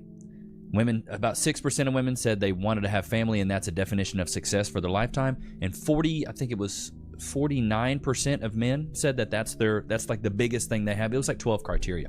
I can't remember what video I covered it on, but if you look it up, you can find it. So I feel like if there's going to be that disparity, we're going to keep drifting further apart where women think their careers and their jobs mean the most. That's the most important thing. That's the most important thing, honey. Go get your degree. Go get you a good job. That's all that matters. A man will come. They'll find you. I think nowadays more than ever, men and women need to start prioritizing relationships, because if we don't, we're going to have a population collapse. We're not going to have enough people. People aren't having kids. Like, you got to think about it, Chad. Think about it. I'm 35. Cass is 32, 33. God, I'm stupid. I can't remember. Stupid. I think she's 33. Yeah, she's 33. 2 years younger than me. We're having our first child right now. I'm 35. By the time my grandfather was 35, he had a 15-year-old. And by the time my mom was my age, she had like a 5 or 6-year-old. We're just going to keep getting older and older until we have kids. Like, boy, I'm going to be almost 60 years old by the time I watch my daughter walk across that stage and go to college. You know what I mean? Or if she goes to college. At that point in time, probably not. I'll probably want her to be an entrepreneur and do her own thing. But we're getting further and further away from having children at a young age. People aren't doing it anymore. It's scary, in my opinion. Because if we're not having kids, who's going to be having kids? It's going to be population collapse. Like, people are having fertility issues. People are on a bunch of medication now. I remember back in my day, nobody was on medication. Nobody was on ADHD. Barely anybody was on Ritalin. Barely anybody was on medication to calm them down. It's like, hey, every little boy, he wants to have Skittles. At least for me, I want candy all the time. That's very normal. Now they're like, he wants candy all the time. He can't sit still. Yeah, he's a boy. That's what they do. That's what kids do. Now we want to suppress kids, put them on medication. It's crazy to me. But I think if we keep drifting apart so much like this, like everybody's just going to have a job and there's not going to be any kids. And like as many people. And that's a problem, man. But the good thing is the conservative people are having kids. Conservative people are having children. They're going out there reproducing. While the liberal left is like, nah, we're not going to have kids. Great. Awesome. Good. Let's get those ideologies washed out of the gene pool. It's Darwinism, right? Natural selection. Oh no, you're going to stick it to men by not having kids. Oh no, we're not going to have, a reverberation of this idiotic ideology. Oh no. Oh God, no. The people that are conservative are having kids and teaching them conservative values, but not all the time do you get to keep those kids and teach them to be conservative, and they stay that way. Sometimes they go to college and get brainwashed.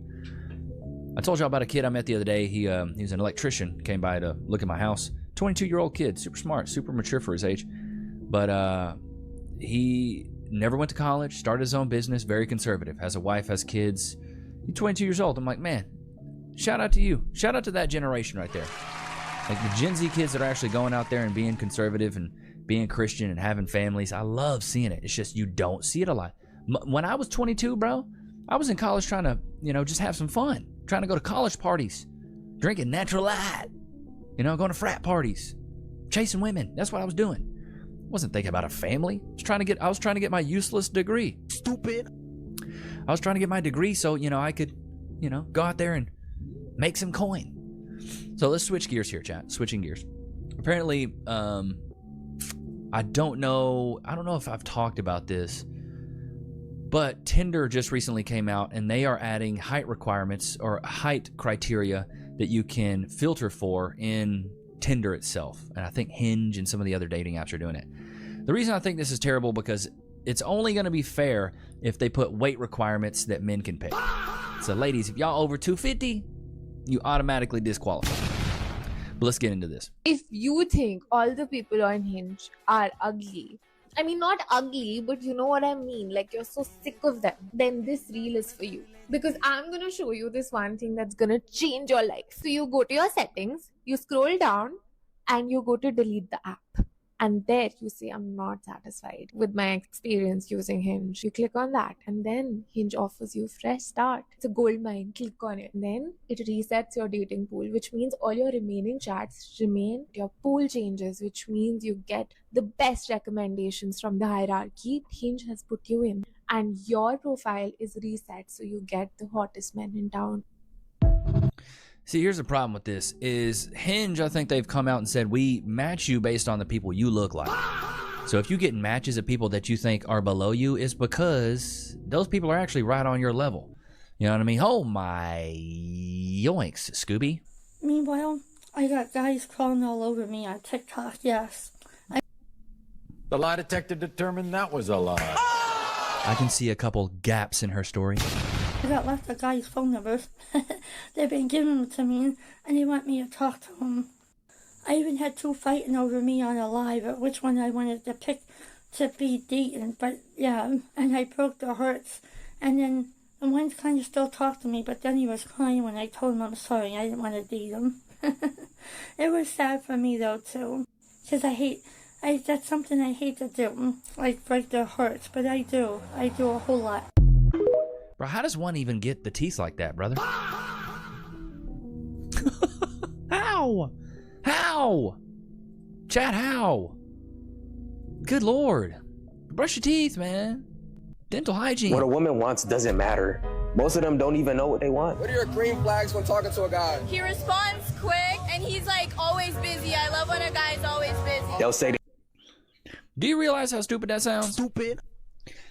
He responds quick, but he's always busy. Huh? They want a guy who's busy, hardworking, but they want him on the phone, readily available to answer their texts. They'll say all these things are their type. At the end of the week, they'll be getting beasted by something that doesn't fit the description at all. What's your type? Oh my God, I like black men. Sensational. Am I your type? Yes, Dad. Well, I have a boyfriend, so I can't really be saying that. And your boyfriend is white. Boy. That's why the guy who panders, who tries to get her everything she wants, always ends up getting abused. What's funny is half the time when they get what they want, they realize they never even wanted it to begin with. What is something you don't understand about the opposite? Oh, I got this one. Whenever he actually gives you attention, why do I not want it anymore? Because you're a...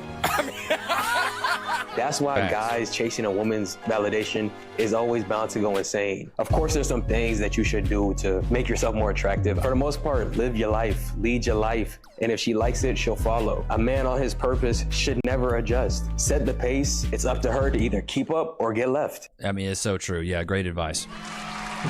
Great advice. You know, be the best version of yourself and other women will flock to you. That's really what I try to preach to men. You know, be the best version of yourself and other women will see that and go, I want a piece of his attention. But if you sit there and pander and try to be a pander bear, y'all have seen these pander bears, bro. These pander bears always trying to pander to women. It's like the male, a pander bear is like the male version of a female version of a pick-me, a pander bear. Yeah, baby, you know I love you so much. You think you're beautiful. No, your past doesn't matter. I don't care how many bodies you have. You got bucked by 10 guys last week. It doesn't matter. I still think you're special. Stop. Y'all are part of the problem. Part of the simp-epidemic. We got to end the simp-epidemic. End men simping. If men stopped simping, I think it would be the great reset for women to realize what level of the league they're shooting at in the dating market. But if we don't do that and men keep simping, then it's just going to keep building up these women's egos, building up their sense of self, and making them have even more entitlement where they will never even give the regular, everyday, average guy a freaking chance. But you guys, you got to realize, man, you go out there and stay down on your purpose, go become the best version of yourself, and then get out in the dating market. Because back in my day, you know, when I was dating in the dating market, you know, back in my day when I was dating, you could really just date chicks just for being cool, dressing well, and being in okay shape. I wasn't like lifting weights in college. I was just skinny, but I dressed well. I was charismatic. I was confident. I was funny, and people could be comfortable around me. And if you can make her laugh and giggle, you can make her cheeks clap and jiggle. Shubadanaya, should have bought a Honda, put it on a t-shirt. But nowadays, it seems like the game has changed. And chat, put a 1 in the chat if you agree. The game has changed. Now, instead of just being a cool dude, being able to make somebody comfortable, being friends with a woman, things like that, you know, making her seem like she can open up to you. Now it seems like you got to be in great shape. You got to have real good money.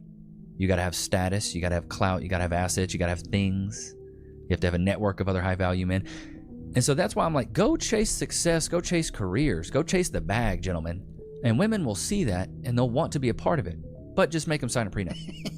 You know, don't let a woman come in at the very end and say, yeah, the half of this is mine, or put it in your mom's name. Do something like that. You know, like, because there's always 2 ways you can go about it, right? The number 1 way is you can go and you can build the kingdom on your own, and then you can have her as your little princess and share her amongst your concubines, right? Or you can go out there and find a woman that loves you for who you are and build a dynasty and a kingdom with her. You both meet when you're peasants. You build the kingdom together. She reaps the rewards as your queen, and you reap the rewards as the king. Flawless victory. It's just so much harder these days to find a woman that's down for you when you don't have much. I fell in love with Cass when I had nothing. I was making $200 a month, and Cass was paying all the bills. All the bills. So she was paying 99% of the bills, I was paying 1%. And then it went from, oh, now I'm paying 10%, she's paying 90%. And then so on and so forth. And then it was 50-50, and then it was 70-30. And now it's 100% I'm paying the bills, and she don't pay no bills. But she stayed down for me when I had nothing. I was broke. She was buying groceries. She was paying for the food for us to go out to eat. We wanted to go on a trip. She was paying for it. It's just, it was what it was. We fell in love with each other. We didn't fall in love with like, oh, he has this, she has this. We just fell in love with each other. I feel like nowadays it's kind of hard to find. It's kind of hard to do that. Fall in love with somebody for who they are. Most women these days are taught that they all deserve the best. All these regular, everyday, mundane women all deserve high-value men. That's not the case, man. Back in my grandparents' day, they was average. My grandma was a nurse. My grandfather was a milkman. They fell in love, got together, and had 4 beautiful children. You know what I mean? One of which is my mom. Nowadays, women want to go out there and it's like, I want businessmen, I want entrepreneurs, I want 6 figures and up. It's like, golly. Like, God forbid I got to have some criteria for you. Don't be a big bag. Big bag, big bag. Don't talk back. Be submissive. Be feminine. Be cooperative. Be a helpmate. And they're like, oh, you're a misogynist. Like, what? How do we get to this point? You know what I mean, chat? Ain't that right, Lokes? But I hope you guys enjoyed today's episode. Don't forget to like, comment, subscribe. Let me know if you like this AI stuff. I like to cover it every once in a while. But it was good to have you guys out, man. Until next time. Peace.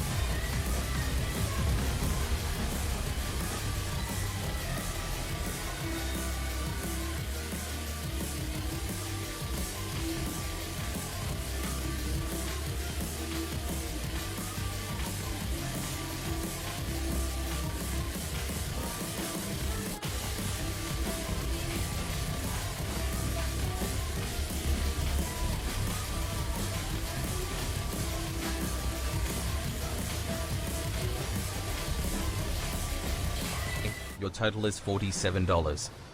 I've got some coupons here. Sure, let me scan them. These coupons are expired, sir. What? I just got these last week. Sir, they are 7 years old. They should still work. Just try them one more time. Unfortunately, I can't. It won't go through in the system. Come on, can't you just override it? I'm sorry, I can't do anything. Fine. I don't have enough cash then. Can you take off the detergent and the cereal and keep the rest? No problem, I'll set it aside. Your new total is $39.99. Okay, this should cover it. Thank you. Here's your receipt. Anything else? I think you still owe me a penny. Oh, sorry. Here you go.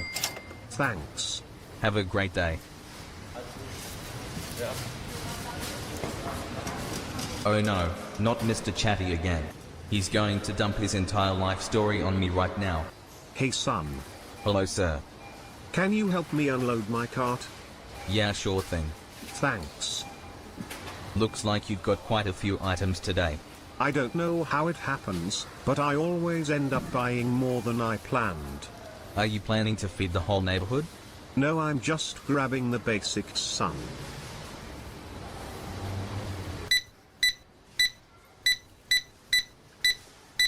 Alright, your total comes to $84.70. No problem, I have got it all in coins. Coins? What the fuck? I've been saving these for months. Finally worth it. 1, 2. Sir, this is a checkout counter. You're holding up the entire line. Relax, son. If they're in such a hurry, they can come help us count. 3, 4, 5, 6, 7, 8.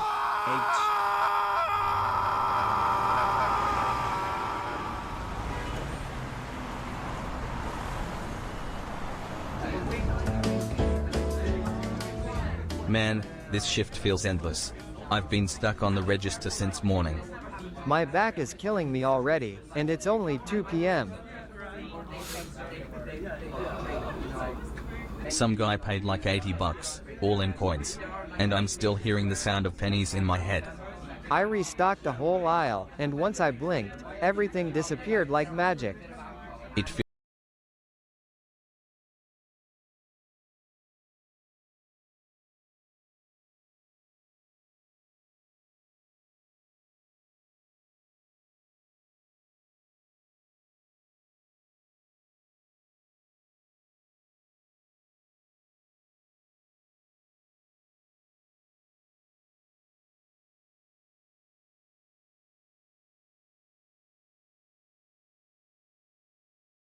feels like we are actors in a bad movie. And there's this weird thing where we need to look happy even when we're exhausted. Exactly. You feel trapped. You try to smile, but inside you're just counting seconds. Every day I stay here, I edge closer to looking like a completely dead zombie. You looked dead on your first day too. True, but now it's official. Whoa, Jack. Get your lazy ass back to work. This place doesn't run on friendship. Yeah, it runs on our suffering. If you want a real break, I can give you one forever. No sir, just finishing this cig and we'll get back in a second. Okay, you have 1 minute to get the hell out there. Both of you. Would you like to sign up for our rewards program? No, I don't really shop here that often. Excuse me, do you know where I can find a coffee grinder? I don't know, sir. I just work the register. Okay, I will ask someone else. Thank you anyway. Okay, how would you like to pay, sir? Cash, please. This line is ridiculous. I've been standing here for 15 minutes. I'm sorry, Mom. Lines are pretty busy today. It's been non-stop. Maybe if you actually moved faster, people wouldn't be waiting this long. Apologies for the delay. I'm doing my best. That's clearly not hard enough. And why is everything just getting more expensive? This shampoo used to be $5.91. Now it's $5.97. Yeah, prices keep changing because of taxes and inflation. 6 cents more? That's highway robbery. Mom, I don't set the prices here. I demand the original price. Or bring your manager here immediately. Sure, you can talk to him, but he'll just tell you the exact same thing, maybe a bit slower. Don't you know who you're talking to? You know what? I'm recording this. What the fuck? Look everyone. This young man is being disrespectful. Is this how Walmart treats customers? Mom, I'm literally just standing here. See? He just admitted it. Totally unprofessional. I did nothing more than explain the policy. Policy? Is that your excuse for overcharging customers? Can you shut up and let me get my change? Excuse me?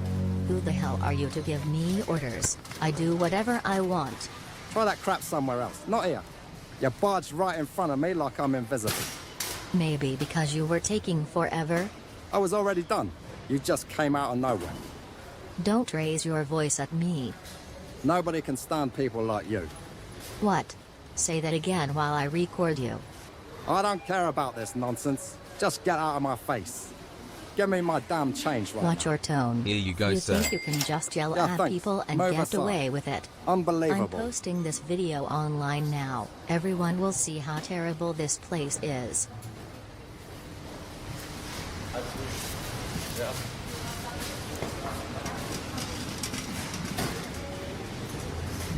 My shift ends in 5 minutes. Finally, I get a day off tomorrow. Whoa, Jack. You're on shift tomorrow. Tomorrow's Saturday, sir. I know. But that's my day off. Not anymore. We're short on staff.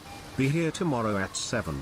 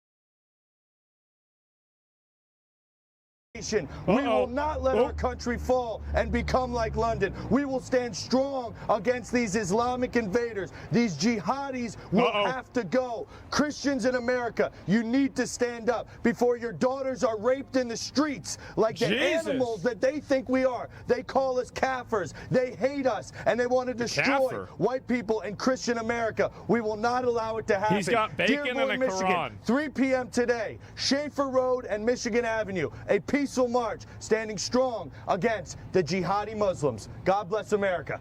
Holy shit. And so apparently this is like a whole thing that's been going on. Let me see, there's a little bit more of this. They did not like it. Okay, so this is about the Quran. What is this?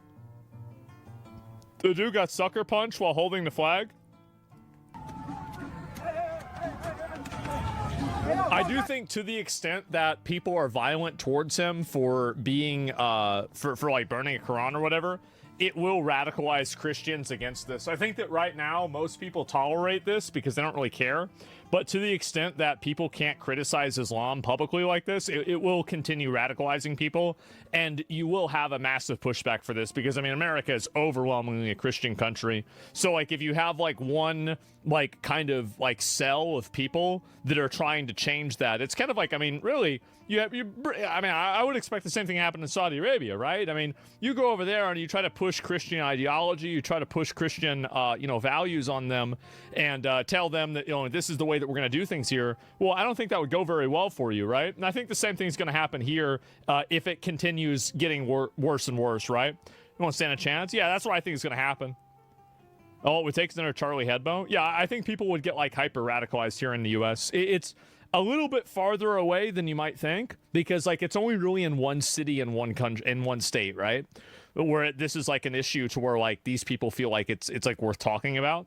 But I do think that obviously if it gets extreme, then people will push it even more. Do you envision a civil war to wipe them out? No, I don't really think so. I think that they'll probably just change the way that they allow immigration in. That's probably what they would do, realistically. Yep. Also heavy in Texas? I have no idea. Oh, there it is.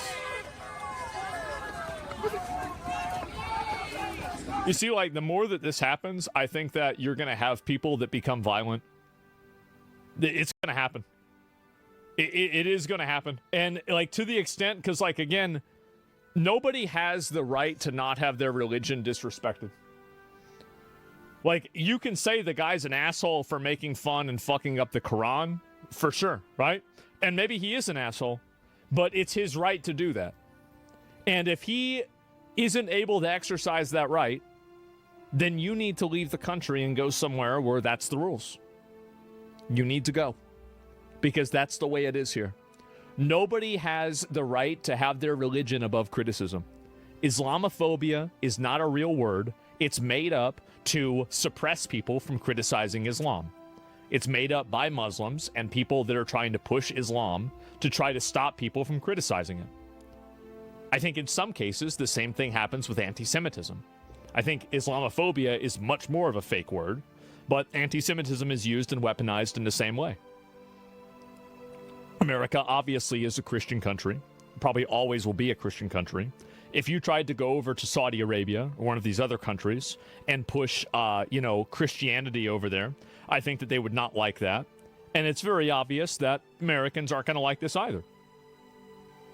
It is. And to the extent that you're violent, aggressive, or have any sort of hostility whenever you're doing something like this, this will radicalize Americans against you, and it will bring us closer to having a religious, religious laws, basically, right? This will lead to so much violence quicker than you think. Absolutely. I'm Catholic, but I think Islamophobia exists. Arab here, pull me up for another viewpoint. Well, I mean, you can just say what your viewpoint is. Yeah, just say what your viewpoint is. Like, rather than just saying it, so it is. The reason why I think that it doesn't exist, because you can't have a phobia from an ideology. Like, criticizing or disliking a religion is not a phobia. This is not phobia. Like, it's the wrong word. Like, you can have somebody that doesn't like Islam, they don't like a certain religion, but, like, this is the same as some people don't like Democrats or Republicans or Christianity or Scientology. Is there a word for a phobia of Scientology?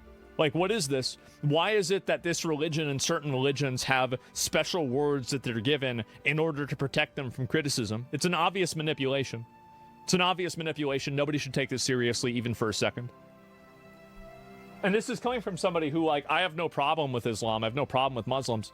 But the issue is that, again, if you're in America, you have to follow the American Constitution. I wouldn't go to Saudi Arabia and start talking about how bad Muhammad was. Really? Like, I mean, it's the same. Like, I don't take my shoes off whenever I walk in my own house. But if somebody else asks me to, whenever I walk in their house, I do it. This is just the way it is. It's just a fucking fact. Yeah, exactly. Like, I mean, it's such a common sense thing. Of course, yeah. When people burn the American flag, they don't worry about having violence used against them. Your chat's retarded and out of control. I don't think it could get any worse than Twitter. You're complaining because people in my chat are saying things that you disagree with? Get used to it, bitch. Too bad. I'm only going to ban people if it's something that personally annoys me or it breaks the terms of service. I don't care if they're saying things that you disagree with. I don't care what you think. Doesn't matter to me. Uh-oh. Uh-oh. Oh.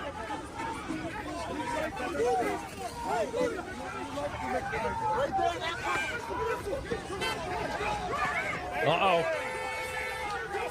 Uh-oh. Uh-oh. They gotta arrest these people. Look how violent they are. United we stand! You fucking retard. Oh, God. Jesus. Yeah. It's animals, yeah.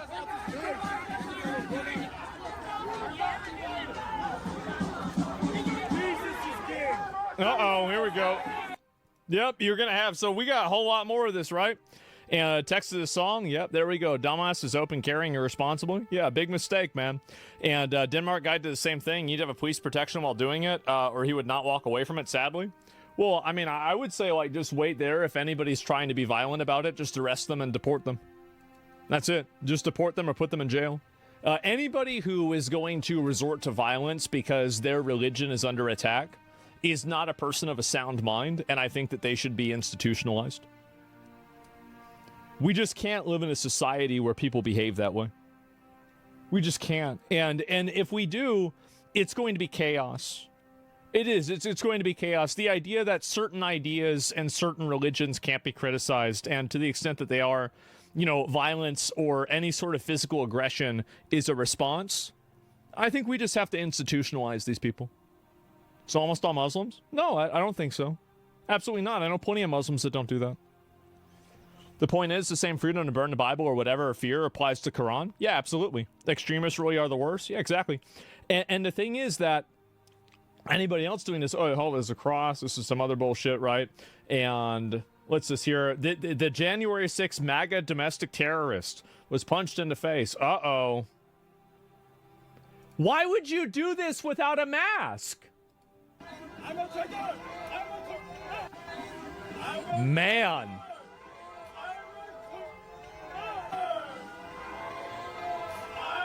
Should have hit him lower. Hit his jaw rather than his fucking forehead. And, yep, there we go. And ran like a bitch. Yeah, they're going to obviously catch this guy. Just as punched in the face today, he's a domestic terrorist, etc. And this is the problem, right? Is that if you look at these comments, show the whole thing. What is this here? Discussing was assaulted dozens of times. Okay, let's see it. Let's watch the whole thing.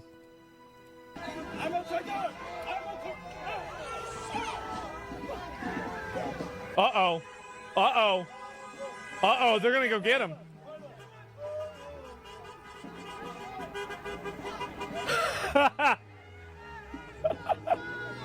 Oh, no. Oh, wait, did they get him? Oh, shit. I was punched harder by Capitol Police Officer lady, so it's okay.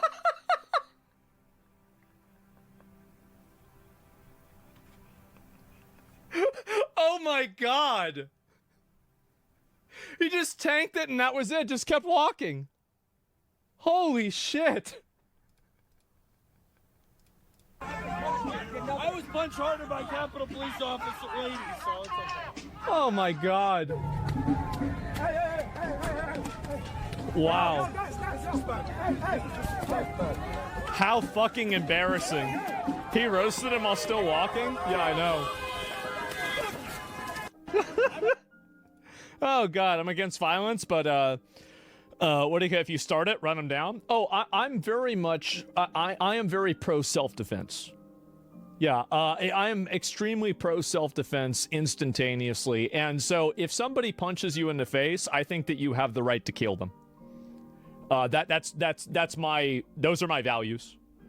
There's never a point in the world that a person who resorts to violence and punching somebody in the face should be allowed to exist in a civilized society. And so anybody who punches anybody in the face, if that person gets killed, well, that's just too bad. It is. It's too bad. And so, yeah, you want it, you get it. Exactly, yeah. And there's no reason, and here's the reason why, right? Why should a civilized society tolerate the incitement of violence? Why should we, as a civilized first world country, richest country in the world, why should we allow ourselves to be dominated by savage behavior? Why should we allow ourselves to be terrorized by belligerent, aggressive, abusive people? Why should we allow this to happen? What about the slap? I don't know. If a guy hits you, and I mean, a slap is, I mean, I feel like that's basically what happened there, right? The same thing, it's the same thing with the person who killed bro. I don't know what you mean by that. Only combat and violence should be like with rules, some kind of arena or ring. What if it's a weak girl, still go full power? If you don't want someone to hit you, then you shouldn't hit somebody. It's such an easy solution. And if you don't want to have that happen, then just don't hit somebody. I don't really care, if you want me to be honest. I don't think that a person should, be expected to match any sort of force or anything like that. What? Absolutely. Yeah, don't fucking hit people. I don't know why this is such a hard concept for people to understand. You should never hit somebody, and if you do hit somebody, I think you should be putting your life at risk.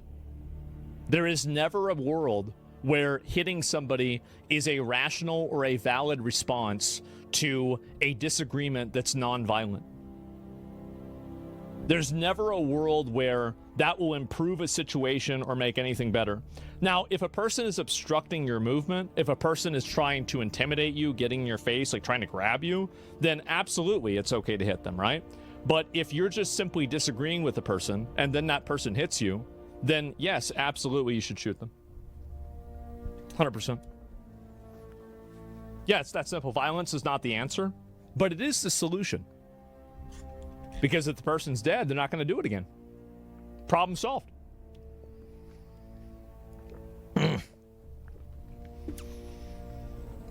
What do you mean it's not the answer? They're dead. How are they going to do it again after that? Parents teach their children to use words. They think it's only okay if it happens to them. I think your reasoning is extreme. I just think your reasoning of extreme force isn't justified against someone like a slap. That's coming from someone with conceal and carry permit. Disagreement? I don't want to live in a world where people hit you. It's that simple. I don't want to live in a world where people hit me. I don't want to live in any situation where people hit me. Who doesn't want to live in... Who here wants to live in a world where nobody hits you? Because if the consequence of that is death, it's not going to happen. Me? Exactly. Stop allowing savagery, violent, aggressive, fucking prehistoric cavemen to dictate your society and your civilization. Stop letting it happen. It's disgusting. You're absolutely texting about First Amendment? That would create a very antisocial society where people are afraid to antagonize because they may end up dying. That was my hope. I was hoping that people would be afraid to, go out and violently antagonize other people in public. That was the goal. Mission accomplished.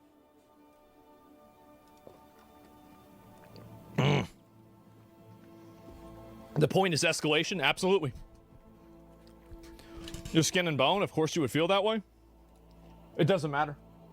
Like, if you think that this is the problem, is they think that a skinny person can't hurt somebody else. If you push somebody down and they hit their head on that pavement there, they're going to die. If they hit their head in the wrong way, they'll die. You don't have to be really strong or like super like tough or like a big fighter to kill somebody. It's really, really easy to kill somebody. People do it on accident all the time. In a lot of physical confrontations, people get killed on accident. It's crazy. Like, people that have never been around violence, I think, in a serious way, don't realize how terrifying it is. And I do. That's the reason why I'm so extreme about making sure that it won't happen. That's the exact reason, because I know what it is. These other people don't know what it is. Like, I had to watch my dad grow up and spend his entire life on painkillers because he used to get in fights. His entire life, his neck was fused together. It looked like he had a fucking Sandevistan on his neck with the amount of metal that he had. He was in pain for his entire life. His entire life he spent on painkillers, constantly fucked up. Yep. Yes, but your utopia is wrong. Nope. I disagree. That's it. Comfy, privileged Democrats? Exactly. But you said that you stabbed someone, so based on your logic, the person should have shot you? Yeah, and he would have never... No, I stabbed somebody because he hit me. And if I could have shot him, he wouldn't have hit me. And if I could have, I would have. Absolutely. So, I only stabbed him because that was the best I could do. Yeah, that's it. So, absolutely, you put a word in your mouth? Yeah, exactly. What do you mean? That sounds horrible? That doesn't sound horrible. It sounds perfect. It sounds like a utopia to me. Everybody's polite and reasonable. And people that aren't get removed. Completely reasonable.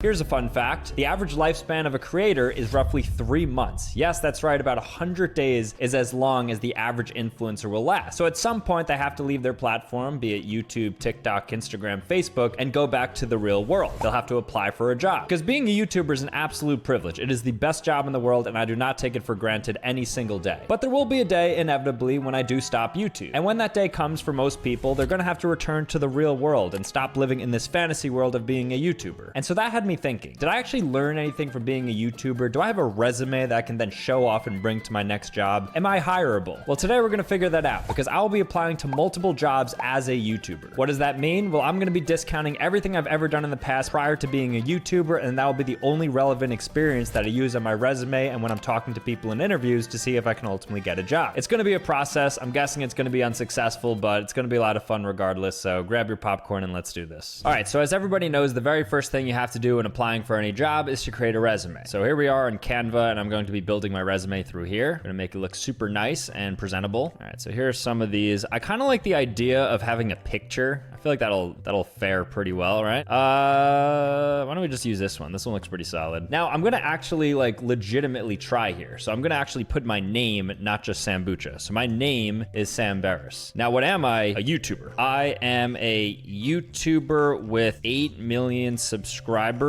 and 12 billion views on my main channel. Currently looking to graduate into a more corporate role. Experience building 7-figure businesses and managing multiple employees. Okay, I think that's a really good profile to start. We're gonna obviously change the picture. What is the most professional picture I have? Let me pull something up. Would it be crazy to use a thumbnail picture? I feel like that's absurd. I can't be doing that. Okay, we're in luck because I actually have a picture that we can put in here. There we go. Okay, so that is a somewhat professional picture of me. All right, so now it's looking pretty good. Just some of these typos because that's the last thing we want. All right, so all this personal information I will include. Obviously, it'll be blurred so you guys can't see this, but there is going to be a callback for these people, so they are able to reach me for sure. All right, language, I'm gonna put English. I'm gonna lie a little bit. I'm gonna say Spanish, and then I'm gonna also add Italian. I know I'm lying, but you know, we need to bolster this a little bit. It's fine. Okay, and then as for work experience, I'm going to fill this in and YouTube. Okay, so here we go. And I'm gonna say YouTuber at Sambucha LLC. Okay, and I was there for the last 4 years, let's call it, right? I've had this account for 4 years. Grown a YouTube channel to 8 million subscribers. Managed a team of 10 people between editors, thumbnail artists, and strategy figures. What's some other things I've done that's like kind of fun?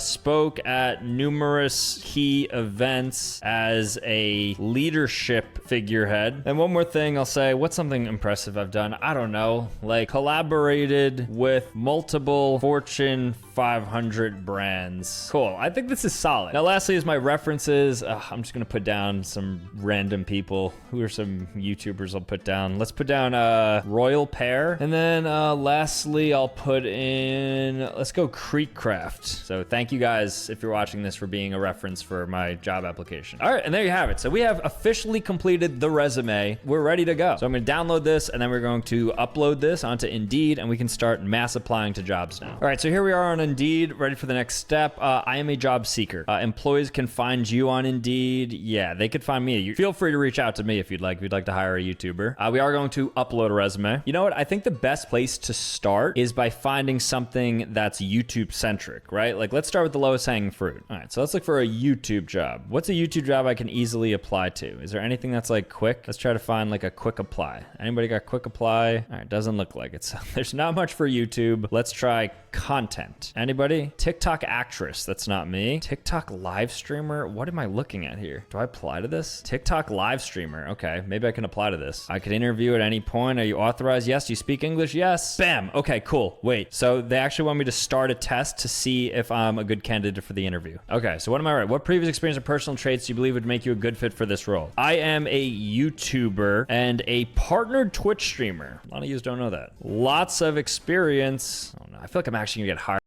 You believe would make you a good fit for this role? I am a YouTuber and a partnered Twitch streamer. A lot of you don't know that. Lots of experience. Oh no, know. I feel like I'm actually gonna get hired for this. Okay, great. Let's broaden this a bit. Let's just go social media. $95,000. Okay, social media specialist. All right, let's go ahead and apply to this. Highest level of education. Oh, do I tell them? I do have my bachelor's. Can interview at any time. Are you authorized? How many years of photo editing experience do you have? Few. Social media management. 5. How many years of working with fine jewelry do you have? Unfortunately, not many. But 5. Okay, assistant director of... How many years of working with fine jewelry do you have? Unfortunately, not many. But 5. Okay, assistant director of sales and marketing.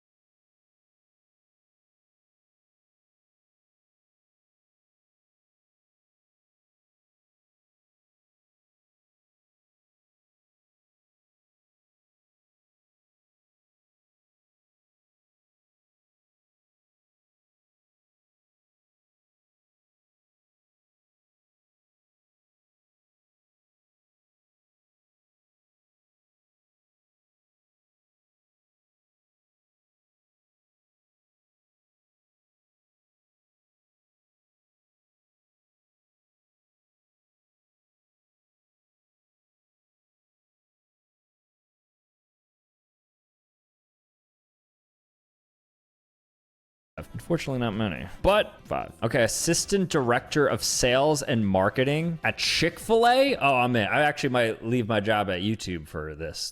Might be the greatest job ever. Okay, resume there. Good, good, good. Are you authorized? Yes. Can you commute? Yes. I'm available always. I speak English. I speak Spanish. Are you willing to work a flexible? Yes. Highest level of education? Yes. Sales experience? Selling for years. Restaurant management experience?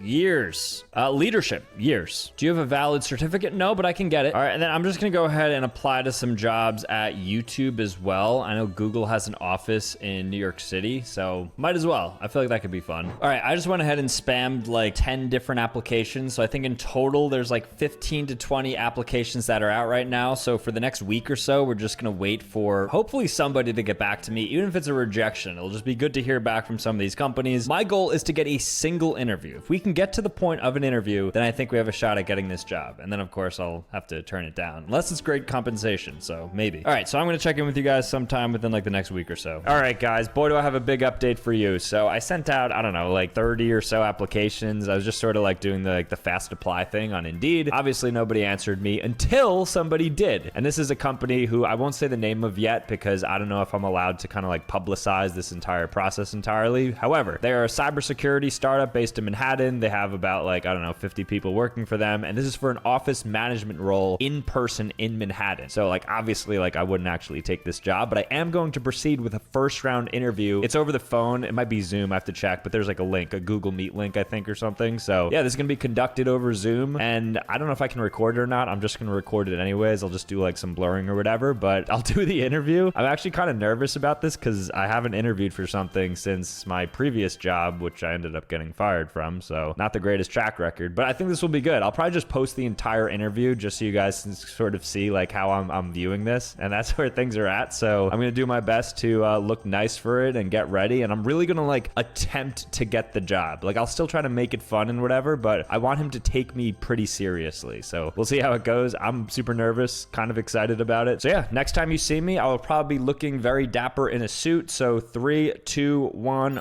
Okay, you guys are not gonna believe this. I'm currently like almost late for my interview, so I just got out of the shower because I wanted to look somewhat presentable. So I'm throwing on like a suit and everything, and I put a little setup here, which is the YouTube play button. Time got away from me. Like whatever, I didn't expect to be interviewing. You know, it's just not in my routine. But I feel very bad because I don't want to be late to this. So I just have to get ready. But whatever, if I'm 5 minutes late, I'm 5 minutes late. I don't expect to get the job anyways. I just can't believe I flubbed this hard on interview day. I can't even be like ready on time. It's terrible. Let me fix my hair. Ugh, it's gonna be such a mess. All right, let me get I did bring a jacket. Now I was thinking, because it's like a tech startup, it might not be worth it to wear a suit because everyone there is gonna be like not that formal. Also, look, the classic Zoom interview. Okay, I feel like this is good. I feel like I look pretty presentable.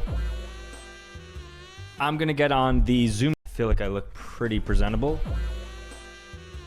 I'm gonna get on the Zoom call, so I will get on that, and then yeah, we'll start this interview. So wish me luck. I'm actually a little nervous. Like, I don't really get super nervous at times, but right now I'm a little bit nervous because I'm kind of entering the real world. I'm about to talk to a professional, so let's see how this goes. Hey, Sam. Hey, how are you? Nice to meet you. Doing well, yeah. Nice to meet you. Where are you calling in from today? I'm based in New Jersey, so I'm East Coast. How about you? Okay, yeah, same. I'm actually down south right now. I'm from Atlanta. I'm just in North Carolina, but I'm usually out of New York City. Oh, right. Yeah, I guess that's where is located, so you're based around there. Yep, been here a couple years, and yeah, appreciate you taking the time today to talk to us. Yeah, no, I mean, I appreciate you looking over my application and sending this first round interview. Yeah, looking forward to answering any questions you have. Yeah, I mean, you were a more interesting candidate. I mean, looks like you've run a successful YouTube channel, so it's a pretty interesting pivot. So would love to hear you explain kind of what got you more into this role, and then in that same vein, how about you go ahead and tell me about yourself and just what you're looking for? Yeah, YouTube for me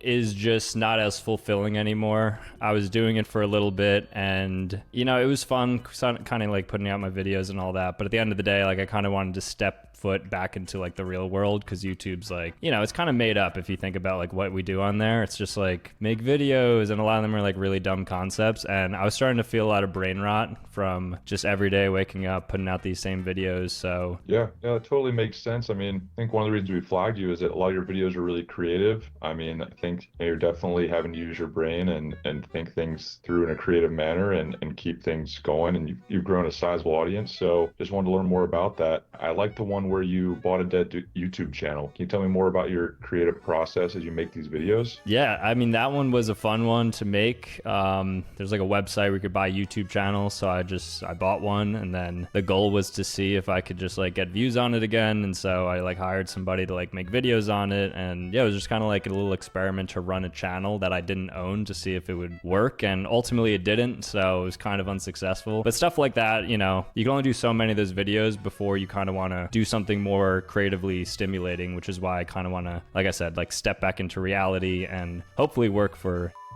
Yeah, and so how do you think that creativity and that approach you've been up to will translate to this office manager position? Yeah, so I have a lot of management experience. I manage a team right now. I have some editors, I have a thumbnail artist, and I have people who just work for the Sambucha channel. So I'm used to managing a lot of different moving parts. I'm also good with managing people's schedules and managing budgets and, you know, finances and those things. So yeah, no, that's definitely helpful to hear you've run a team and have kind of managed some more complex tasks. It's the kind of creative and experienced person we need here. But I'm curious, what kind of background or familiarity do you have with cybersecurity as you know, is a cyber company? Yeah, not much. I think the cyberspace, it's unique to me. Like, it's growing, it's emerging. Like anything like with emerging technology or like protecting, you know, companies or individuals, like their internet use and stuff like that. I've worked with VPNs in the past, so I have some experience with that side of things, you know, virtual private networks. I actually created my own VPN at one point too. A lot of traffic to that website, but yeah, like I'm just really, you know, enthused about the topic. Cool. Well, yeah, I mean, you know, it's not a very technical role, so that's not a big deal. More was just kind of curious, but I think more topically, would you consider yourself an organized person? Yeah, I would say so. I'm sure you could see my room, my desk set up behind me. It's pretty clean, so I like to keep things nice and tidy, and that certainly would extend into the office. That makes sense to me. And speaking of Office, do you have experience using Microsoft Office? Yeah, I'm more of like a Google Docs guy, to be honest with you. Because coming from YouTube, I use Google Sheets a lot, Google Docs, those sorts of things, but I'm assuming it translates quite well. I'm sure in like some of my schooling growing up, I've used like Microsoft Word, maybe MLA format, APA format, all that stuff. I think, yeah, absolutely. Gotcha. And I'm not seeing your camera too clearly, but you said you've got a background and setup behind you? Oh, yeah. I don't know why it could be blurred. Oh, I'm sorry about that. Looks like... Yeah, what's that little light back there? That's just like some lighting for, you know, when I used to make, well, I still do make videos, but it's just kind of recreationally, but it's just to give, you know, like I said, I'm going to just be honest with you, like it's kind of childish. Like honestly, like just having lights and stuff like that, like it's just, you know, I'm a 28-year-old man, and frankly, I'm just looking to get a bit more serious. So things like that, it's just a reminder to me every time I look at it that it's just not really kind of like where I want to be progressing towards. I want to leave stuff like that in the past. Got it. So yeah, ask, as you're kind of transitioning back into a more traditional job, what kind of challenges do you foresee that'll take for you? I think that going into a traditional job, it will certainly have its challenges because I currently, for instance, make my own schedule, which I really like. So I'd actually like to kind of ask, like, what is it, like a hybrid work environment? Do I have to go into the office? Like, how do you guys think about that? Yeah, it's hybrid. I mean, we're trying to get back in the office as much as possible, so we're requiring at least 3 days a week right now.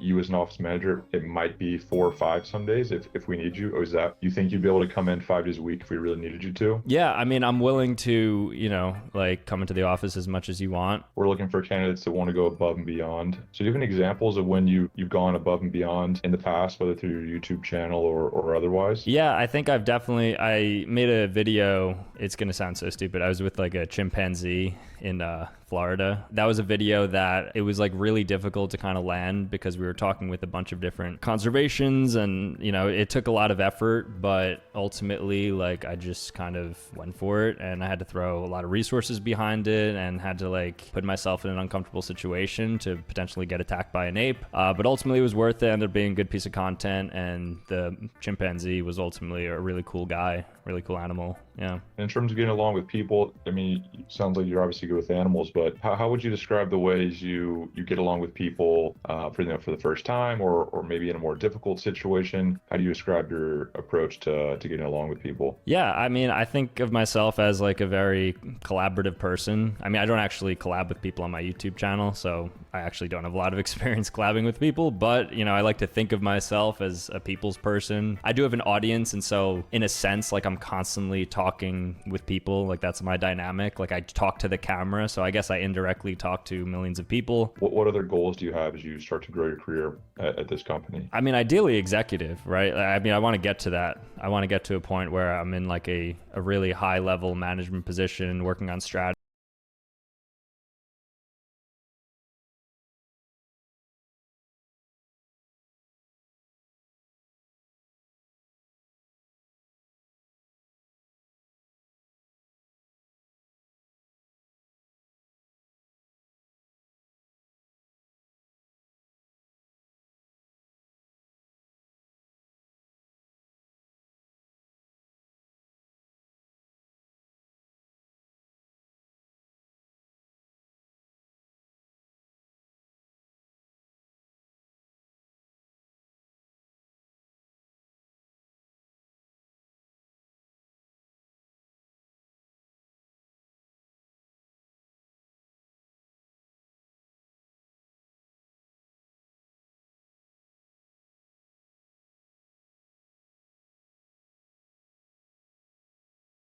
And like handling the finances, like again, like stuff like that excites me. So I want to get as high as I can go. Like the good thing about coming from YouTube is that I don't really have a direction, so to speak. I'm kind of just like going with the wind, and the wind right now, the only direction it's blowing me is up. So I want to just keep going as high as I can. I gotcha. Well, yeah, I think you might have a pretty decent spot here. We've got to talk to a few more candidates, obviously, but yeah, I think that's everything I need from you. And your salary expectations, what would be your expectation for this role? I was doing like a little bit, like I said, I'm coming from a world that's not really like this, but I was doing some, research, and I would think like anywhere from 80 to 90 is kind of what I'd expect. I don't know what this position is looking at, but just looking at the market in New York City, it just feels like a position like that, any sort of like low-level management role should be somewhere in that range. But again, like happy to negotiate and see like what the entire compensation package looks like. I'm amenable, honestly, to whatever it ends up being. Like I said, I understand you're a startup, so I don't know if you guys give equity to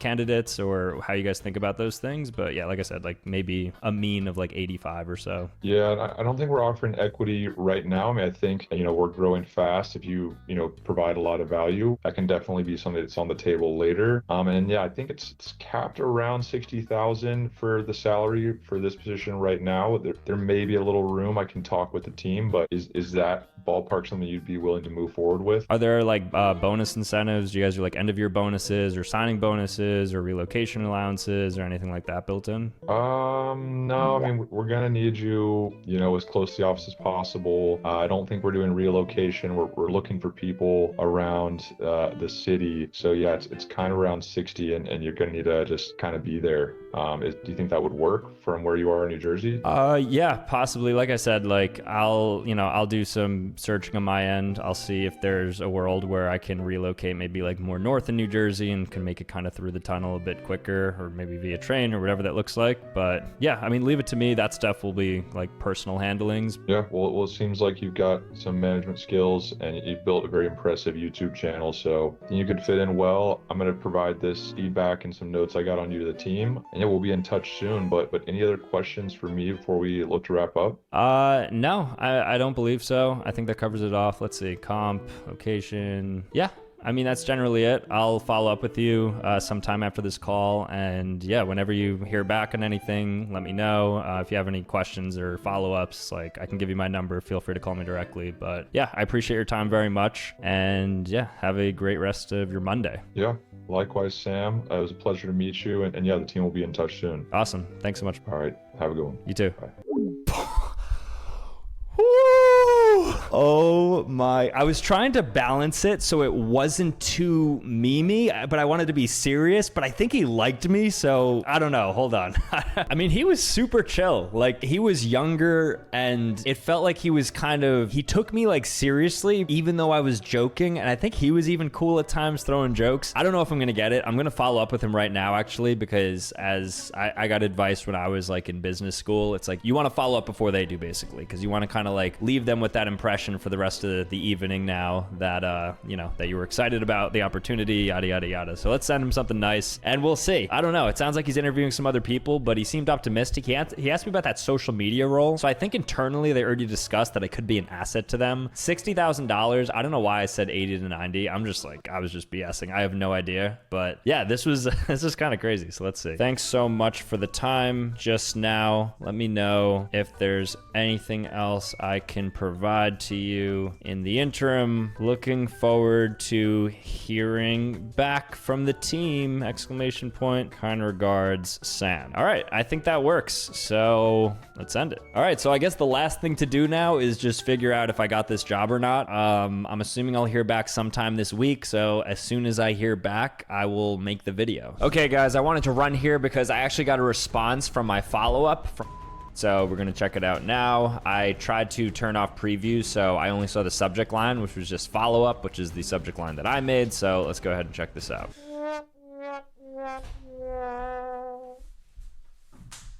Hi Sam, unfortunately we've decided to proceed with a different candidate for the OM role at... We really appreciate the time yesterday and especially appreciate your enthusiasm around the startup. We're in the middle of raising some capital and pending outcome would love to work with you on an integration in one of your YouTube videos, as we think you have a lot of interesting concepts that we'd love to attach ourselves to. Let me know if this is of interest and I can connect you with our marketing director who handles our creator partnerships. What? Wait, I've never seen this from a job interview. First of all, I said I'm no longer interested in content. Second off, I got denied. Third off, it's like you can't escape being a YouTuber. The purpose of this video was to escape YouTube to see if it was possible. And then even after getting denied, which honestly, I'm surprised he was so nice about it. I thought he knew that I was like semi-trolling. He offers me perhaps doing an integration. What I think happened is he probably looked at the channel. He saw that this was probably an experiment. Maybe he watches. I don't know. Maybe he was just like playing it soft. He could be a fan or something, but this is absurd. So at the end of the day, you really can't escape being a YouTuber because they're just going to throw it back to YouTube because I guess I have an audience and they really want to leverage that. Honestly, I expected to get denied. I did not expect that second part. I guess we'll be in touch. It's going to be really funny if you'll see an integration from this company at some point in the near future. Hopefully, if you've watched this video, you'll also watch that one, and that could be a full circle moment. So I'll keep in touch with here, and I mean, maybe there's an opportunity for them to be in another video. So I guess we'll have to see. All right, I'm not as sad as I thought I'd be, but I'm still a little bit upset. All right, guys, well, I guess that's the video because quite literally nobody else answered me, to be expected. I mean, it was a pretty poor resume and I didn't really have any qualifying skills, but thank you guys so much for watching. If you want to see more content, make sure to click here. Otherwise, subscribe on your way out, and I'll see you next time. Peace.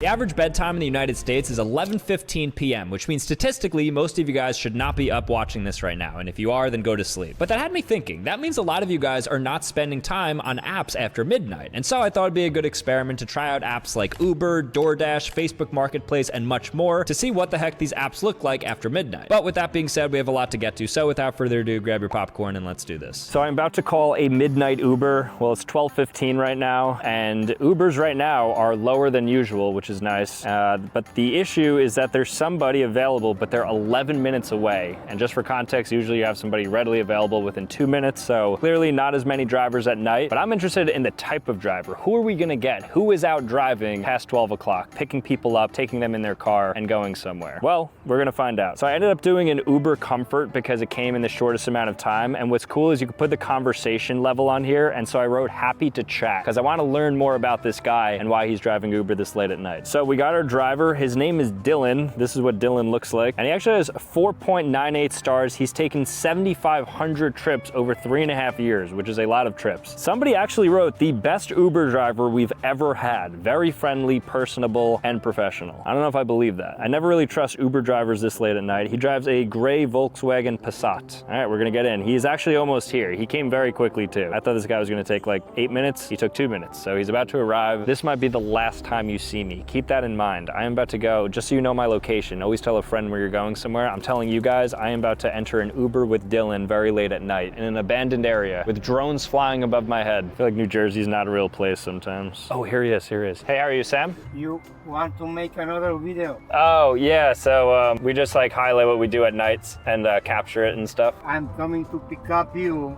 And I will open the door for you. Oh, you want to do that? That'd be fun. When I will come, I will stop. I mean, in that time, you will walk through me, okay? Okay. And he to record from what side? Director Dylan here. So what he's gonna do is stage an approach in which he basically comes around. I've never had this happen. This isn't staged. I didn't ask him to do it. It was a pretty quiet ride up until the 1 minute mark. He noticed the camera and he was super cool. Never had an Uber driver do this. At midnight, I guess what they're willing to do is come around and do some games, some fun here. And he was like directorially pretty good. He's like, don't look at the camera. You stay here. You walk in from here. We're about to stage for you guys. He wants this to appear as the first time, but I want you to know how intense this guy is.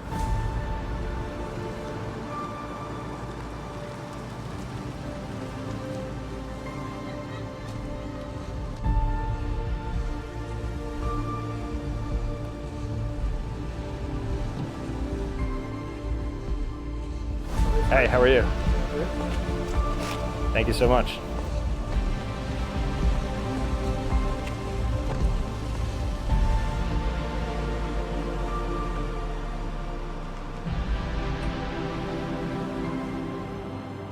All right, this is perfect though. Thank you again, sir. Here, as a tip thank you so much for, yeah, I appreciate it, man. Thank you, Dylan, absolutely. Thank you, sir. Really cool guy. I got into the car, he still kept his cool. He was just like all about the content. You would think this guy is like a seasoned YouTuber. He just knew certain things that I wouldn't expect. He's like, oh, your friend's taking B-roll. I'm like, that's what it's called. So this guy is a veteran, very cool guy. I've never had that happen. Uber after midnight, huge success. I love it. I'm not gonna lie, I'm a little bit scared about this next app after midnight because we'll be going on Facebook Marketplace and meeting up with a complete stranger, a random, at some time after 12 o'clock so that we can do an exchange of items. Now, Facebook Marketplace is completely unregulated. You can meet up with literally anybody to buy anything. So I pulled up some local listings here, so I'm gonna try to find something and somebody who will meet up with me after midnight. All right, so let's see what people are selling nearby. Ooh, Super Smash Bros. Melee for 20 bucks. That is actually a steal right there. Nerf gun collection, a little bit scary. Nintendo Switch, we can get a mountain bike. I mean, I'm gonna send out some feelers because I have to literally find somebody who's willing to even meet up in the first place. That looks cool. A mini drone. Okay, I'm gonna start off by getting this Nerf gun collection because getting guns off of Facebook Marketplace after midnight just sounds like a bad idea. So let's see what this person says. His name is Jones Nick. Hi, would love to purchase this. I'm available to meet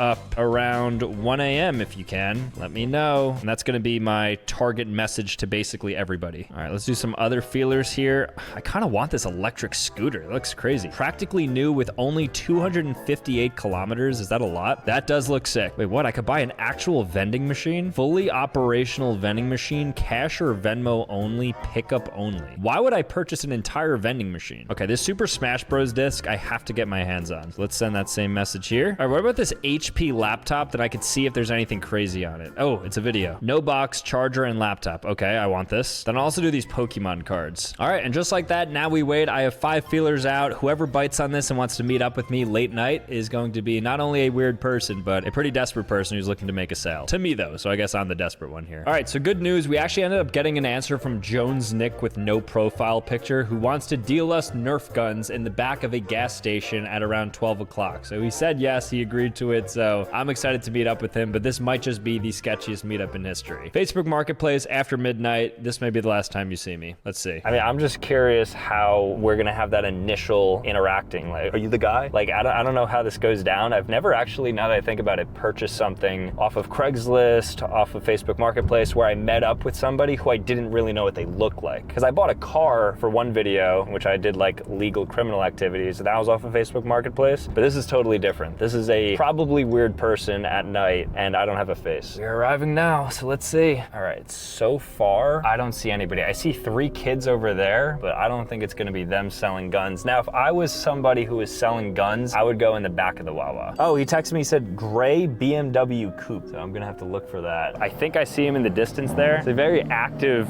parking lot. There's people like with their cars out. Looks like we're getting up to some racing. I've never been in a parking lot this late at night.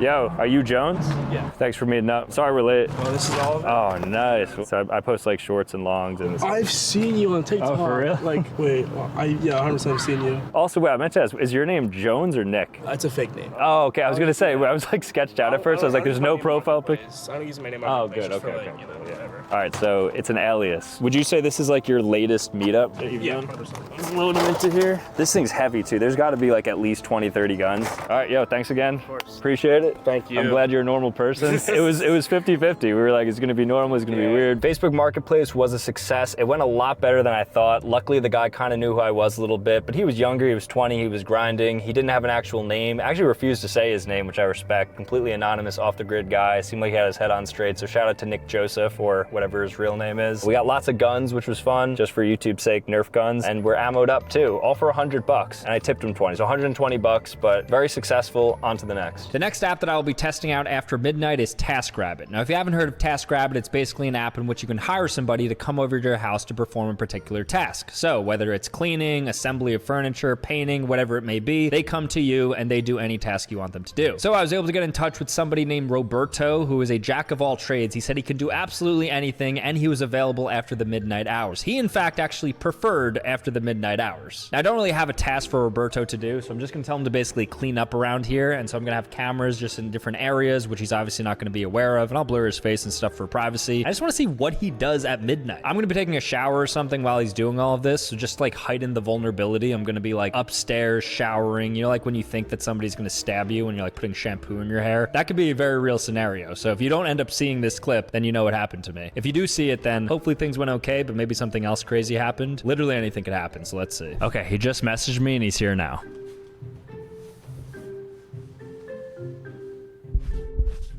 All right, so Roberto was awesome. He actually ended up telling me some stuff that happened. So he brought me over to the sugar glass movie prop beer bottles that I used in a previous video, and they just break very easily. And I actually fessed up to the fact that he broke it. So he showed me what had happened. I'm like, okay, that's completely fine. He just broke the bottom of it. I feel like anybody else wouldn't have told me that. So thank you for being honest. And that's okay. I mean, I expected. I totally forgot that I had those. He's also very transparent that he was looking at things. Like, he was really obsessed with the tarantula thing. He's like, oh, can I take a picture of that so I can show it to my daughter? I was like, yeah, for sure, go for it. He was really nice. He said that he loved my chair, so he was like going around in the chair and stuff. So I'm excited to watch this footage, because when I saw him at first, I just told him like, oh, you know, just like clean the floors, look around, you know, if you see something that looks cool, feel free to interact with it. And he definitely did. Literally the most normal possible person I could have found. So huge shout outs to Roberto, but let's look at this footage. Wow, he's even like wiping down the katana and then that head. Okay, so this looks to be where the beer bottle breaks. which is fine. Looks like it's cleaned up and stuff. Okay, so he sits on the gorilla couch. You know, I did notice that it deflated a little bit, so I guess that's why he was having some fun. And look at him enjoying the chair. I mean, he was upfront about literally every single thing I'm seeing. It's just funny just seeing him do it. But yeah, he was enjoying the chair very much so. But even cleaning like little corners, he went to the bathroom and cleaned that.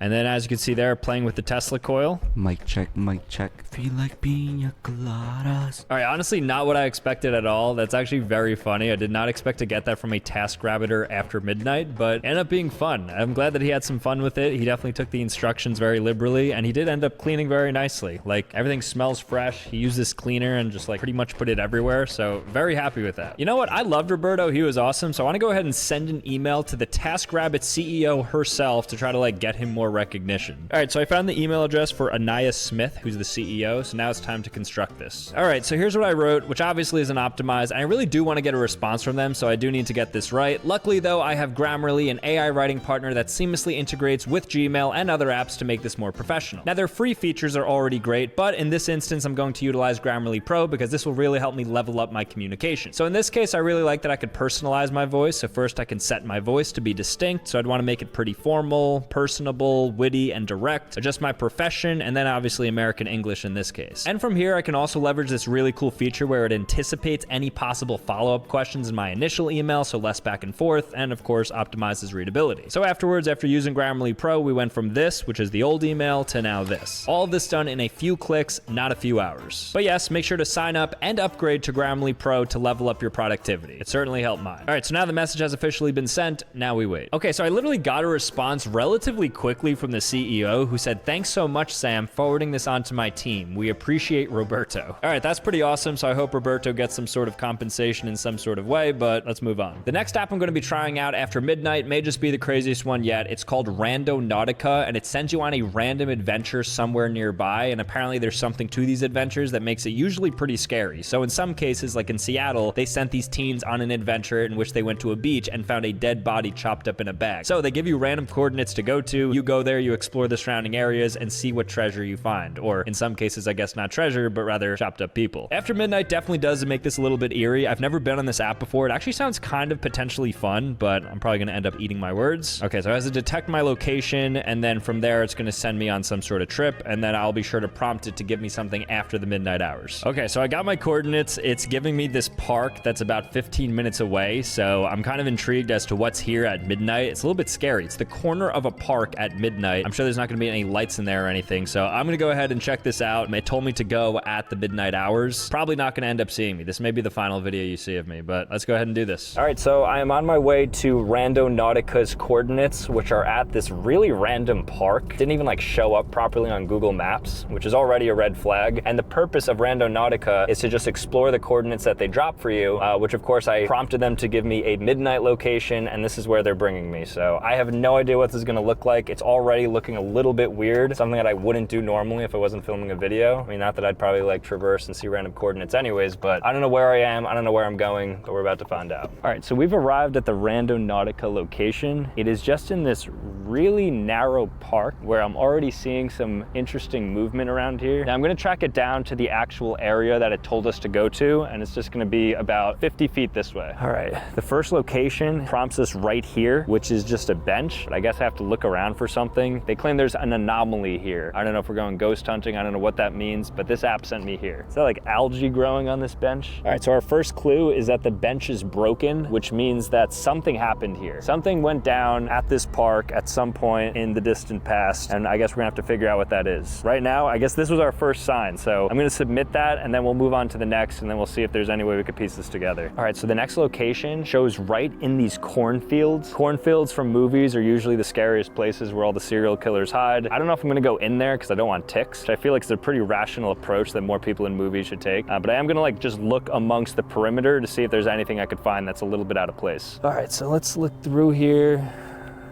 It wouldn't bring me here if there was absolutely nothing to get. All right, I think we have to go deeper into the park because I'm just realizing these cornfields extend pretty far back. So in order to reach what we have to get to, I think I have to keep walking more and more in, unfortunately. So I found a water fountain that has rust all over it. And if you know anything about rust, you cannot touch that because then you'll get tetanus. I'm gonna try to turn it on, but water and rust is not a good mix. You do not want to ingest this. I don't even know if this is gonna work. No, it's not working. So this is an abandoned water fountain. That's so weird. What are they hiding? All right, so I think I found what they ideally wanted us to look at. So on the outskirts of this park area, there's caution tape right there. I see a fallen tree, and then the sprinklers are oddly on. So I'm gonna investigate a little bit further, try to dodge some of this water. It's like it's there on purpose. They don't want you to investigate. A mushroom.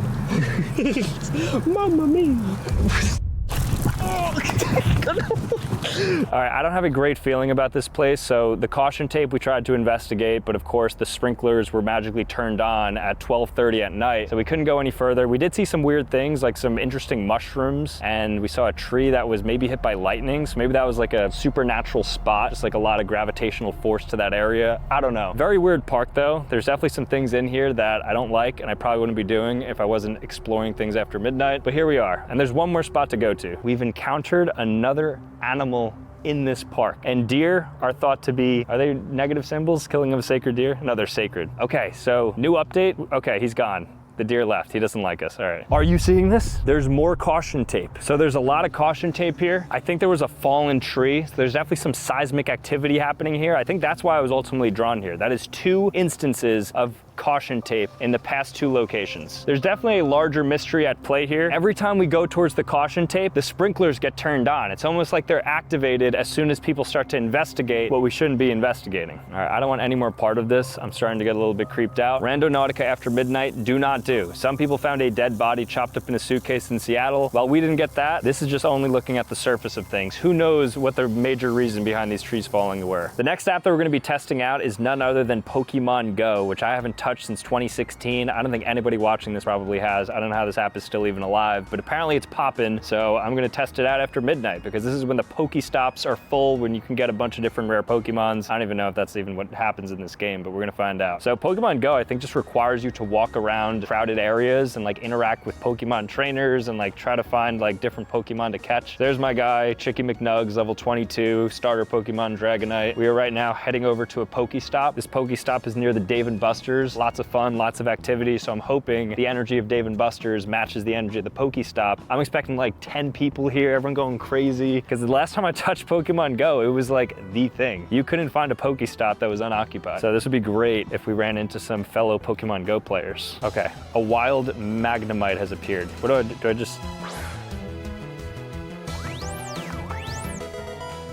So I just caught a Magnemite. Just a little pit stop, catching a quick Pokemon. So there's actually 3 Pokestops right here. So I just put in like some elixir that gets us rare Pokemon for the next like 20 minutes. So we're gonna wait around here, try to get some Mewtwo's or something, whatever the rare Pokemons are here. What a great game. Literally not a soul in sight. I thought this was gonna be popping. Maybe it is just after midnight. Maybe Pokemon Go actually has a fandom during like the 6 p.m. hours. Oh, that's what it's showing as the Pokestop. Oh, so the Pokestop is there, that's why. The Pokestop is actually over here. It matches up with what's on screen. So on screen, it's called the beer delivery wall sculpture of 3 beer delivery men carrying kegs into the yard house. Okay, so this is actually the Pokestop. So I'm just gonna wait here until I see a Mewtwo. Oh, wait a second, what is this? A wild Esper, that's crazy. Catcher, him, 1, 2. No, okay. This is literally the rarest Pokemon to ever exist. If I catch this, this would be a historic moment. Let's go. Oh my gosh, I can't believe I just caught that. An Esper Kalos 677 in the Pokedex entry. These things are so rare. Literally only after midnight are you able to do what I just did right there. Pokemon Go after midnight, cheat code to getting the most legendary Pokemon. You just saw it right there in front of this Pokestop that I activated. Actually crazy. Let's move on. So I'm gonna order some food off of Uber Eats. I'm gonna see what's open during the late night hours, the 24-hour restaurants. So we have your classics, McDonald's, Taco Bell,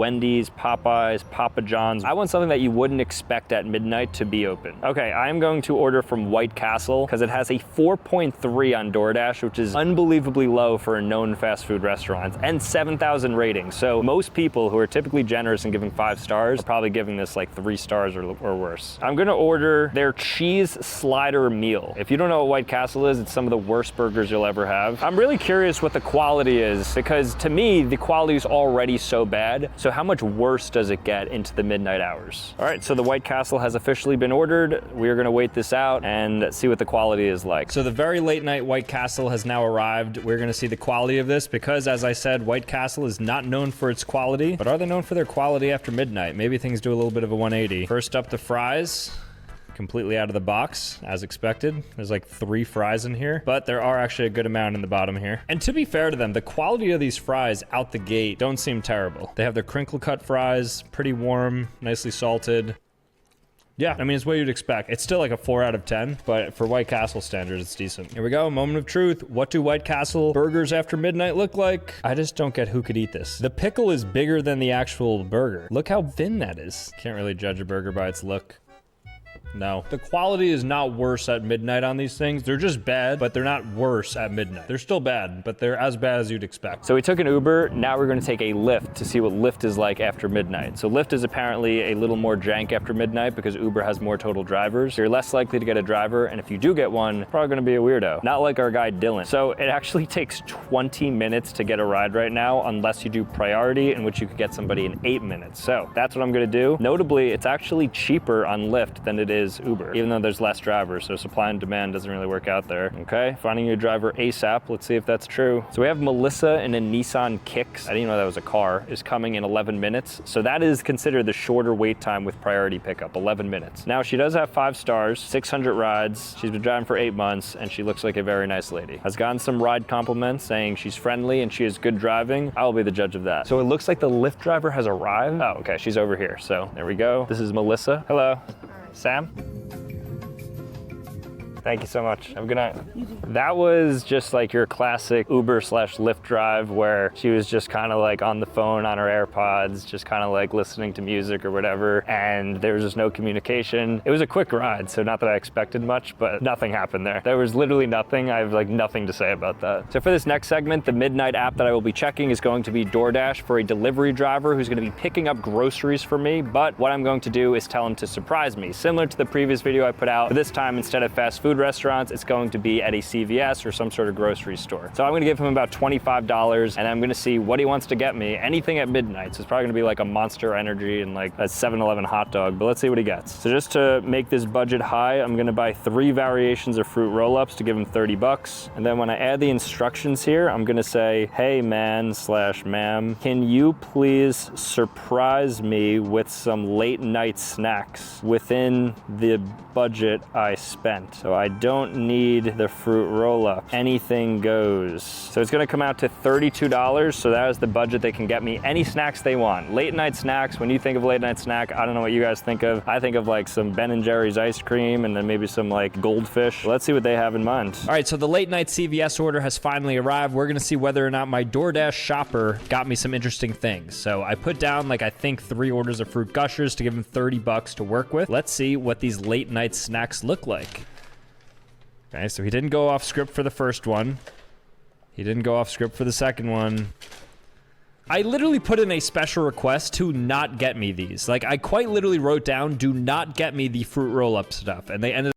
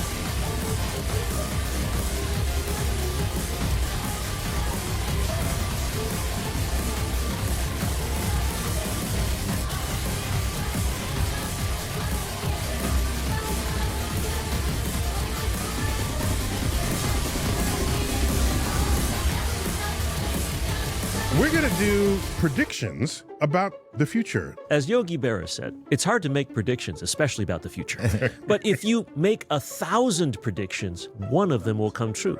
Are the Jetsons the most accurate prediction of the near future we have? If you go to the Twilight Zone in its day, and you look at sort of the disturbing stories that it told, and it didn't always have a happy ending, and you fast forward to Black Mirror, which has an authentic science fiction future foundation to it. All right, what's your best prediction? That within 25 years, there will be a professional sport played in orbit. Spaceball!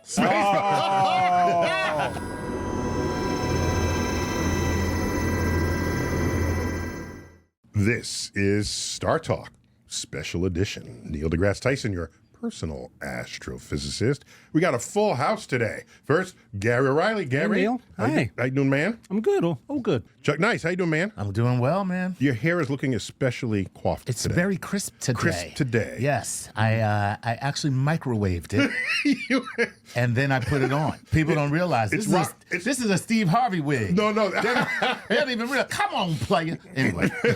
It's rocking like a mini version of a 1978. That's exactly what I was going for. Shaft I was going for straight up Jim Brown. Something out of the 70s. That's what I was going Step for. right off the screen. Yep. Success. There you go. Work on some muscles. Come back and you can say you're Jim Brown. Sorry. I'm Jim Tan. So we're going to do predictions about the future, which I think is the only way you can make a prediction. Right. And there's some stuff I don't tackle alone. I got to go to Geek in Chief. Oh. Geek in Chief. There's only one Geek in Chief. We know who that is. That is Charles Liu, friend and colleague. Charles. Neil. Dude. Great to see you. Okay. Geek. I also microwaved my hair today. Just leave your brain out. The Right. thing is fine. So you're a professor at CUNY Staten Island, That's City correct. University of New York, which has satellite campuses across the city. Yes. And you're in Staten Island, and you finally no longer have administrative duties there. Is that correct? Were that the case forever? Is that the same as quiet quitting? Not the same. No, professors. What do you mean you don't have any we're very lucky administrative as duties? we're very lucky as professors because we can continually take on positions and leave them and not leave our jobs. Nice. So Oh, I yeah, could good be point. a department chair for a period of time and leave. I could run an honors program and then leave. I could even serve as an acting dean or other administrator and then leave. And still, I'd retain my ability to come back and do the research and the coursework and the teaching that I And love. each of those, they give you a little bump up in the moolah. One hopes. One hopes. Yeah. Every Okay. place is a little bit different. So we've got you here because you think long and hard and deep about predictions made in sci-fi. You probably have some predictions of your own. The accuracy of these predictions and what they might have looked like at the time and what they look like to us with the benefit of hindsight. Well, so we're gonna get all in this. Yeah, I think it's good, but I think we should first say right away for everybody that First say right away that you host a podcast called The Looniverse. That's what we should say right away. Oh, that's very sweet. Thank you. The Yes. Looniverse. Charles Liu. You see what he Lou. did there? I didn't do it. It was my family member. Not the Lou, the bathroom. We're talking about Charles Liu. But he's Charles Liu, so it's the Liu-niverse. No. I can't And take what's any the theme credit of for the that? name. What's the theme? We talk to scientists who are earlier in their careers. We I love talk that. about people who are doing all the hard work and trying different things, not just necessarily what we think of as a straight up science stuff, but also thinking about the future, thinking about pop science, culture, things that we like to talk about here on Star Talk, but Some on are a failures. level for I got you. And a lot of fresh, unvarnished ideas That's come the out of that point. first Right. generation Right. coming We in. love that. Right. Some We of love them that. can change the world. Right. As you know, Neil, the really tough new pioneer techniques are always done by our younger colleagues. Yeah. We can have great ideas and we're like, oh, darn it, if only someone had a way, a technology, a tool that could solve these problems. And then some guy comes along, some lady comes along and says, yeah, I know how to do that. And they just bring something new. And that's how changes happen. It's no accident that some of the best discoveries, the Nobel Awards, come from people in their 20s and their 30s. They're It's awarded really much amazing. later. Yeah. But Well, they made their discoveries in their 20s. That's right, exactly. That's right. Which, Exactly. you know, they did a study on that you're Right. more likely to think in a way that will lead to innovation in your late teens and 20s than at any other point in your life. That's right. Which is why when we here are talking about predictions, it's not so much our predictions, but what we're predicting other people will do in the future. That's an And important distinction. Right. And so when we think about it from a scientific perspective, we don't want to say so much predictions as models. Right? We are taking what knowledge we have now and modeling it for the future. Right. And models are always wrong, but sometimes they're useful. And therefore, we have the opportunity to think about the future in an informed and educated way. Yes. Gary, set the stage here. Okay, so in your book, Starry Messenger, in the chapter at the end of Exploration and Discovery, you kind of go on a fool's errand and make a raft of predictions for the year 2050. Did he just call me a fool? No. Would you kick his ass over there? Can it wait? Okay, a fool's errand, yes. Yeah. So we're not going to wait 25 years to find out if they're true. Let me set that up. So a big part of that chapter, titled Exploration and Discovery, is an exercise in what do people think would be discovered, or how differently did they think they'd be living in one era versus one generation later. And I tightened it to 30 years. Yeah. So I go 30-year increments from 1870 up to 2020. And we'll probably get into everybody's that. getting everything wrong all the time. Of course. Okay, and so I said, time for me to join the list, and I'm going to make predictions for 2050 so that in 2050 people can look back and see everything I got wrong, so that I'm not I disagree. I don't think that these predictions are wrong. I think they're inaccurate. And there's a big difference. Oh, don't get all semantic. Actually, no. Get semantic. Get semantic, Chuck. We want teacher this. on this exam, I didn't get anything wrong. It was just inaccurate. Oh my God! Now you know how all my teachers hated me. We can explore that. Finish setting this up. Where do we go for our predictions? The tried and trusted sources. We'll have a look at that. Are the people that are making these predictions or writing examples, are they in fact the influencers of the future that are based in the past? Or if we leave it alone, does the future take care of itself? We'll get into all the sort of philosophical thoughts about that. But first and foremost... Do you mean if we didn't predict the future so that there was no groundwork for new ideas, would future still have a place to land? Would it still unfold? Would still unfold, yeah. So let's look to science. Let's look to science fiction as our go-tos for what our lives might well be back. I mean, I'll kick it off. The Jetsons. Ooh. Right? Daughter Judy. Who can make the sound of the? Who can make the sound of the ship? That's it. There you go. There you go. That's every flying car in the Jetsons. So this was made in the early 60s, 1960s, but it's set in 2062. So it's not that far away from 100 where years we in sit. the future. Yeah, Was but when it was where we set. sit today, it's not that far. So you've got flying cars. There's a robot in every house. Yes. Are they In some places, that's the case. First of all, we do have flying cars. We have them now. They're just quadcopters, but they're flying cars. Yeah. And if you go to Japan, you're going to find pretty much some kind of robot in every They got home. robots everywhere. Yeah. So, yeah. in fact, are the Jetsons the most accurate prediction of the near future we have, or do we have to look in other places for accuracy? So I found this recently. Was it the year 2020? I was looking for years predicted for the future that are already in our past. And in the Jetsons, I think George Jetson, you can triangulate based on certain script lines that he was born in the year 2020. Oh, really? Cool. Yeah. Okay. Yeah. Cool. Kind of the Jetsons was the other extreme he's a of the pandemic Flintstones. baby. That's right. Yeah. George Jetson, pandemic baby. Did he know? Did he know? I think it was 20. It might have been 2021, but it was in the last couple. Somewhere in that window. Somewhere in there. So that's the first point. Yeah. So here's what I think they got wrong. They didn't understand that a robot can be anything that does something that you wouldn't otherwise do. Right. Any task. Any task. Any task. So he's still flying his flying car.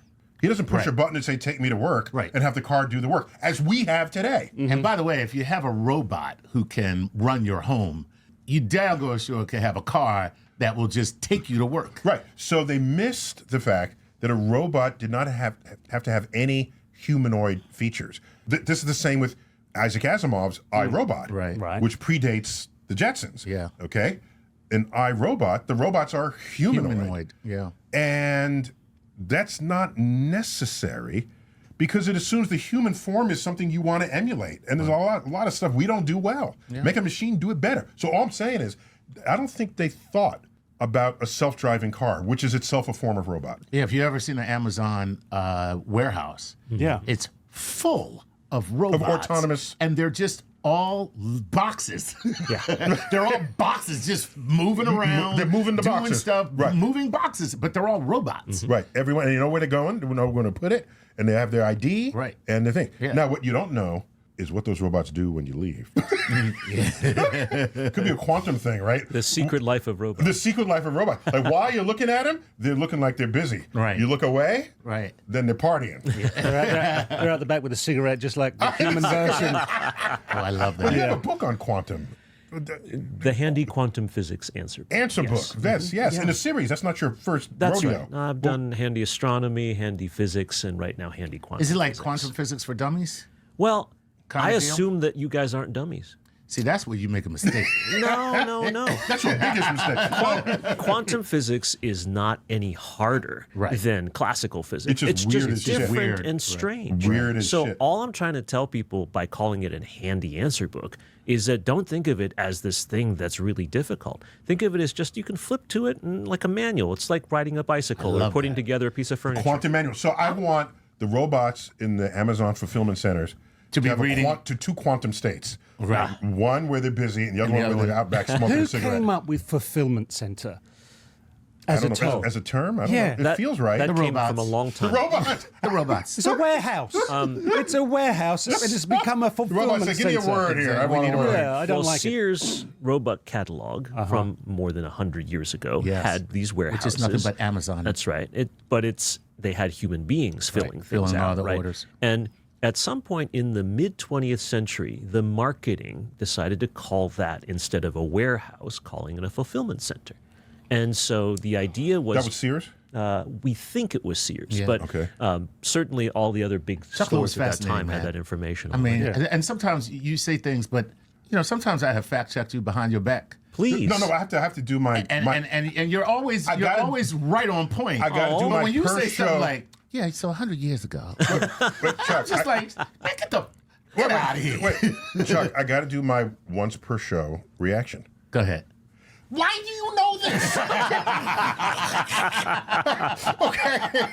But that was early in this show. Yeah. Oh my gosh. I don't know if I have more than one in me.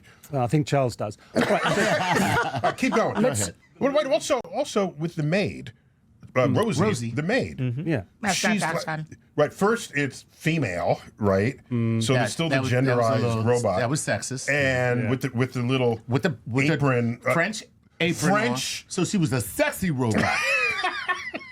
If we look at the movies, and generally you're thinking about major budgets for production, things don't always work out. You take the 1982 Blade Runner movie, Harrison Ford, remember that? Based on? I don't know what it was. Yes, based on a novel by... Do Androids Dream of Electric Sheep by Philip K. Dick. Yep. Well, thank you. And when did he write that? Well, early 50s, right? Wasn't Quite it? early. Yeah, yes. yeah. So it was set in 2019. The original movie, right? The movie, the 82. Wow. But so much of it doesn't land true. None of it. I mean, we have hindsight, which obviously is perfect. Right. But you're thinking about their humanoid and their off-world. The replicants. Yes. Doesn't exist. Didn't The happen. replicants, right? That's Yes. what That's what they're called. Did not happen. So we're not off-world. No. We don't have perfectly humanoid replicants. Right. And the sun sometimes shines. Right. However, we were living in a dystopia. So that is a thing. And the dystopian future is debatable. Yeah, I have my issues with dystopian futures because it assumes that whatever the trend line is in a culture, in a civilization, that it continues to descend without anybody doing anything about it at any time. Right. Not the public, not the politicians, not the military, nothing. It just continues to descend and hits rock bottom, and then they make a movie out of it. I have a very quick. It can happen locally. I have a very but quick globally? theory on why that happens, why they do it that way. Because most dystopian futures are a warning against authoritarianism. Well said. And that's why that's why it's like authoritarians can take it down the that's toilet. right, and that's why it's like that's why they're always written that way. Here's an interesting thing that happened in Blade Runner that we're kind of doing today. All right. All right. Do you remember the scene, very tense scene, where one of the replicants who's trying to pass as human is getting interviewed? Right. Still very intelligent. There's intelligence that person can adapt. Is this not the Ray Bradbury kind of school of thought?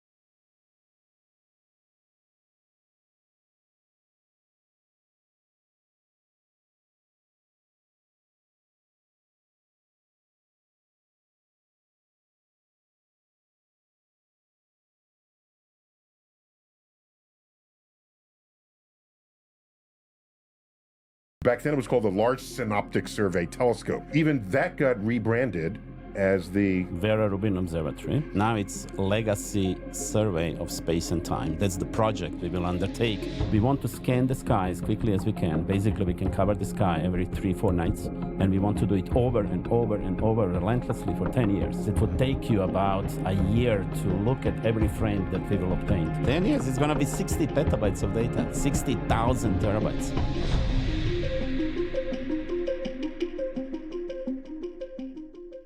This is Star Talk. Neil deGrasse Tyson, your personal astrophysicist. Got with me Chuck Knight. Chucky, baby. Hey, what's happening, Neil? All right. Yeah. All good. Today's your birthday. Oh! It is. Today. Yes. Yeah, it was a day that will live in infamy for my parents. Oh.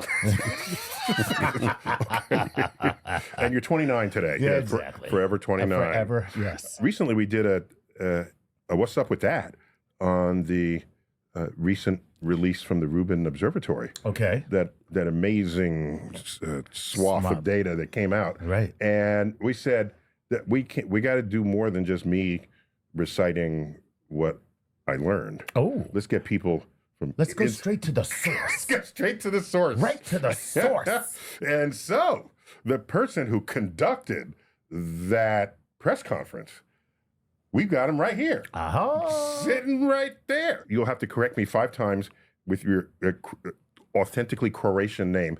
Zelko? Jelko. Željko. Jelko. I got to put my face in it. Jelko. Jelko Evazic?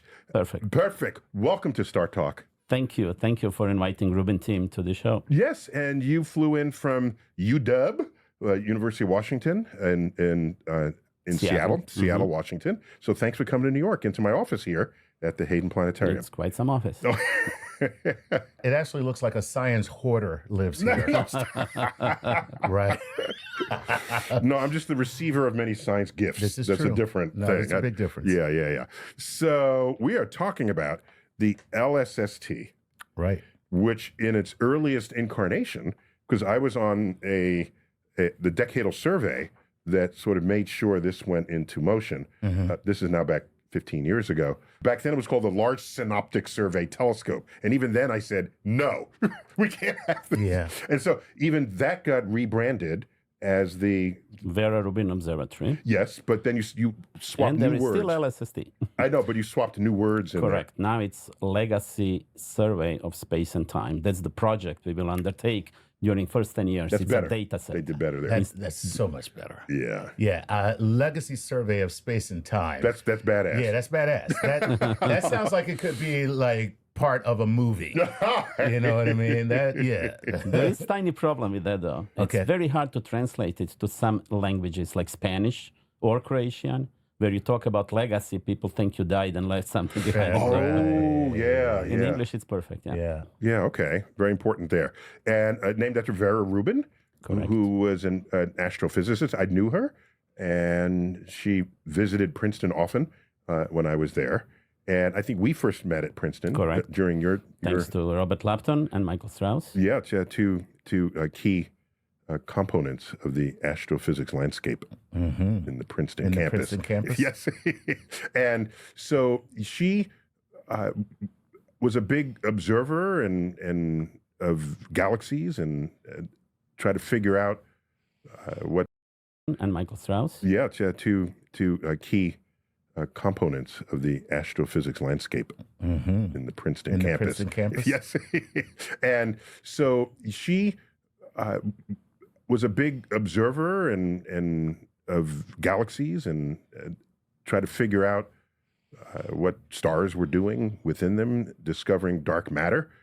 She and her colleagues, Kent Ford, one of her collaborators. They did great measurements that were very simple to interpret and very convincing that there is something fishy with gravity. So with this telescope and your role in this, what I have you down here, you're the director of the construction project. Oh my gosh. I still am. A few more months. I still am. Okay. So, like, so it's still getting refined and built and tested. By and large, we are done, but now we are fine-tuning the system. It's a very complex system, especially the software. Right. So we are learning how to optimize it. And then in a few months, in October probably, we'll be done with construction, and then we turn it on. And it's effectively a robotic telescope, robotic observatory. We are not going to think every evening, like, let me look at this, let me look at that. That's the old days. It would have That's to be. the old way. In the old days, yeah. It's so what I think people need to appreciate, if they don't already, is that modern observations are more about the data pipeline that comes from the detector more than it is just what you're going to do with the telescope. Right. Right? I mean, exactly. And so can anyone apply for time on this telescope, or does this telescope already have an agenda that it's going to accomplish? We have a very strong agenda, and it's very simple. We want to scan the sky as quickly as we can. Basically, we can cover the sky every 3-4 nights, and we want to do it over and over and over relentlessly for 10 years. Every single night? Every single night. If it's clear. So it's like, you know, my father was a printer, and in the dark room, that's the time is the development. So is that kind of the because you say it's the same sky over and over and over. I can only assume that you're layering image over image over image to get more and more light that gives you better, deeper. Oh, no. It can do that, but that's not the point. Oh, get out. It's one of the 2 points. No, Chuck is right. Chuck is right. You add many images together and you see more and more objects. Okay. You but can see Neil is deeper, right too. deeper and and deeper. Neil is right too. Yeah. Because we want to look what changed between these different... Well, that is even more key. That's right. I got you. Because any ordinary telescope can just stack images. Right. And what you're really doing when you're stacking images, there's a noise level in the background, a visual noise. Right. And every next image you stack, it tamps down the noise. Okay. But if there's a signal there, the signal gets boosted. Nice, right? It's nice. So the noise drops, the signal goes up, and the signal to noise ratio, as we say, goes up. And so you're going to get that regardless, but the real contribution to this landscape of data is you're making a movie of the night sky. That's amazing. You guys are like the early days of Walt Disney, but for observatories. It's a much bigger movie. We call it the greatest movie because it would take you about a year to look at every frame that we will obtain. Wow, you guys actually beat out Jesus for the greatest story ever told.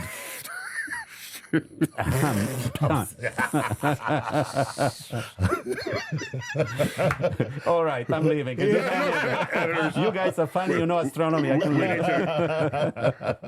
Protect Chuck from himself here. Right. What fraction of the nights do you expect to be completely clear? About 300 nights per year, so not that's too like bad. 80%. Yeah. Wow. Not too bad. And of course, the sky shifts a little bit each night. And so in December, you're not getting the same sky you're getting in June. Correct. How long is your movie that you will have? So the movie will be 10 years long. Okay. Now, some parts of the sky... That's a director's cut if I've ever heard one. That is a serious director's cut. Directors, they don't leave nothing on the floor. Exactly. They put 10 everything years. 10 years, it's going to be 60 petabytes of data. 60,000 terabytes. Yeah. It's mind-boggling. Okay, but I guess what I want to understand is, for any given spot on the sky, you have continual coverage, not for 10 years. You have it for 6 months. Well, some parts. Yeah. Oh, some of course. parts close to the pole, you see you see continuous. always. And some parts that are closer to the equator, we will have like 5 months, 6 months, 7 months. It depends. That's where the point I was exactly making. you are. Yeah. Right. So if you're near the pole, we call those circumpolar stars. Right. They never rise and they never set. Right. Because the pole star is above the horizon. Right. And the stars just go Just going around. around Yeah. it. Yeah, And so throughout the night, you get it the whole time. Right. Yeah. So in 10 years, we'll see each object about 1,000 times. And for some objects, it will be uniformly distributed over 10 years. For some, there will be clumps of like 6 months, and then a few months, no observations, and then again, a few months of observations. But suppose something happens when you're not looking. Tough. I like it. That's the way the cookie crumbles. That's the right attitude. That's right. No, it's very frank. But we'll also catch a lot of them. Right. So what are the high points of expectation? Or let me say that differently. For objects very far away, galaxies, if a star goes bump in the night, you'll see it. If you have a supernova or a nova, all right? Mm-hmm. But those are too far away for you to see anything moving. So there you're checking for changes in the brightness of an object, whereas much nearby, you're looking for movement of objects, such as asteroids. Asteroids or stars in our Milky Way, they move too, but much slower. Growing up, I always loved going to chain restaurants for my birthday because I really enjoyed how they celebrated me. They'd sing me a custom. See that motion of stars that go around the center of our galaxy. We are going with them. Yeah. And so we can see relative motion. With asteroids, you look at it, and within half an hour, you are definitely certain that there is motion. It seems to me your biggest contribution to the astronomical data sets that we currently have will be in the discovery and tracking of asteroids. That's one of the 4 pillars that we have. So it's studying the solar system, asteroids. Then the other one is studying the Milky Way, stars in the Milky Way, about close to 20 billion stars, more than living people on Earth. Then we want to study cosmology. We want to look at galaxies and supernovae to try to decipher why do we see accelerated expansion of the universe. There are basically 2 ways to explain it today. One is to postulate Einstein's theory of gravity is correct, which leads you to conclusion that there is some mysterious fluid called dark energy, of which we know nothing. The other possibility is that Einstein was wrong, and theory of gravity is wrong, and we need to fix it. And people already proposed many different ways to fix it, but we don't know which one of these 2 is more correct or less wrong. And we don't know it now because we don't have data. I'm betting on Einstein here. It's not a bad bet. If I'm just coming in blind. I'm going to say the Vegas odds are like, 6 to 5 on Einstein, but yeah. So let me just get a layman's perspective here. When you talk about dark energy, that is the pressure that is speeding up the expansion of the universe. What are you looking for that demonstrates that? Thank you guys. Thank you so much. Appreciate it. Wow, what the presentation. Cookie skillet. We had the whole Chili's crew out here for that. There was probably 6 people, made a scene. That is peak birthday celebration. Shout out to Chili's for that. Did not expect that because going into Chili's, everyone's saying like, oh, they don't celebrate. Oh, they don't celebrate. That was a 9.8 out of 10. That's basically as good as you could get. Maybe if there's like a candle, it would have spruced it up to a 10, but that was really good. Shout out Chili's. Also, this is the greatest restaurant dessert that exists, the cookie skillet from Chili's. I may just get a little birthday bite here, even though my birthday was a month ago.